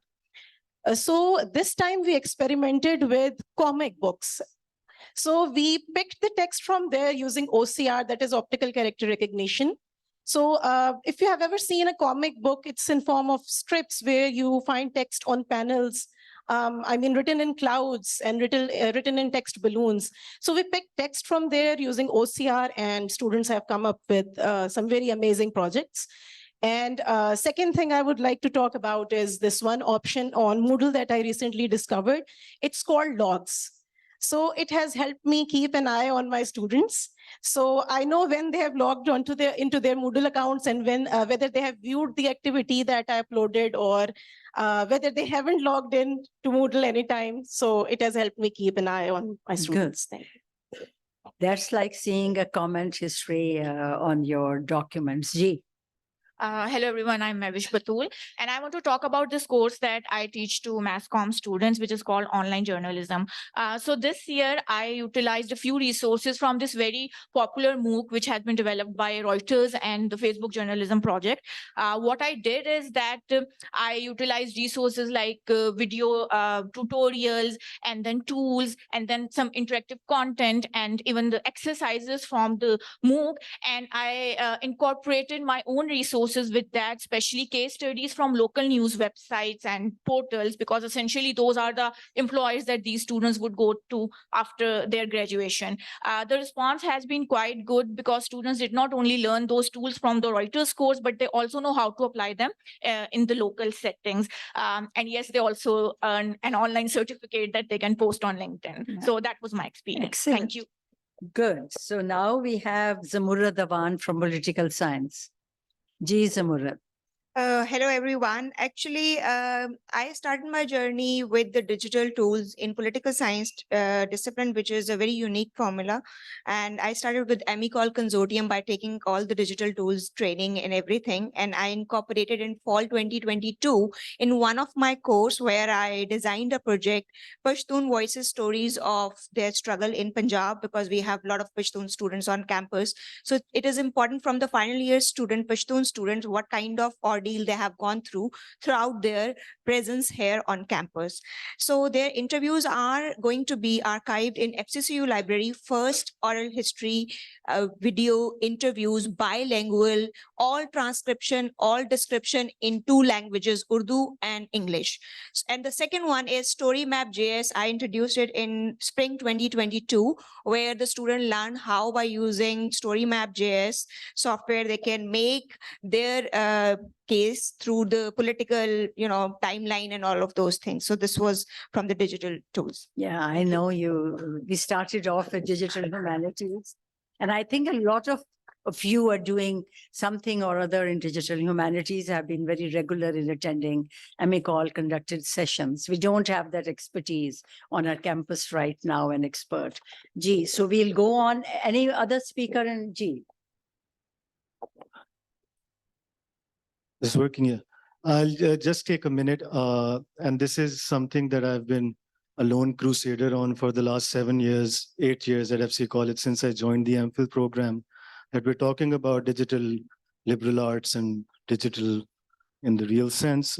We don't have off-campus access to the HSC library at FC College, which is a massive problem because sometimes we're working on deadlines and I don't want to make comparisons, but there are universities in Lahore which have that through a VPN, for example. And I've raised this issue on many forums. But I was once told that the issue was that it's a security issue, apparently.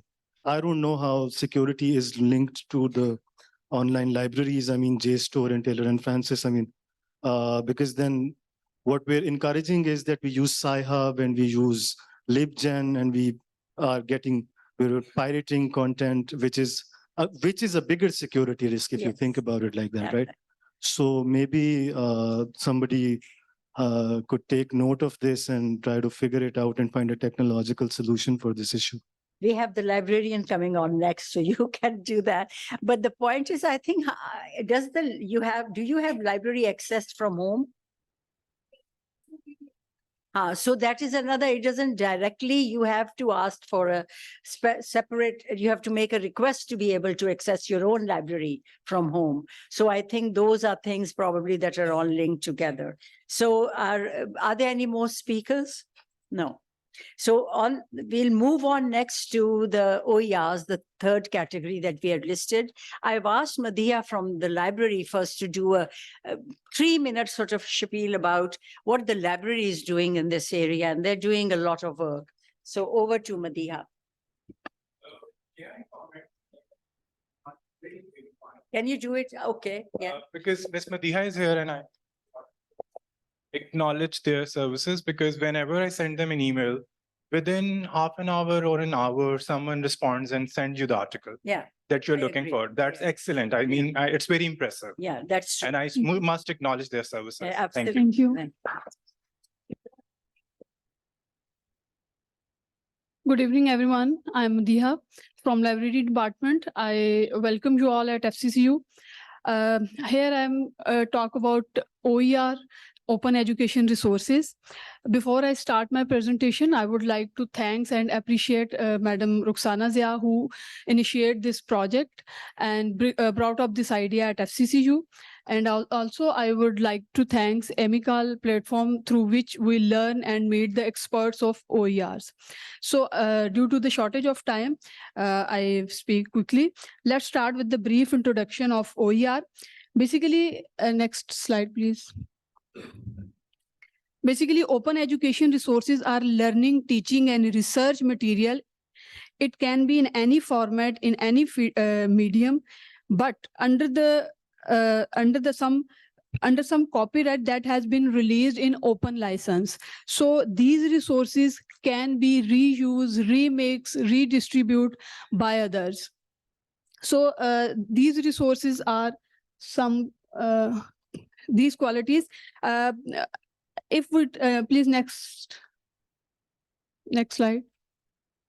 Okay, if we talk about OER collaboration, basically adopting OER project is a collaborative effort between CLT, library, and expert opinion from American University of Beirut, through which we learn more about OER and to support FCC faculty in creation, adoption, and usage of OER. Now, the next is why OER, why we need this, why we consider this, and why these resources are important, because these resources are cost-effective, easily accessible, and customization and adoption is friendly. Moreover, the legal and ethical consideration is very important because it is under the open license.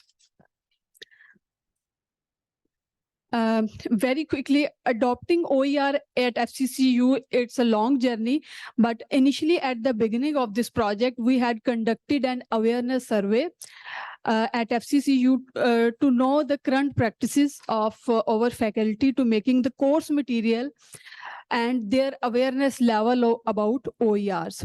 After compile the data and discuss the results with the experts from different universities internationally, we are able to devise a work plan. We are able to offer some training and assistance to our faculty for the capacity building. Now, this is very important. What library offers in this regard? Next. Library team working on OER repository and find the material in form of textbooks, classroom activities, audio-video material, teaching tools, and software. Faculty can receive training, assistance, and support on OER course development, on selection, creation, and usage of OERs, on Creative Commons licensing and fair use policy. Moreover, library will also provide subject-specific guides and how to use, search, and find the quality resources on their topic and subjects. Soon, we will have a plan to publish OER resources and training videos on our website. Right now, we are working, and hopefully in fall semester, we will publish these resources on our website. Thank you so much. Thank you, Madiha. Now we are trying to make the facilities available and learn as we go along. We are very thankful actually to MOOCs for digital humanities, for bringing digital humanities to campus. We are working with them very closely, and also for the development of OERs and plus some other stuff. So we move on to our 1-minute speakers. And we have, first of all, Aksa Server from Statistics Department. G, on the use of OERs in your courses. G. She's not here? Okay, we move on to Azma Batul, Economics. Aksa is here? Yeah. Okay, Aksa, where were you? G. Beta inko mic. Aksa from Statistics.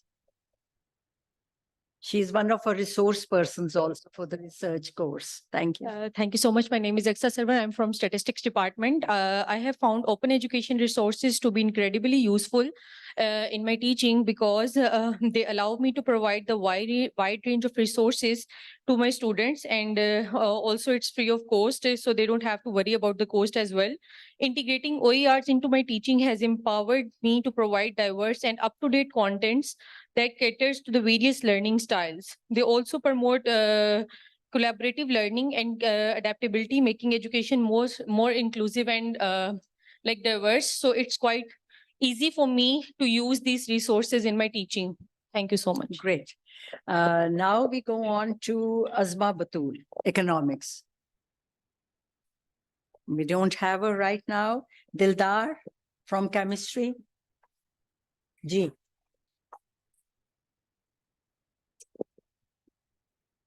Bismillah ar-Rahman ar-Rahim. I should talk about two things. Number one is research and other is the teaching. As long as the research is concerned, there are so many open access journals, and in the domain of chemistry and related areas, open access, high quality publishing agencies are there which publish open access research of high quality. So we often ask our students to consult to those research papers. Now, coming to the teaching, actually the most important thing in teaching, and particularly in the BS level, is to connect a course with a particular high quality textbook. That is the very, very difficult thing, because nowadays the Google and other search engines are there. And generally students think that if we want to learn something, you just quickly go to the Google and there is something. But the problem is the quality, and many a time the content is not of that quality. And number two, the level of the content is also not appropriate according to that course. For example, in 9 years, 9th grade chemistry will not serve the purpose of the BS honors level chemistry. So that is important. Now, luckily in my area of organic chemistry, we have many high level internationally recognized textbooks. So what I do is to connect my course with that one particular high quality internationally recognized textbook. And then I recommend and I base my most of the lectures on that book and recommending some other high quality books. So this is what I do. Okay, thank you so much. Julie Flowerday from Sociology. If you had a say before, we can drop you out. Okay.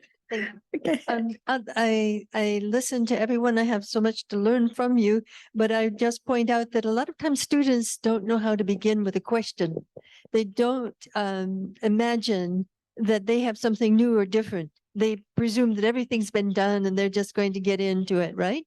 So partly it's putting them in a situation where they feel uncomfortable and then giving them the kind of support that you've got a good idea. You just need now to see if you can fit it into something that is already out there and pull out qualities that you're particularly drawn to. So having those resources is absolutely super.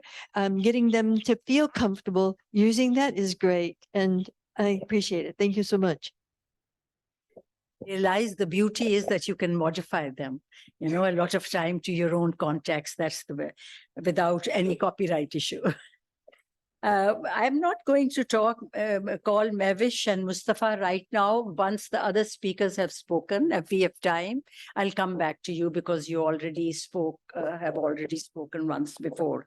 So now I'll go on to Saleh Habib, English Department. Yes, thank you. Good afternoon, everyone.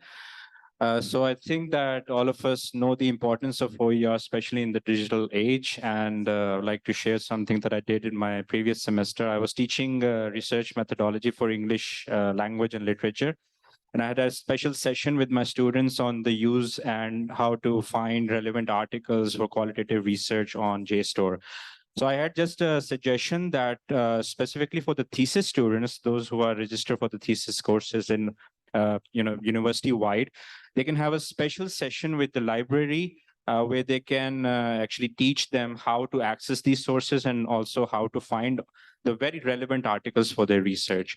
And I would like to just end my talk based on a question, because nowadays we see that the language-based AI models like ChatGPT, Bard AI, and et cetera, they are developing so rapidly. So I was just thinking of a question that, will these also become OERs in the future? So maybe if somebody can, shed some light on that, that would be great. Thank you. Does anybody have an answer to that? Gee, I actually, Mavish Qayyum, I think you haven't had your say before. It was Mavish Batul, if I'm not wrong. Mavish, are you ready? Gee. So I don't know if I can actually give you a detailed answer for that. So I'll start off with that. Yes, if anything that is free, it is going to be an OER. So we already know what is OER, but then in this evolving digital landscape, we have seen how education has broken the traditional confines of this textbook and classroom. OER has emerged as a transformative force where we can see how knowledge has been shared, accessed, and disseminated. So I actually came across a lot of OERs, which were very beneficial, though I was on maternity leave. I've not been able to incorporate it into my student learning, but I have actually updated my lectures while using these OERs. So in this world where no beneficial service or product is free, OER is free. So I think so we should take benefit from this. So sources like OpenStack Chemistry, Other than that, Chem Collective, Chem Libertex, and there's so many. And some of the OERs actually have, they have some additional material as well. For example, simulated interactions and some virtual labs. So you can actually perform a lab in a risk-free environment without stepping into the lab of chemistry. That was something really amazing. So I can do titrations on a virtual lab. So that was actually kind of a bonus with the OER, University of Colorado, fed by University of Colorado. So all these resources are very useful, and I'm inshallah going to incorporate that into my teaching further. So thank you so much. Thanks a lot. Great to know. Gee, Mustafa, I'm very partial towards you. I'm not going to call you.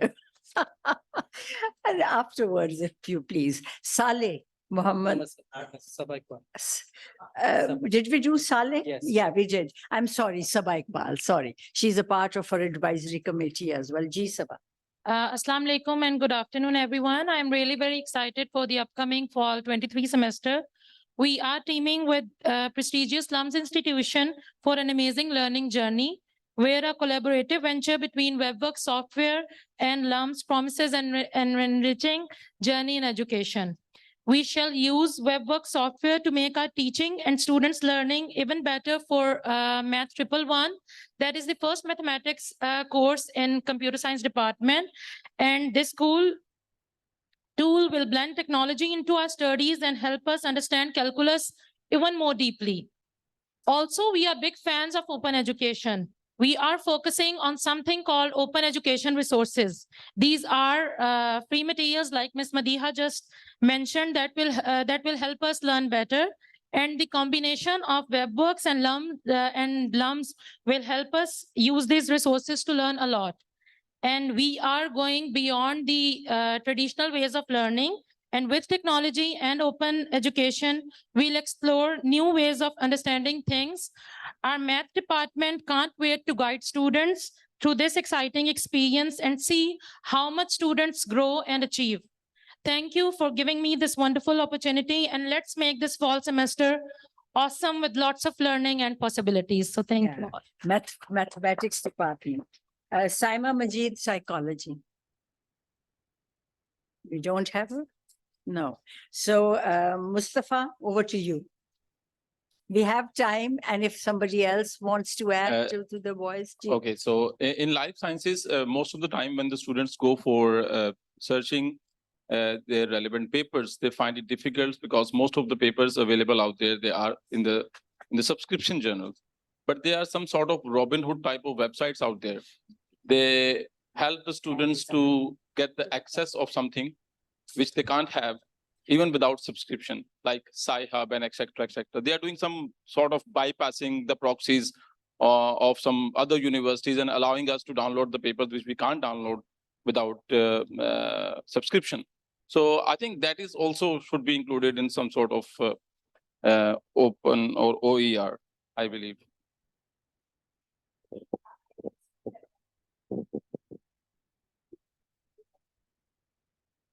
Perhaps. I will very quickly now then, since we do not have any other speakers, we'll go on to the wrap up now before the keynote. Ed is with us. One of us keynote speakers dropped out. I got a message in the morning. So we will have Ed to talk about assessments.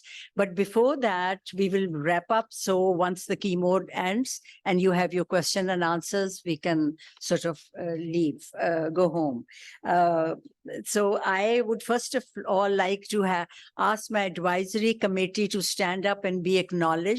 They were with me in my planning, and they have been helping me with the students' voices. And they are the ones who kept my morale going. And they will also be, there might be others also. So unfortunately, we should have been here then. Okay, thank you. So there's a whole lot of, I think 6 more to go. I also want to thank the VRO office for the lunch. And also a lot of other support that I get from Dr. Trimble. Building and Works, IT department, of course, I have my complaints after the session is over, but I'll voice them later. Purchase office, I cannot go into the names individually, but they were very kind. Communications office for printing. CLT team, of course, Gohar, Anish, and Abil. Where Abil? He is actually a runner, and he is running a lot of our computer programs, and he does it very well. He's learned a lot.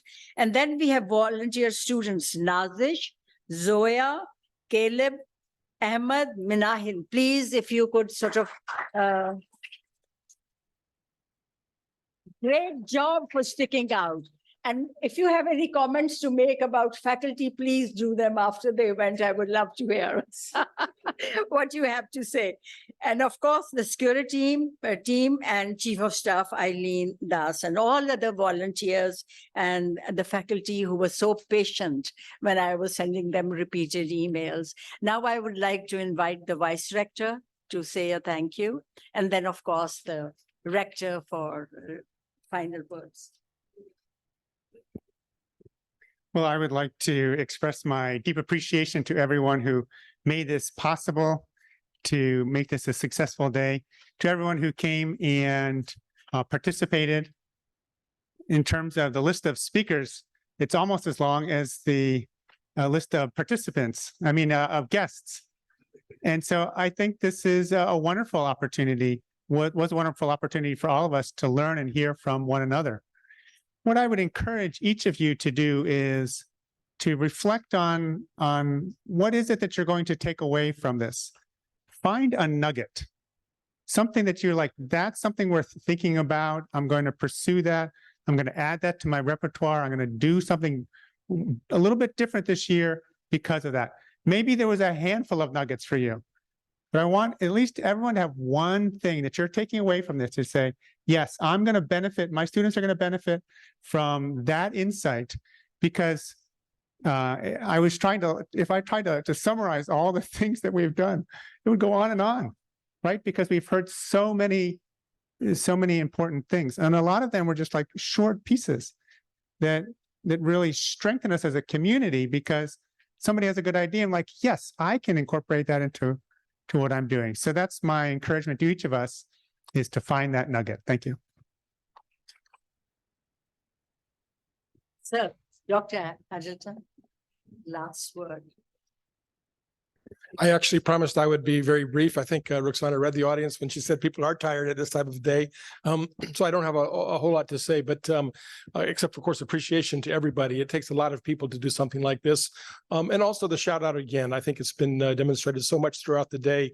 The diversity of viewpoints as well, also the diversity in all kinds of ways of our faculty, but also the quality of our faculty. Again, I learned a lot myself. I was here all morning and some of the afternoon. But I think those surveys, you said that they thought you talked too much last year, and so you gave everybody an opportunity for people to speak.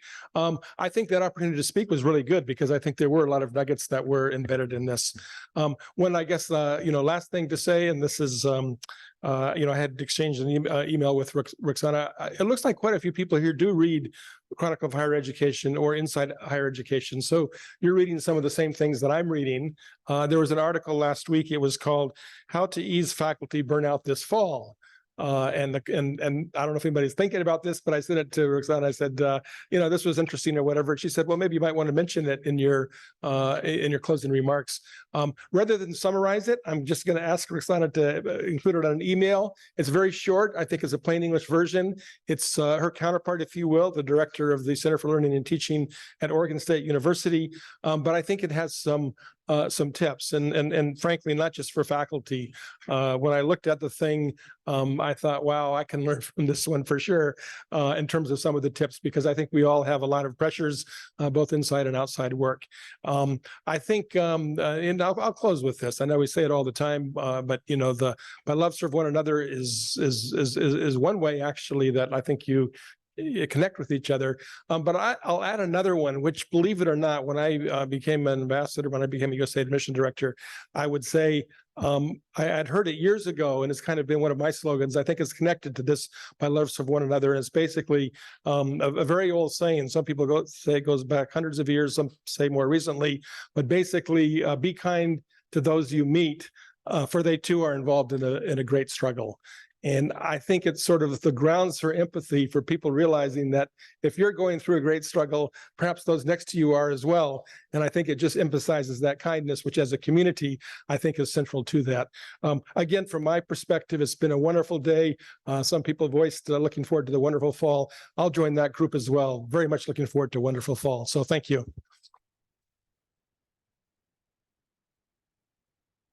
And we have our keynote speaker today with us, Ed, if you will bring him on. Hello, Ed. Hi, everyone. Hi. Oh, we can hear you loud and clear. Can you hear us? I can. Great.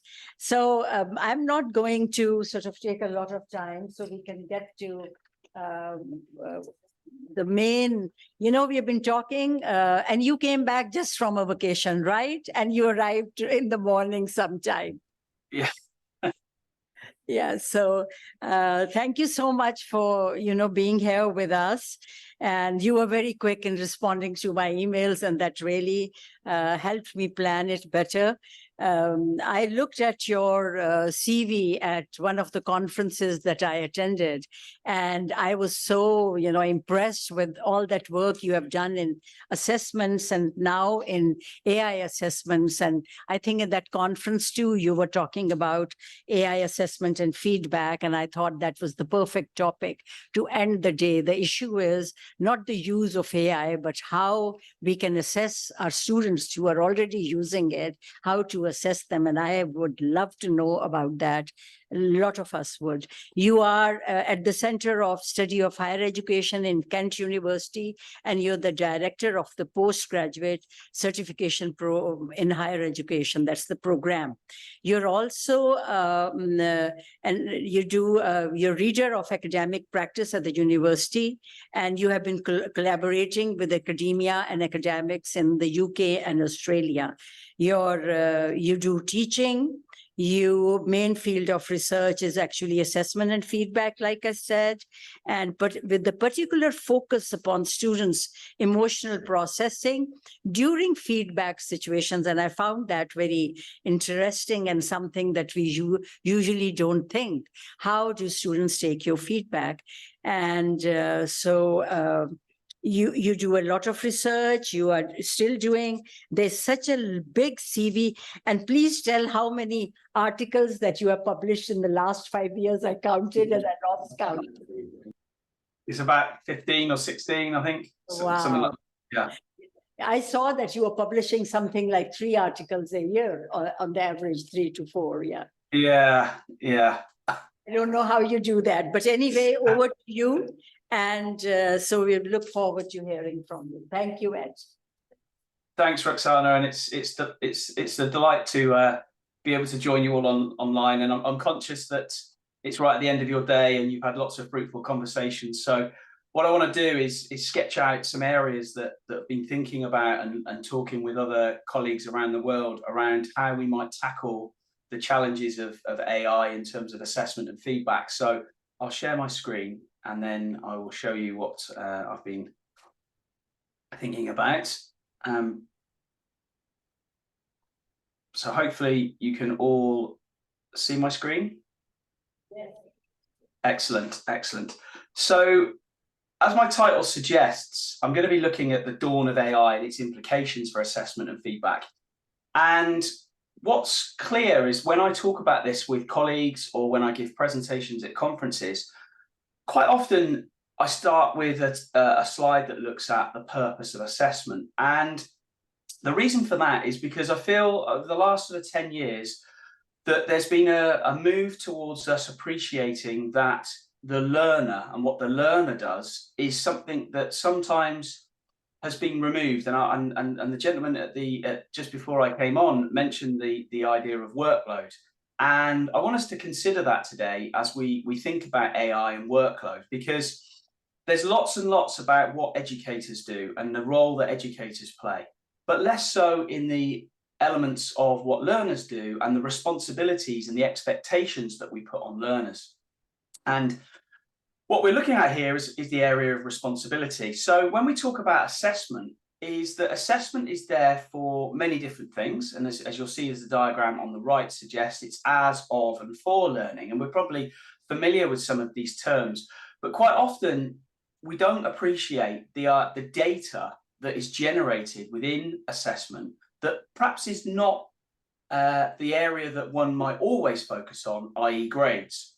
Lots of data is generated in assessment in terms of the tasks that students do, how they engage with that, and the process in which they engage with, and how they arrive at the conclusions that they arrive at, or how they interpret perhaps feedback that they give, or they receive. So I want us to think about specifically today as I talk around the data that's generated and how students can use that data to improve the learning process, how they can improve for themselves. And what I'm pitching to you towards today is the area of AI and how AI might be able to usefully help us as a supplementary focus for students to have during their learning. So something that they might engage with that maybe falls outside of the processes that we currently have in place, but also as a peer, so that's something that they can utilize in their learning. And the reason I mention this is because we have lots of different generative AI models, and these are emerging almost on a daily basis, it seems, and particularly since the start of this year, where it's been front and center in higher education debates, but more broadly in societal debates. And the idea that generative AI is perhaps something that we are fearful of, but also has a huge amount of potential in terms of, as you'll see on the image there, about what it can create. But if any of you are on for example, Twitter or whatever it's currently called today, you will see that there's lots of skepticism, there's lots of worry about what AI can do. So most of what I'm going to talk about today is under the guise that we probably appreciate that students are using AI, more so than we may have imagined at the start, but it's how we can help students to understand what they're doing with the AI and how that can be used as a powerful force in their learning, so that we can help them understand what it is AI is trying to achieve for them. So you'll see that AI in HE has probably been talked about today in your sessions. And I found this wheel online. I thought this was particularly good at showing you the dearth of areas that have already been covered in different websites, different apps, different areas that even academics are using. I've heard of a few academics that will, at the end of a conference presentation recently, say, I got AI to create my slides, for example, which is very, very simple to do. And I've heard of people using AI in academic journals. And there's lots of debates with the journal publishing houses now around the use of AI and where we sort of notify readers that we've used AI, for example. And we know that there's a lot of machine learning involved, and the word I want to use is human-like conversations. And particularly, I've given an example of ChatGPT. This is something that we've been using quite extensively with our own students here at the university that I work. And more broadly, I'm aware of other academics in Australia and Hong Kong that are using this. And it's a human-like conversation. And I think that creates some challenges for us as academics in terms of getting students to understand that it isn't a human, that it is actually artificial intelligence and not a human-like interaction. But it feels like that because there's a back and forth, which mirrors traditional conversations that one might have. The challenge with this though, is that AI is incredibly powerful and incredibly quick to respond to students' inputs. And I'm going to show you some examples later about how we might harness the power of those inputs and outputs, and how we might help students to understand how they engage with this resource, as I'm calling it. So it can create new content. As I mentioned, there's text, images, audio, video content, and some of these are incredibly believable. However, some of them are completely unbelievable. If any of you have ever been to the beautiful place of Santorini in Greece, there is a wonderful area that is sort of all white and has beautiful houses and things on the coast. I've seen several different AI versions of this that have created water slides, for example, for people. And when you go online, people believe that this is real if they haven't actually visited. So it can create a false narrative. And that is an issue for us in terms of how we help students to interpret and engage with that as a resource, and so that they have that criticality and that questioning that we would probably naturally encourage them to have when they're reading other academic sources or engaging with other content that they may have already engaged with online. Now, Roxana's sent me a link to a wonderful resource, and I think I've shared this with colleagues at my own institution around the brief, and I would encourage you to have a look at that, because I think that's a really great starting point in understanding and accessing all of these different challenges. And I get that this can be really worrying and really sort of overwhelming, and I completely understand that. And that's one of the things that we're doing at my own institution, is helping people to think about how this might be usefully used within their roles, but also conscious of not trying to increase the ever increasing workload that people find themselves having to tackle. So my particular research area is in feedback, as I mentioned, and what I want to talk about for the next 10 minutes or so is how feedback and AI and these sort of generative AI models might coexist, and how students might be able to usefully use them. The reason for this is that there is a problem with feedback. And as you'll note on the bottom of the slide here, the age of these research studies, all of these are in the last 40 years, and that problem still exists. And the reason for that is that students don't always use the feedback that we produce. And that, for me as an academic, and the academics that I work with at various different parts of the world, is probably the biggest frustrating part of our roles. We spend lots and lots of time creating feedback, writing feedback, engaging with students around feedback, and then we don't necessarily see any uptake or change as a result of that feedback. And that is a problem. But also there's the areas around students not understanding the language that's used within feedback. And I'm going to talk a little bit more about that in terms of the language that AI uses when feedback is generated. So feedback is a problem, and obviously this is keeping me in work and keeping me actively in my research, but we still haven't been able to tackle that. So maybe AI might be one of the ways that will help us to get students feedback, because that is obviously a challenge for us to get that to the students in timely fashion, and so that they can utilize that to help them productively in future work. When we look at the studies, particularly in Europe, this is an excellent study by a guy called Kim Voitoy in Norway. Students quite rightly say to us, well, we want specific, understandable and actionable feedback. The challenge, however, is that they want that prior to submission. So quite often students are frustrated when they get feedback after the event that says, thank you for submitting your essay, etc., but you should have done this, this and this. And they find that quite frustrating. So how can we harness the power of potentially AI during the process, in that period of time that students are constructing their work and putting it together before they submit? So I'm talking particularly today about the two areas on the right-hand side. I spend a lot of time pre-AI speaking about the left-hand side, the formal feedback and peer feedback. But I want to talk about AI and informal feedback, because if students are engaging with ChatGPT, and I'm sure most of you have had a little look at ChatGPT or other generative AI models, it's quite easy to engage with this and quite easy to put this into your search bar to start engaging with this and asking questions and getting responses. The challenge, though, is the quality of not only the input, but the output that one receives. So this might be classified sometimes as informal feedback. And we've been working with students at the University of Kent, asking them about how they use AI for draft work, for example. What is it they're putting into ChatGPT in order to get feedback from ChatGPT? Now, typically what we've been finding in the early parts of this research is that students are using it to refine their drafts, to refine large quantities of text into smaller, succinct, more sort of aligned to assessment criteria. Now, we're saying this is fairly informal feedback because it doesn't exist within the confines of what we would constitute as normal feedback interactions in HE, but quite obviously, we're seeing an increase in students engaging in this type of feedback, almost getting a pre-mark from the AI prior to submission. And the second thing I want to talk about is on the right-hand side, the internal feedback. And this is something that's come around in the last few years, but I think there's great potential in this. And it's about how students generate feedback for themselves. How do they interpret the feedback that they receive from AI, for example, but also how do they generate feedback about the process that they're engaging with? How do they generate feedback about the things that they've engaged with in order to know the quality of their own work? We believe that this is something that's going to help students become far more autonomous because they are less reliant on others to give them inputs.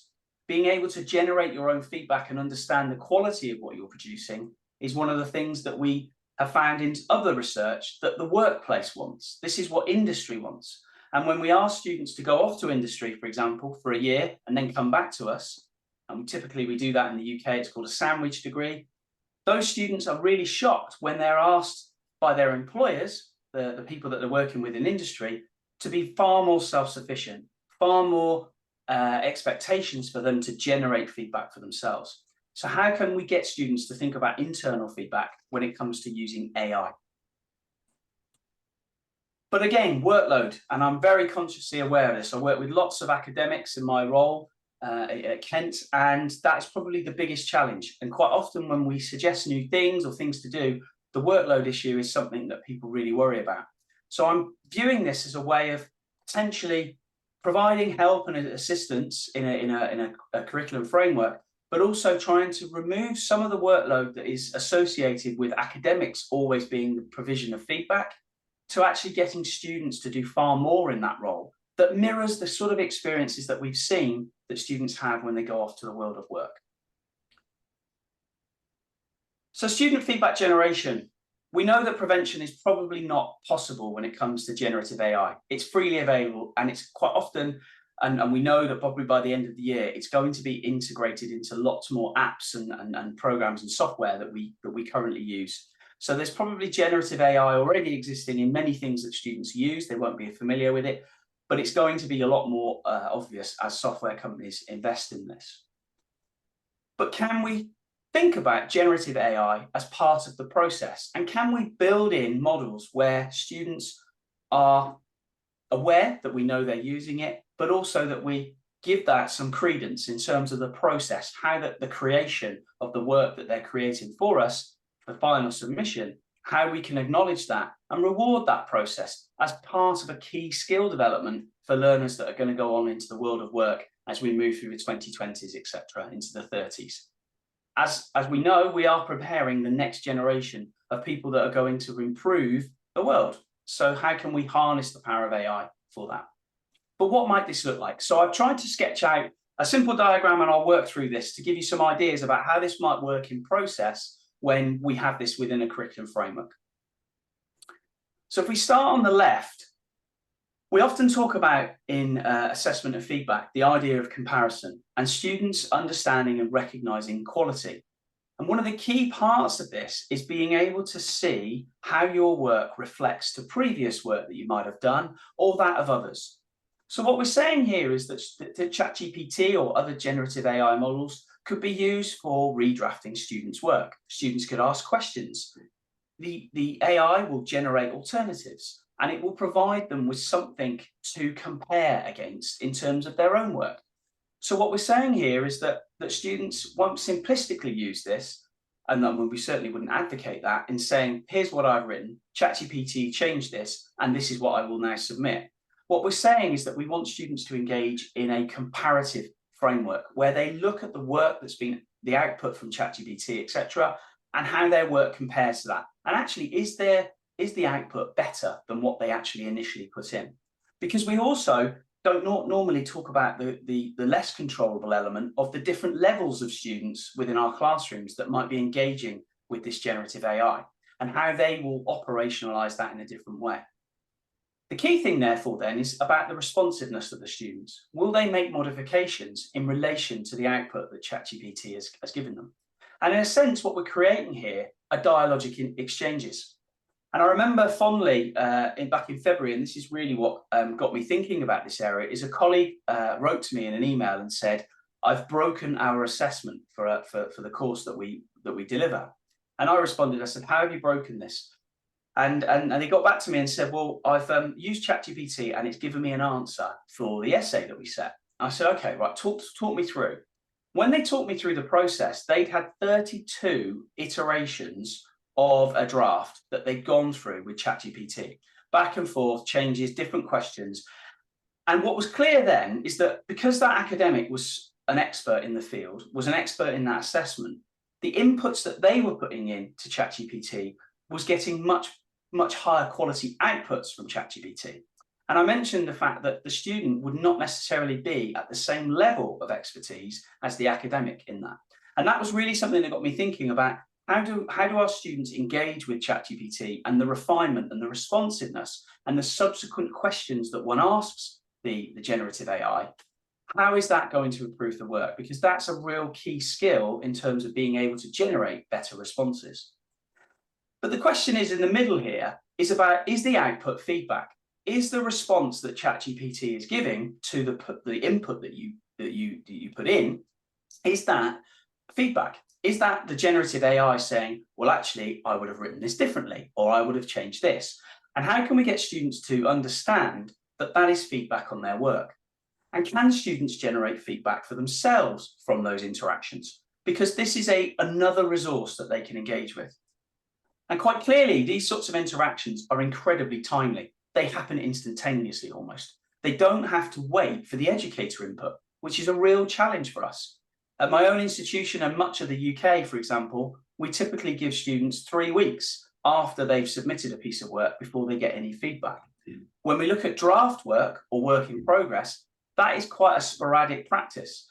Some people do it, but that is a detriment to their own workload, and others say they won't do it.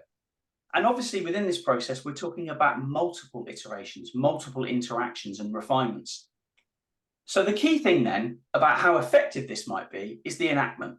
How good is the feedback that the ChatGPT, etc., generates, and how is the student interacting with that and utilizing it? And whether or not they realize about the quality of the feedback that they're generating for themselves when it comes to the outputs and the inputs. So I wanted to give a worked example, and then I'll open the floor for some questions about this. This is around how you might integrate this into the curriculum. So we can say to the students, this is ChatGPT, etc., etc. This is what we think, this is what we do. And we talk to them quite naturally about ethics, parameters, the potential, and some boundaries. And we've got some really interesting emerging work, and I can send Roxana the link to a series of online talks that have happened in the UK with academics. They're freely available on YouTube. There's some really great nuggets of information there that might be useful around how people have trialed this with their own students in their own context from lots of different disciplines across the UK and abroad. But what we say to our students is, okay, well, you generate the first draft for your piece of work with the ChatGPT help, or you generate the first draft and then ask ChatGPT for some feedback. And that has worked really well. We've had different ways of doing that, and both of those systems are clearly getting students to do something early in the process. We're not talking about doing it 5 or 6 hours before submission. We're saying start the process early, start interacting with that, start soliciting feedback on the work that you do. But how we build that then into the curriculum is we say, well, let's have a critical analysis of that first draft. You as the student, what is your internal feedback that you generated from that? How does this compare to perhaps some exemplars that we might show you from previous student work that's happened within the previous cohorts? And clearly then, how do you reflect on that process? How has that helped your work? How has that improved what you're doing? So really getting them to start to reflect on the process of construction of work, rather than just doing something and then submitting it. For far more interrogation of the learning processes that have happened during the construction of that work. And then we get them to think about enacting that feedback. And we say, right, now you've done that, how do you redraft that assessment? And building in that critical reflection into the final submission. So the academic can see how the student has used the generative AI to improve their work and harness that work, or reject the feedback. We don't talk about that very often, but the idea of being agentic with feedback is that you can reject feedback because it might not be correct. And how does that feedback that's been generated improve what you finally submitted? And then within that submission, we have particular elements of the assessment rubric, for example, that includes a section on feedback enactment. There could also be in-class discussion subsequent to that about how different people have used AI, how different people have attempted to use that.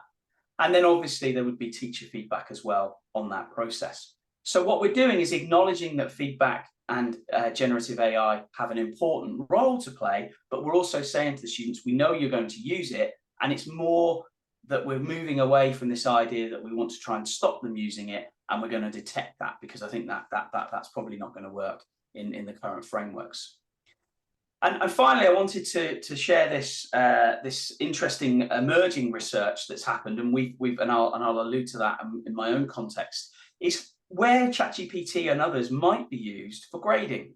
And this might scare some of you, but I thought it's worth sharing to see how quickly we've moved along with this process. So we've got automated grading systems. I've been approached by many different companies that are emerging now about how they might automatically mark work that students have submitted. And on the face of it, this sounds like a hugely time-saving process, agreed. There's quicker feedback turnaround, I understand that. But one of the things that perhaps is worth really thinking about is the consistency in terms of being able to control marker fatigue. If we're quite honest, if you're faced with marking 200-300 assignments, which quite regularly my colleagues have to do, that can be quite daunting, but also quite time consuming and difficult to remain consistent across all of those pieces of work. It can decrease workload and can give quicker turnaround. But something that's become very apparent in the last few months is around the biases that exist within AI because of the way that it's been trained on certain language, how that might have bias in terms of the outputs that it produces. So we need to think about bias, particularly with students thinking that generative AI is a perfect answer, because there are inherent biases within the systems. So that being said, what could these systems do? And this is an emerging study, and you'll see that I've provided a link on the right here. What they did was they trained the generative AI on a large corpus of essays that had previously been scored by human markers. And what they did was get it to learn and predict the score of a new unseen essay. So essentially they trained it to recognize the marking criteria on the previously scored work and then inputted new work. And what they found, or what they were hoping to find, was accurate predictions between the human and the AI. And you'll see the number there. It's 12,100 essays in 11 different languages. And they had quite a basic scoring system, low, medium, and high, to make it simple, really. And what they then did was randomly select 1,210 essays for rescoring to assess the consistency of initial score. And it performed well. And this is what I want to show you.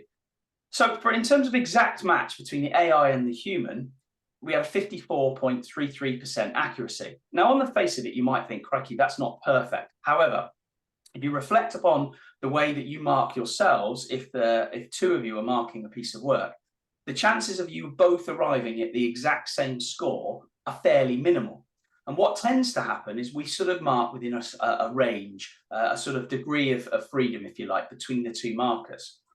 And what we found here in this particular study was that there was a potential of a 1 to 2 point variation was an 89.15% accuracy, which is incredibly high. And there were no cases of 3-point difference. So within the confines of the marking that we generally adopt, and certainly in the UK, this is incredibly accurate and quite scary that these systems have rapidly been able to be trained and do this.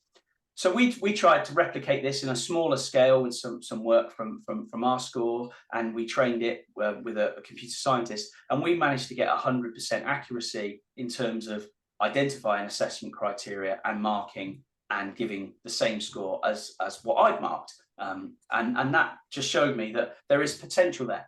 Where it might be beneficial, and this is something that I've started working with some colleagues in Hong Kong, is we've been looking at the metaverse, and we've been looking at how students might exist in a virtual world and then be able to go and visit a sort of, I guess it's a character that's walking around the virtual classroom and say to them, this is my draft work, could you have a look at this and provide me with some feedback? And there is a guy that's done this already in very many different languages in biology, and is being able to give students feedback on draft work through AI, because it's trained based on previous experiences, exactly as this article describes. So the power of this might have a huge impact on how we can provide students with feedback, because we've trained the system around what we're looking for and give them feedback during the process without necessarily increasing huge amounts of workload for ourselves.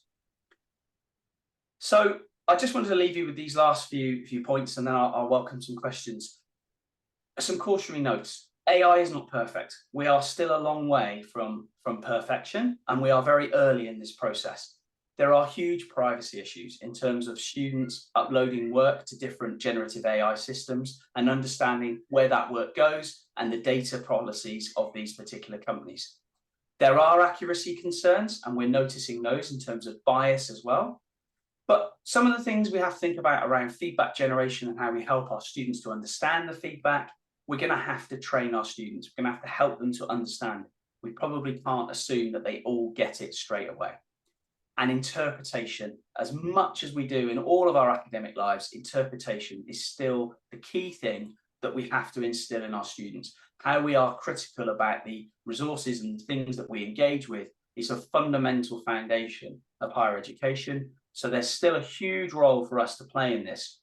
It's just that we've gone off the path that we were all comfortable with, and there's just this new challenge. And I'm going to stop there, and I'd welcome any questions that you might have.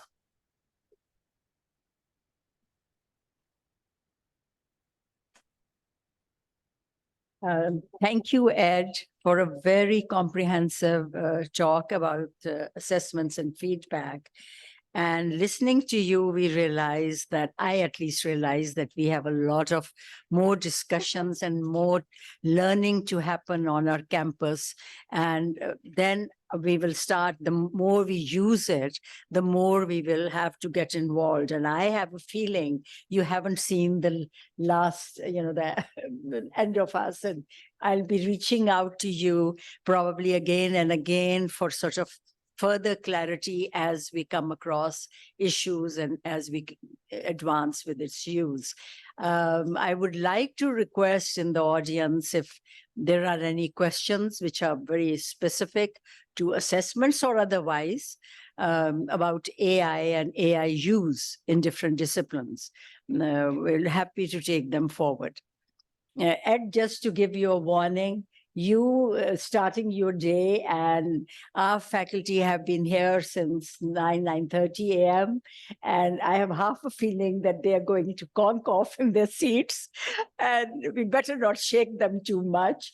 And this was a dense topic, even for me at times. I think because I've been working a lot on AI, but I got lost at a couple of spaces. When I was working with the brief for the student, there was a lot of things that came through. But what you talked about assessment was a bit very pinpointed, very focused, and very apt. And we are yet not there, to be very frank. But I know that is the path we have to go as we move along. Do I see any voices? G? Oh, Sabah, one of us faculty would like to ask a question. Sabah Iqbal from mathematics. Ji Sabah. And do tell me if you understand if the voice carries to you. If there's a problem, we can repeat it. It's not a question, just a small comment on it, that we just want that how grading can be done using AI tools at FCCU, and looking forward to the speaker for this wonderful session in near future. So we want some training from the faculty, I think, point of view. So that would be great. Yeah. That's. See, Ed, you're getting demands for your expertise. Yeah, and I completely agree, and I think that's the hardest part of all of this. And I'm conscious of the workload element. It's another new thing that we've got to learn, and another new thing that we've got to tackle. And I often give the analogy that when we're doing lectures and things, we're normally a chapter or two ahead of the students on some of the things that we teach. I feel like we may be a couple of lines or a paragraph ahead of our students really on this, because a lot of them are very au fait with it. So it's a real difficulty, and there's definitely some trepidation and nervousness in the sectors across the world about this. So absolutely, I think that this is a collective venture that we can all help each other with. I totally agree. Thank you so much, Ed. There's another question from Tazeen Bukhari, who is, I think, in EAP. Oh, she's online, and then Sufyan. Tazeen Bukhari, will you unmute and ask your question? Hi, Ed. It was a very reflective research that you went through with us. Regarding the student feedback and generation that you have suggested, with constantly there will be a back and forth of feedback between the instructor and the student. Where do we draw the line with plagiarism as well? Because copyright plagiarism, that is creating a lot of issue with our students. So any suggestions for that? Because yes, chat GPT, it is helpful, definitely. But what do you say regarding, plagiarism and copyrights? Yes, and I think that's something that we've definitely seen, and I mentioned the webinar series that I'll send the link to Roxana, because I think there were people in there that I remember talking about this, and there's sort of the challenge of detection, and there are platforms that are out there that say that we can detect that they've used X, Y, and Z.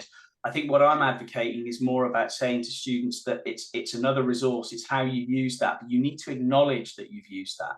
You need to have that built in. And I think the example I gave there was saying to students, we know you're going to use it, but we've built it in. It's not a simple, here's an essay question, you put it into ChatGPT, this is the output, and you just use that. It's more about how you've used it as a resource, much like one would use other resources like text or journal articles, and how we utilize the output from that in order to create the assessment submissions that we submit.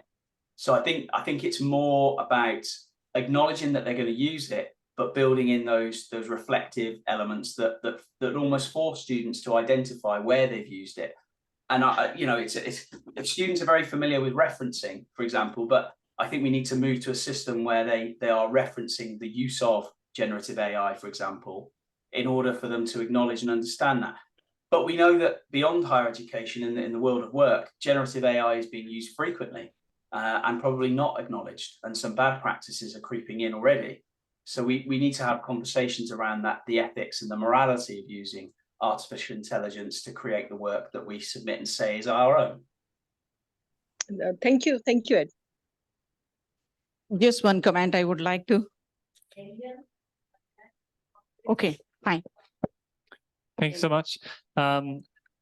Connected to what you just said, do you see something like an emerging consensus for faculty, or I mean anyone who's researching and publishing? How are we allowed to use generative AI? And do you expect that eventually there'll be the same standards? I mean, similar to if you decide something is plagiarized, you've got basically the same criteria, whether it's student work or faculty work.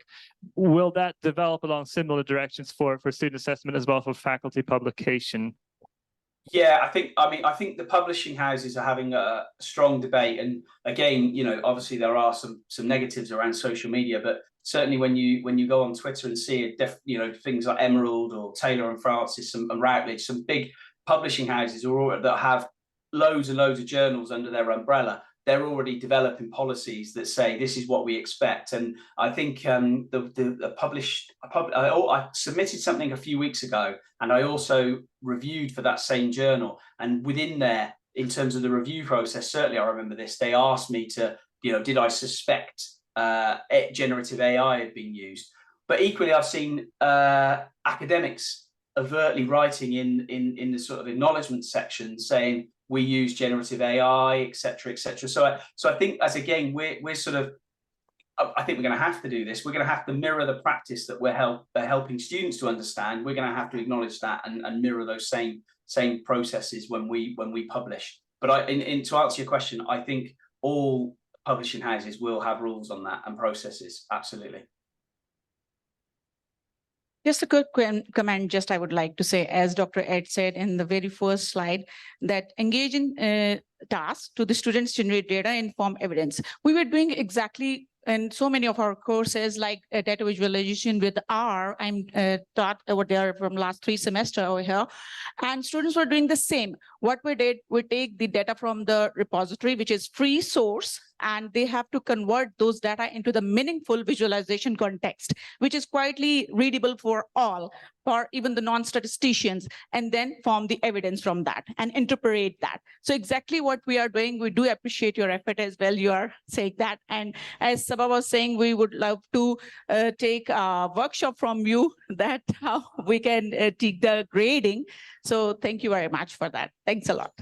Sure, thank you. No, I'm happy to help where I can. Yeah. Gee, any more? Yeah, Dr. Trimble. He's the Vice-Rector, so perhaps also a thank you to. Dr. Pitt, thank you so much for this presentation. I was wondering if at the University of Kent, you have a policy that you share with students on the use of ChatGPT or other generative AI, if that's something that you could share with us, or if there's another university that you could point us to that has a good policy that we could use. Yeah, so we have our first meeting on the 4th of September to write this policy. We've got to write it in 8 weeks, which is a pretty short deadline. There's a few of us that are involved in that, and I'm on that group. There is the Russell Group in the UK have produced a sort of collective view on generative AI, and I can share that with you.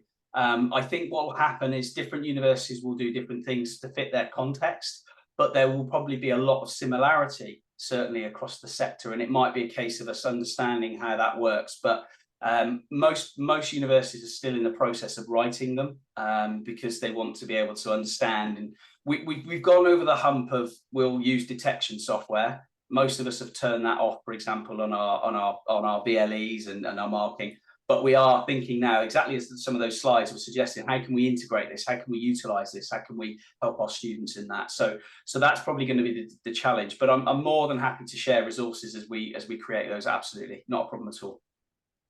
Does that answer your question? Yeah. Perfect. I think that's what we need.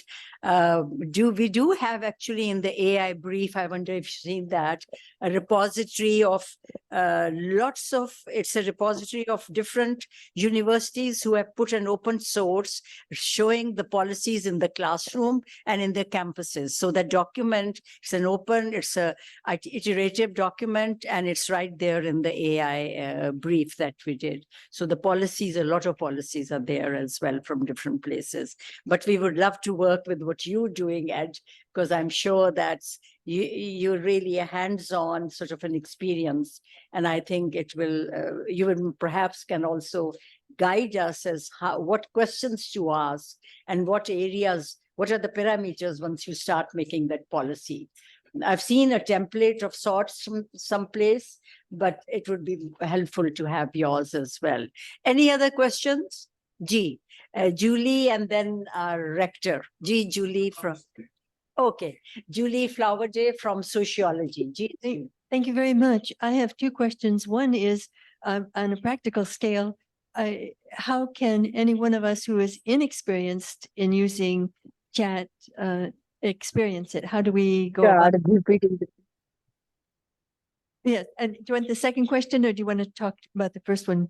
Yeah. I think I was hinting at this earlier, and I think this is the fear, isn't it, that students might be more advanced in using this than we are. And I think what I've always advocated to colleagues is that they have a go, try. I mean, the first thing that we do on one of the courses I teach is that we get everyone to come with their assessments. We start using it. We say what the sort of minimal level of output would be. How would you interact with that as an expert? Like the example I gave of my colleague, that really shaped how we taught that so I teach academics that are new to teaching, and we went through that process, and we talked about the outputs that we've got. We had varying different qualities of outputs, and then we said, oh, well, how would you then change that? And you're sort of thinking about students. One of the interesting things that we did do, though, is think about the different levels of students in our classroom and how they might interact with that. And there are some emerging research, as a guy called Dylan William, you may be familiar with, has sent out some information around this generative AI seems to help the lower quality students more than the higher quality students, because they're sort of bringing them up a lot quicker than they might have already achieved outside in other things that we do. So I think trying it, definitely thinking about your assessment and what sort of outputs that you get, familiarize yourself as well with. This is another thing that a lot of colleagues were quite surprised at in terms of the output and the sort of language and the style that it uses, because it can sometimes be very different to the one that we might operate. Or also, you've got your experience of the sort of submissions you had prior to this, you know, in previous years, if you've got other, and you've got similar assessments that you might have used, and you can sort of almost compare that. Now, obviously, there's a bit of work involved in that, but I think having a play around with it, that's probably the first entry step I would sort of advocate. Great, thank you. The second question is, faculty are encouraged to create patents to do on things that haven't been done before. So the question is, how are those faculty protected once they've offered their ideas to something like AI? Is it then protected, or is it something that becomes available to everybody who uses AI?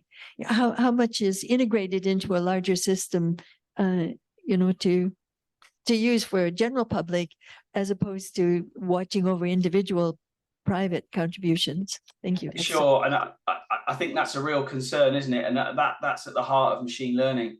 You know, the idea that it's taking everything that's coming in and repackaging and learning from. And I think there are huge privacy and data privilege issues that we have to be aware of. And I think once you put things out there, it's hard to know and hard to sort of have a data trail for where that's going to end up, as you mentioned.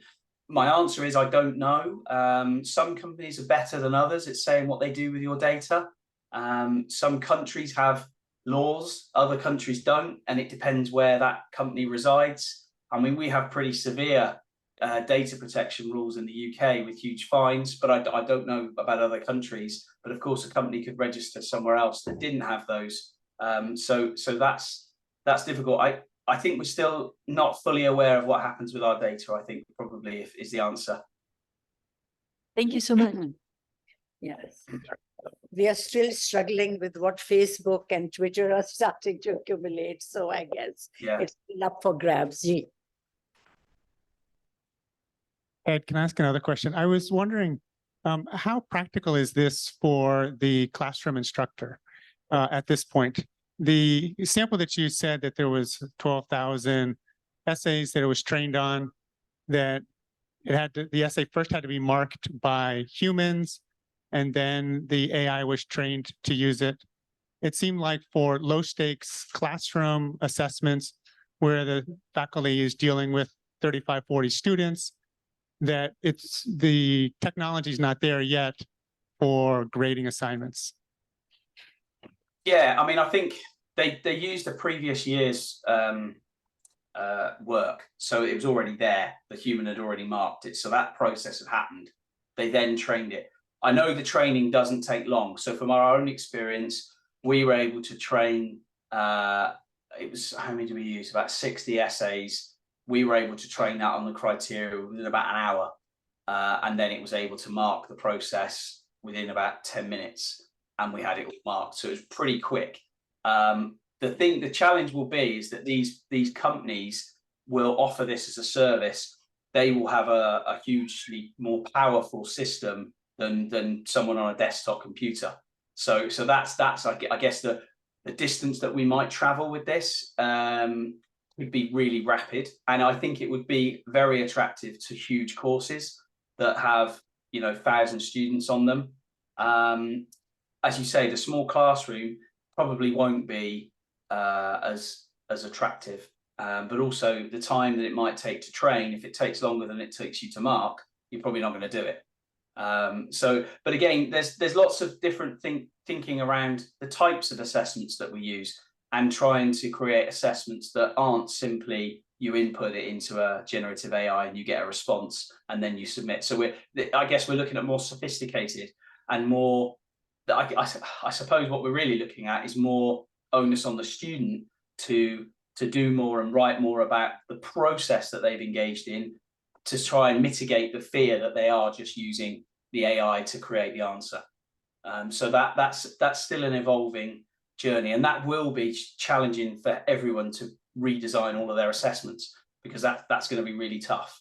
But I think it's a sort of gentle tweaks that some people have been using that we're starting to see research on now in the last few months. Thank you. With that, it seems we have come to the end of our question and answer session. Dr. Trimble, would you like to thank him? And I have requested the Vice-Rector to thank you. It was a very, very insightful session.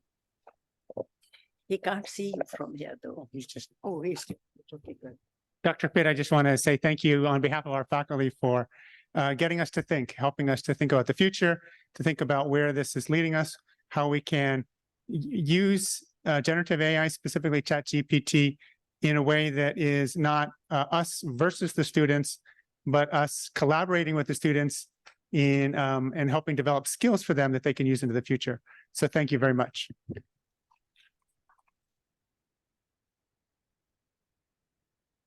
Okay, Ed, do you go back to sleep now? Yes, thank you. Yeah, you had a long journey overnight, right? You were traveling during the night. So thank you so much, Ed. Really appreciate that you made time for us. And I'm sorry that Amar Hussain from the Napier College couldn't join us. Apparently, he was snowed under and he wasn't ready, prepared as well. So thank you, Ed. We'll keep in touch. Look after yourself, okay? Pleasure. Okay. Bye. So we just now we're going to wind up, and we finished earlier than expected. So thank you so much. Thanks to the faculty. We'll send you materials over email, and this is a big thank you. And we're leaving you with that note out of the rector's message. Thank you so much.